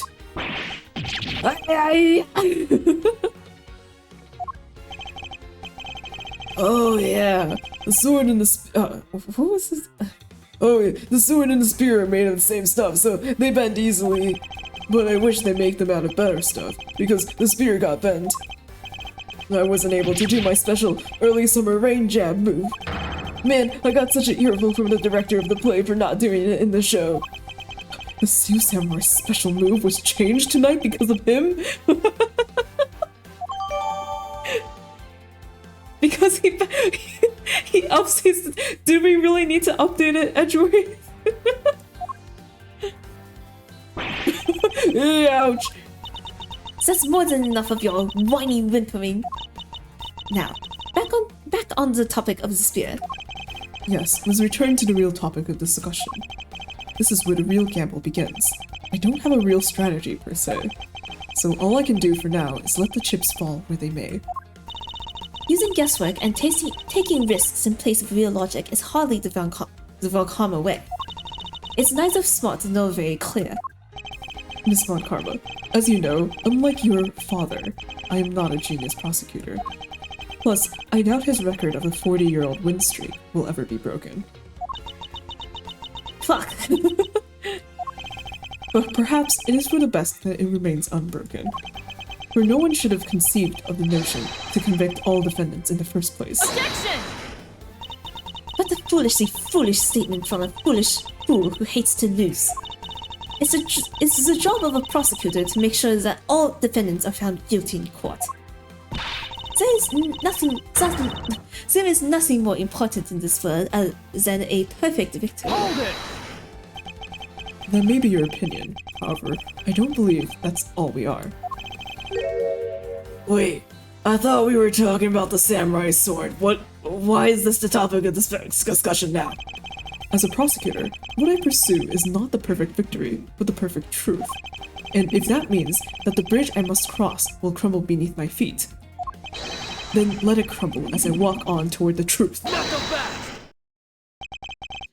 You're good at keeping me entertained, Mr. Prosecutor. But, you know, humans are delicate creatures. The slightest bump, and we expire. I'd like you to consider, if you will, the possibility that, holy shit, it's loud outside, what the fuck? The sword was used in such a way that the attack killed Master Mass 2 without bending it. What? So what did you think of my hypothetical scenario? I think you know what to do here, right? And what you need. Of course. What I need is evidence. Even he can't refute. This is it. It's my time. It's time to bring this to a close. Why Larry Part 2? It's possible to use a samurai sword to kill someone. And under these circumstances, is the only logical conclusion. We searched the embassy, top to bottom, but the victim's blood is only on that weapon.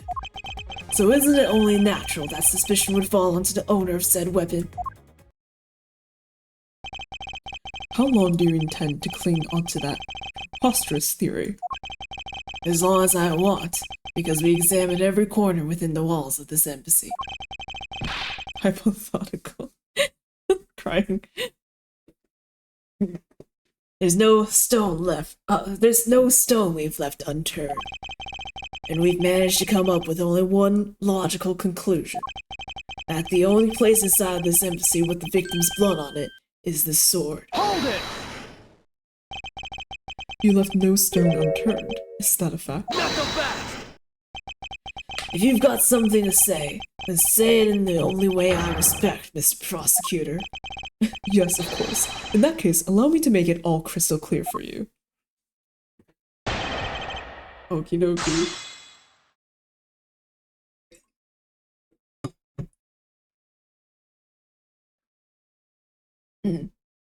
Why Larry Part 2? It's possible to use the samurai sword to kill someone. Hold it! May I inquire as to how you were able to make such a claim, Agent Long? Lonzi says, capable of miracles beyond comprehension. A mysterious creature is man. Rather than man, it's Agent Long's quotes that are getting increasingly incomprehensible. The human body is a mysterious thing. Even with a toy-like sword, it's easy to kill a man if you hit just the right spot. Which is why I think it's possible to kill with this thing without leaving a dent. Hold it! But we can only be sure one way or the other by seeing if the wound matches the sword. I know that. But as long as it's a possibility, I can proclaim it as much as I like. Under these circumstances, it's the only logical conclusion. Hold it! But you must know that your conclusion is wrong. Given the circumstance I'm in, the only people I can trust are my subordinates. Because they're a much more trustworthy bunch than you prosecutors will ever be. Hold it! And you call yourself a professional. Not so fast! You still don't see it, do you, Mr. Prosecutor? You have to earn my trust. And the only way to do that is to show me proof of another possible murder weapon. Another possible weapon. In this room, there is only one other thing left. This is going to be a gamble, but I can't withdraw from the game now. You're not gonna let me trust you by You're not gonna get me to trust you by the power of your glare alone, you know. Plus, I have other reasons as to why I think the samurai sword is this murder weapon. We searched the embassy top to bottom, but the victim's blood is only on that weapon. Hold it! The only place where you could find blood was on the samurai's sword. That's right, even with Lumino. Which means that there are no other possibilities outside of what I've already outlined. Do you have a problem with Agent Lon's assertion that the samurai sword is the weapon? Yes! If you believe that there is no other door of possibility left to open, then allow me to force one open for you. Not so fast! Huh, and how do you plan to do that? By showing you what may possibly be the real murder weapon. Not so fast!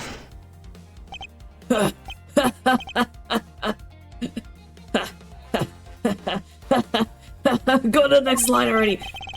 The real murder weapon. I hate to repeat myself, but my men have already searched every last inch of this embassy. And they've concluded that nothing else could have been used as the weapon. Knowing these facts, do you still want to press forward with your little hypothesis? Of course. Because it's not possible that your men inspected everything in their investigation. Not so fast! What are you talking about? I don't appreciate mind games, and I don't appreciate it when people like you slander my men. Hold it! I'm not slandering them, I assure you. I'm merely pointing out that their investigative dragnet has a few holes in it. Namely, that there is something your men couldn't even lay a finger on. And that item is the real murder weapon. Alright then, I'll play along for now. This real weapon that killed Damask too. What exactly is it? The real murder weapon, which not a single person has yet to touch, is this. The statue. Take that! The national treasure of Alabast. You mean the Primadou statue? I can't fucking say it. Yes, and as you know, only the ambassador and his secretariat may touch it. Which, I believe, means that neither you nor your men were able to examine it, correct? Not so fast! You know very well that if we did that, there would be an international incident between the Kingdom of Alabast and the Republic of Babel. The two countries' precarious relationship teeters in the balance over a stupid fight related to a sovereignty statue.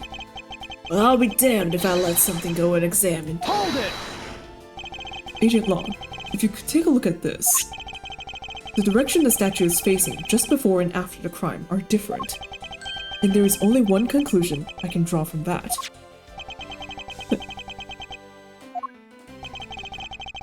Go look for Ambassador Alba and get him to give us the okay to examine the statue. Shifu, you can't listen to his infidel's words. He is most definitely trying to trick you. Shifu, please, let's be rational about this. Grr! Lonzi says. Just go already! Yes, sir. Faster!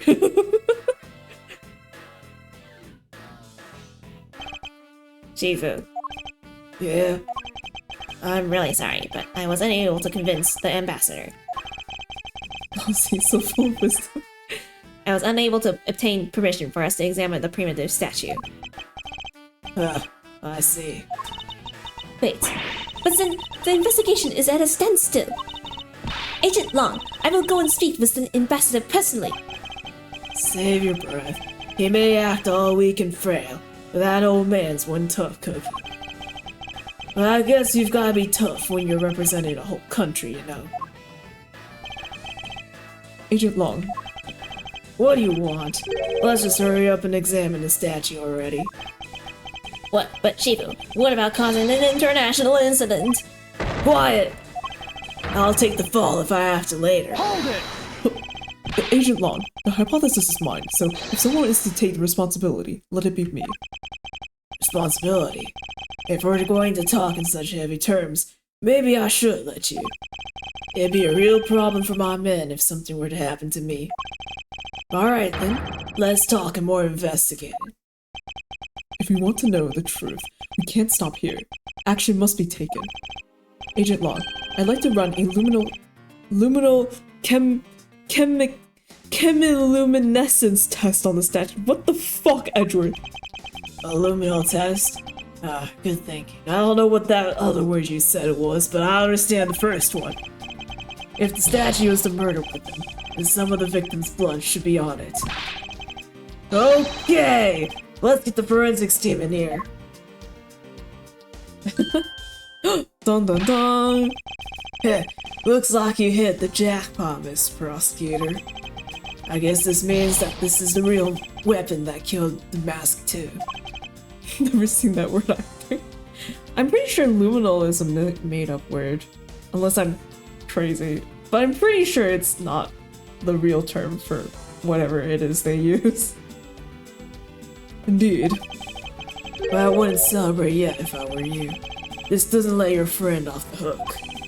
It doesn't prove that he didn't kill the mask too, so charge remains. We are hardly done examining the statue, Agent Long. Knowing that it is the real weapon, I believe further examination is required. Ha, you think so? Okay then, knock yourselves out. Oh damn. Luminal on your face is like, shut. Oh shit! Giant handprint. Wait, what the fuck? Wait, is the statue really that small? Oh, okay. I guess it is. I don't know. For some reason, I saw this and assumed it was like human sized, and I was like, that's a huge ass handprint. Upon close inspection, he really does look a lot like the Steel Samurai. Hey, maybe that's why they chose him to be the Goodwill Ambassador. I actually can't discredit that hypothesis. Or maybe the people at this embassy just really like the Steel Samurai. That's absolutely preposterous. I don't think it's that unlikely. We mustn't go around denouncing people's opinions. And yet, look at how easily you discredited mine. Not that I care why they chose him. Why would it be you? Brain no work sometimes, okay? Sometimes it's just dumb. There's a shield on his back. I wonder if that's supposed to mean that his back is covered. Lanzi says those with the shield on their back deflect all enemies behind them. It means that he is ready for any blindside attacks that may come his way. Agent Long, there's no need to attach overly complex meaning to such a simple thing. Ha! You didn't seem to get Lanzi's saying, so I was just explaining it to you. The saying itself is what I was referring to when I said overly complex, you know? Okay, let's check it. Oh. And what do we have here? This dirty smudge. It looks like a handprint.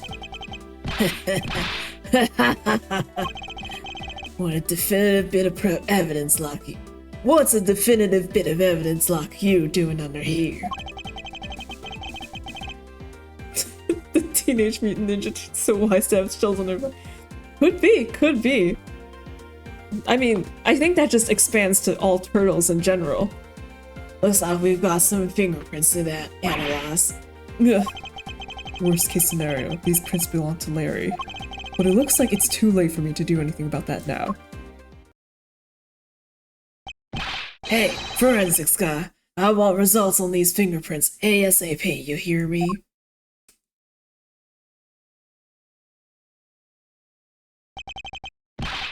Agent Long, I have the analysis results, sir. Good. And? Sir, about the prints we lifted from the bottom of the statue. Well, you know the victim of the murder in the Babalese embassy? The prints belong to him, to Mr. Manny Cochin, sir. Oh. But that's what's going on around here. No, that's impossible. Each Primidu statue can only be handled by someone of that country. But by the very fact that Mr. Cochin's fingerprints are on this one, it leads me to only one conclusion. This statue is actually Balbo's Primidu statue. Impossible! It can't be!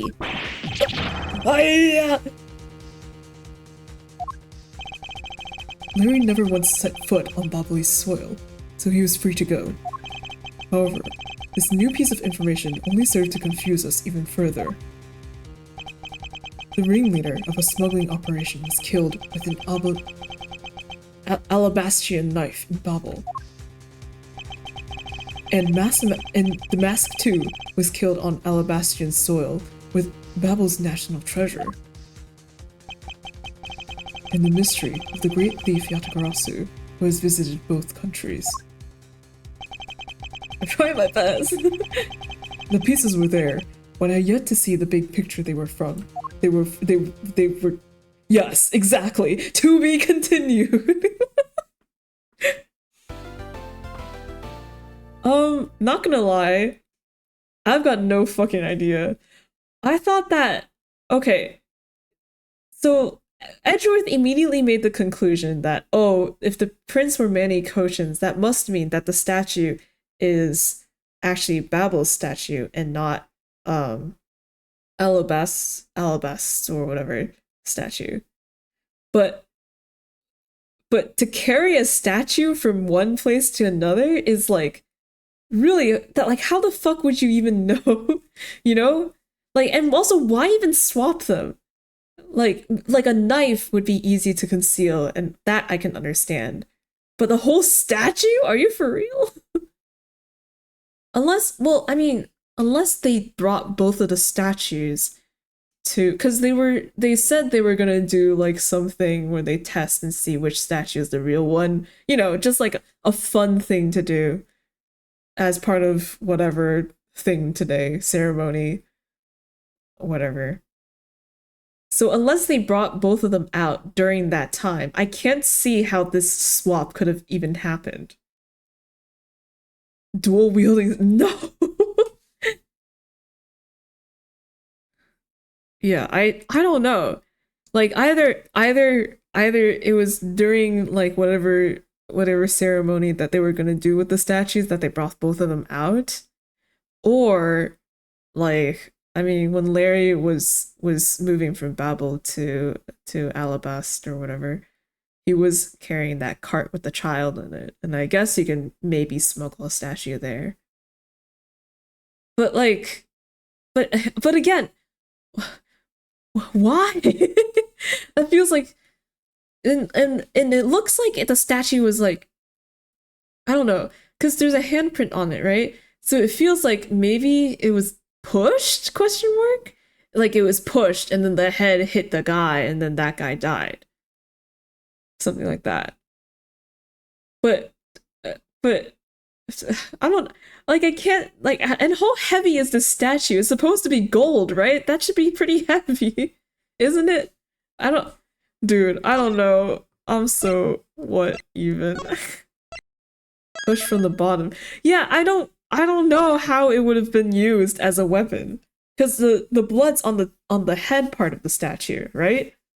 So like what, they were holding it like a giant log and swinging it around?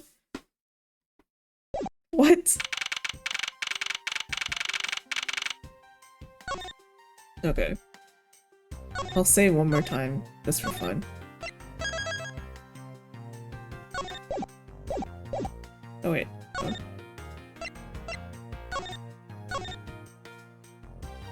What?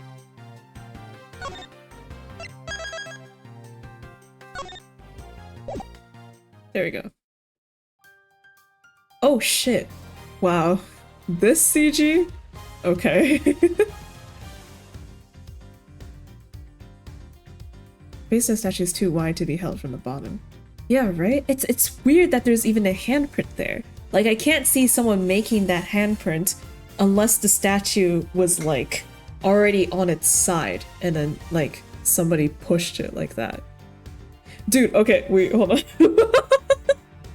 Okay, here's an Ace Attorney level theory, okay? So, I have no evidence for this, but what if the statue was being held up like a battering ram, and there was a rope that was tied to the middle of the statue and then tied to like a ceiling or something, and then somebody pushed the statue with enough force that it hit the mask guy and killed him?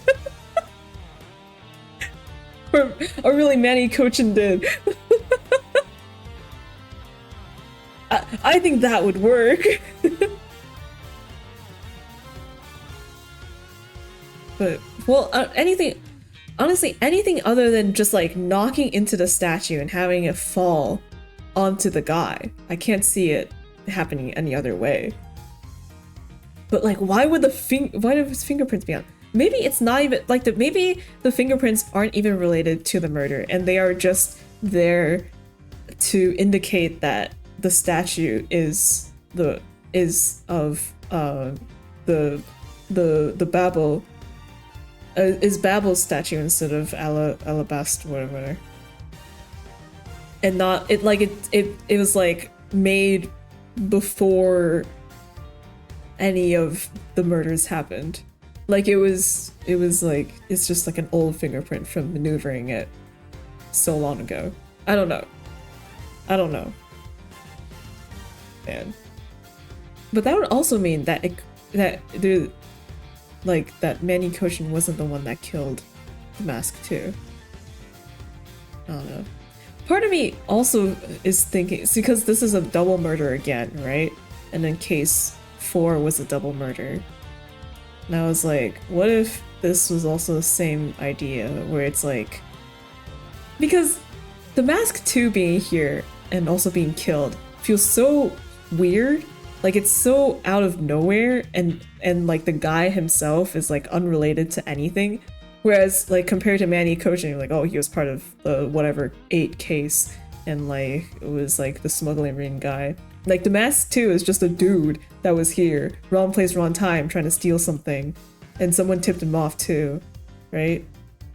And it feels like it was just like a killed him because he was in the killed him to silence him because dead men tell no tales and he saw something or something.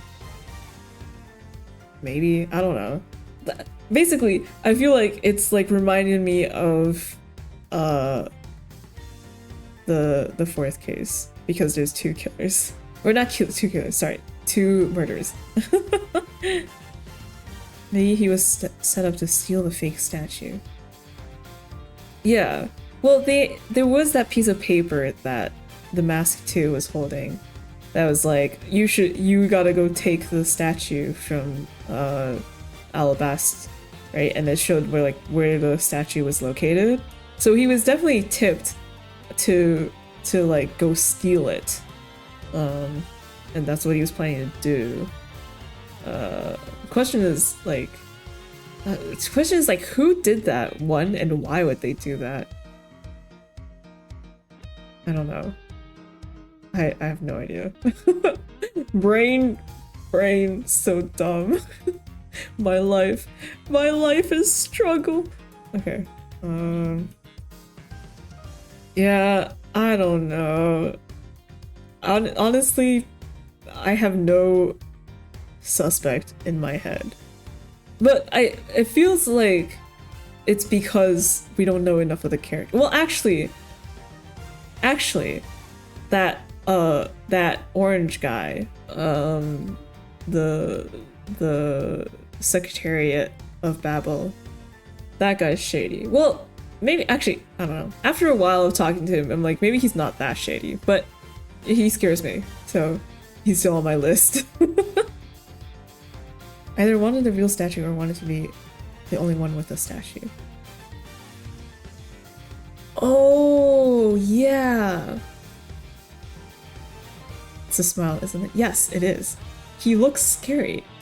Like, you know, Ace Attorney, they're very, like, character design wise, they're very good at creating like a character that you're like, oh, okay, I know exactly what this guy's like. Have you seen Damon Gant? The moment Damon Gant walked onto the screen, I was like, that guy is evil. That guy's crazy. That guy's awful. You know. You know, the moment they showed fucking Dahlia Hawthorne, I was like, this bitch is evil. It's like something about the vibes. The vibes are exactly like that. I don't know.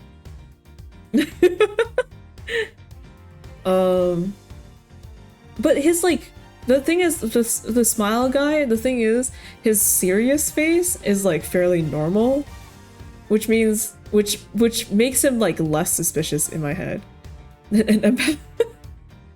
Which makes him like less shady, you know, like his not smiling face is just kind of normal. And I was like, oh, maybe he's just someone who's ruined by having to put on a customer service persona or something, right? And he's not actually evil, he's just burdened by modern day struggles.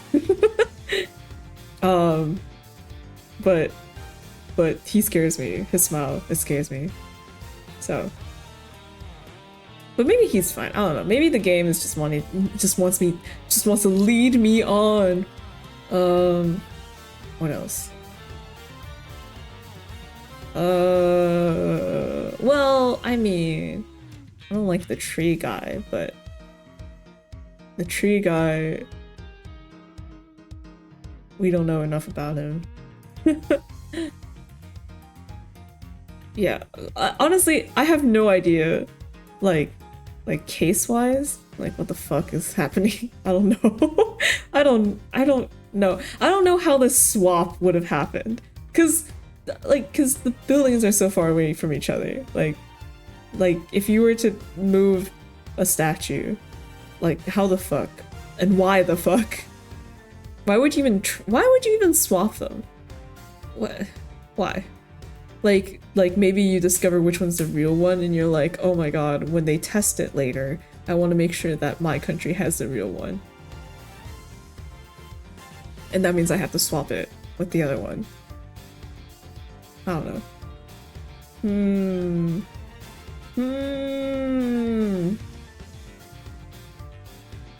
Probably.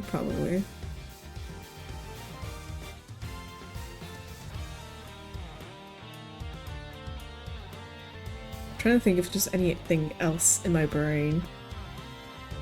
No. I'm somewhat glad that we got to see Larry again, but still ticked off. And I'm not happy that we saw Oldbag again. 2 times in one game is too much, Ace Attorney. That's just cruel. That's just mean. That's just a theory. A game theory. Yeah. I do know that in the future, I think it was DLC for DLC for what again? DLC for Spirit of Justice. The third Apollo Justice game. Larry does show up again in DLC, and he's like a picture book author. And like in like a somewhat successful one too. He's in like a better suit and everything. So like he went back to drawing after giving it up during Ace Attorney Investigations, which is interesting. He went back to Laurie Stoneham. He keeps flipping around. Larry.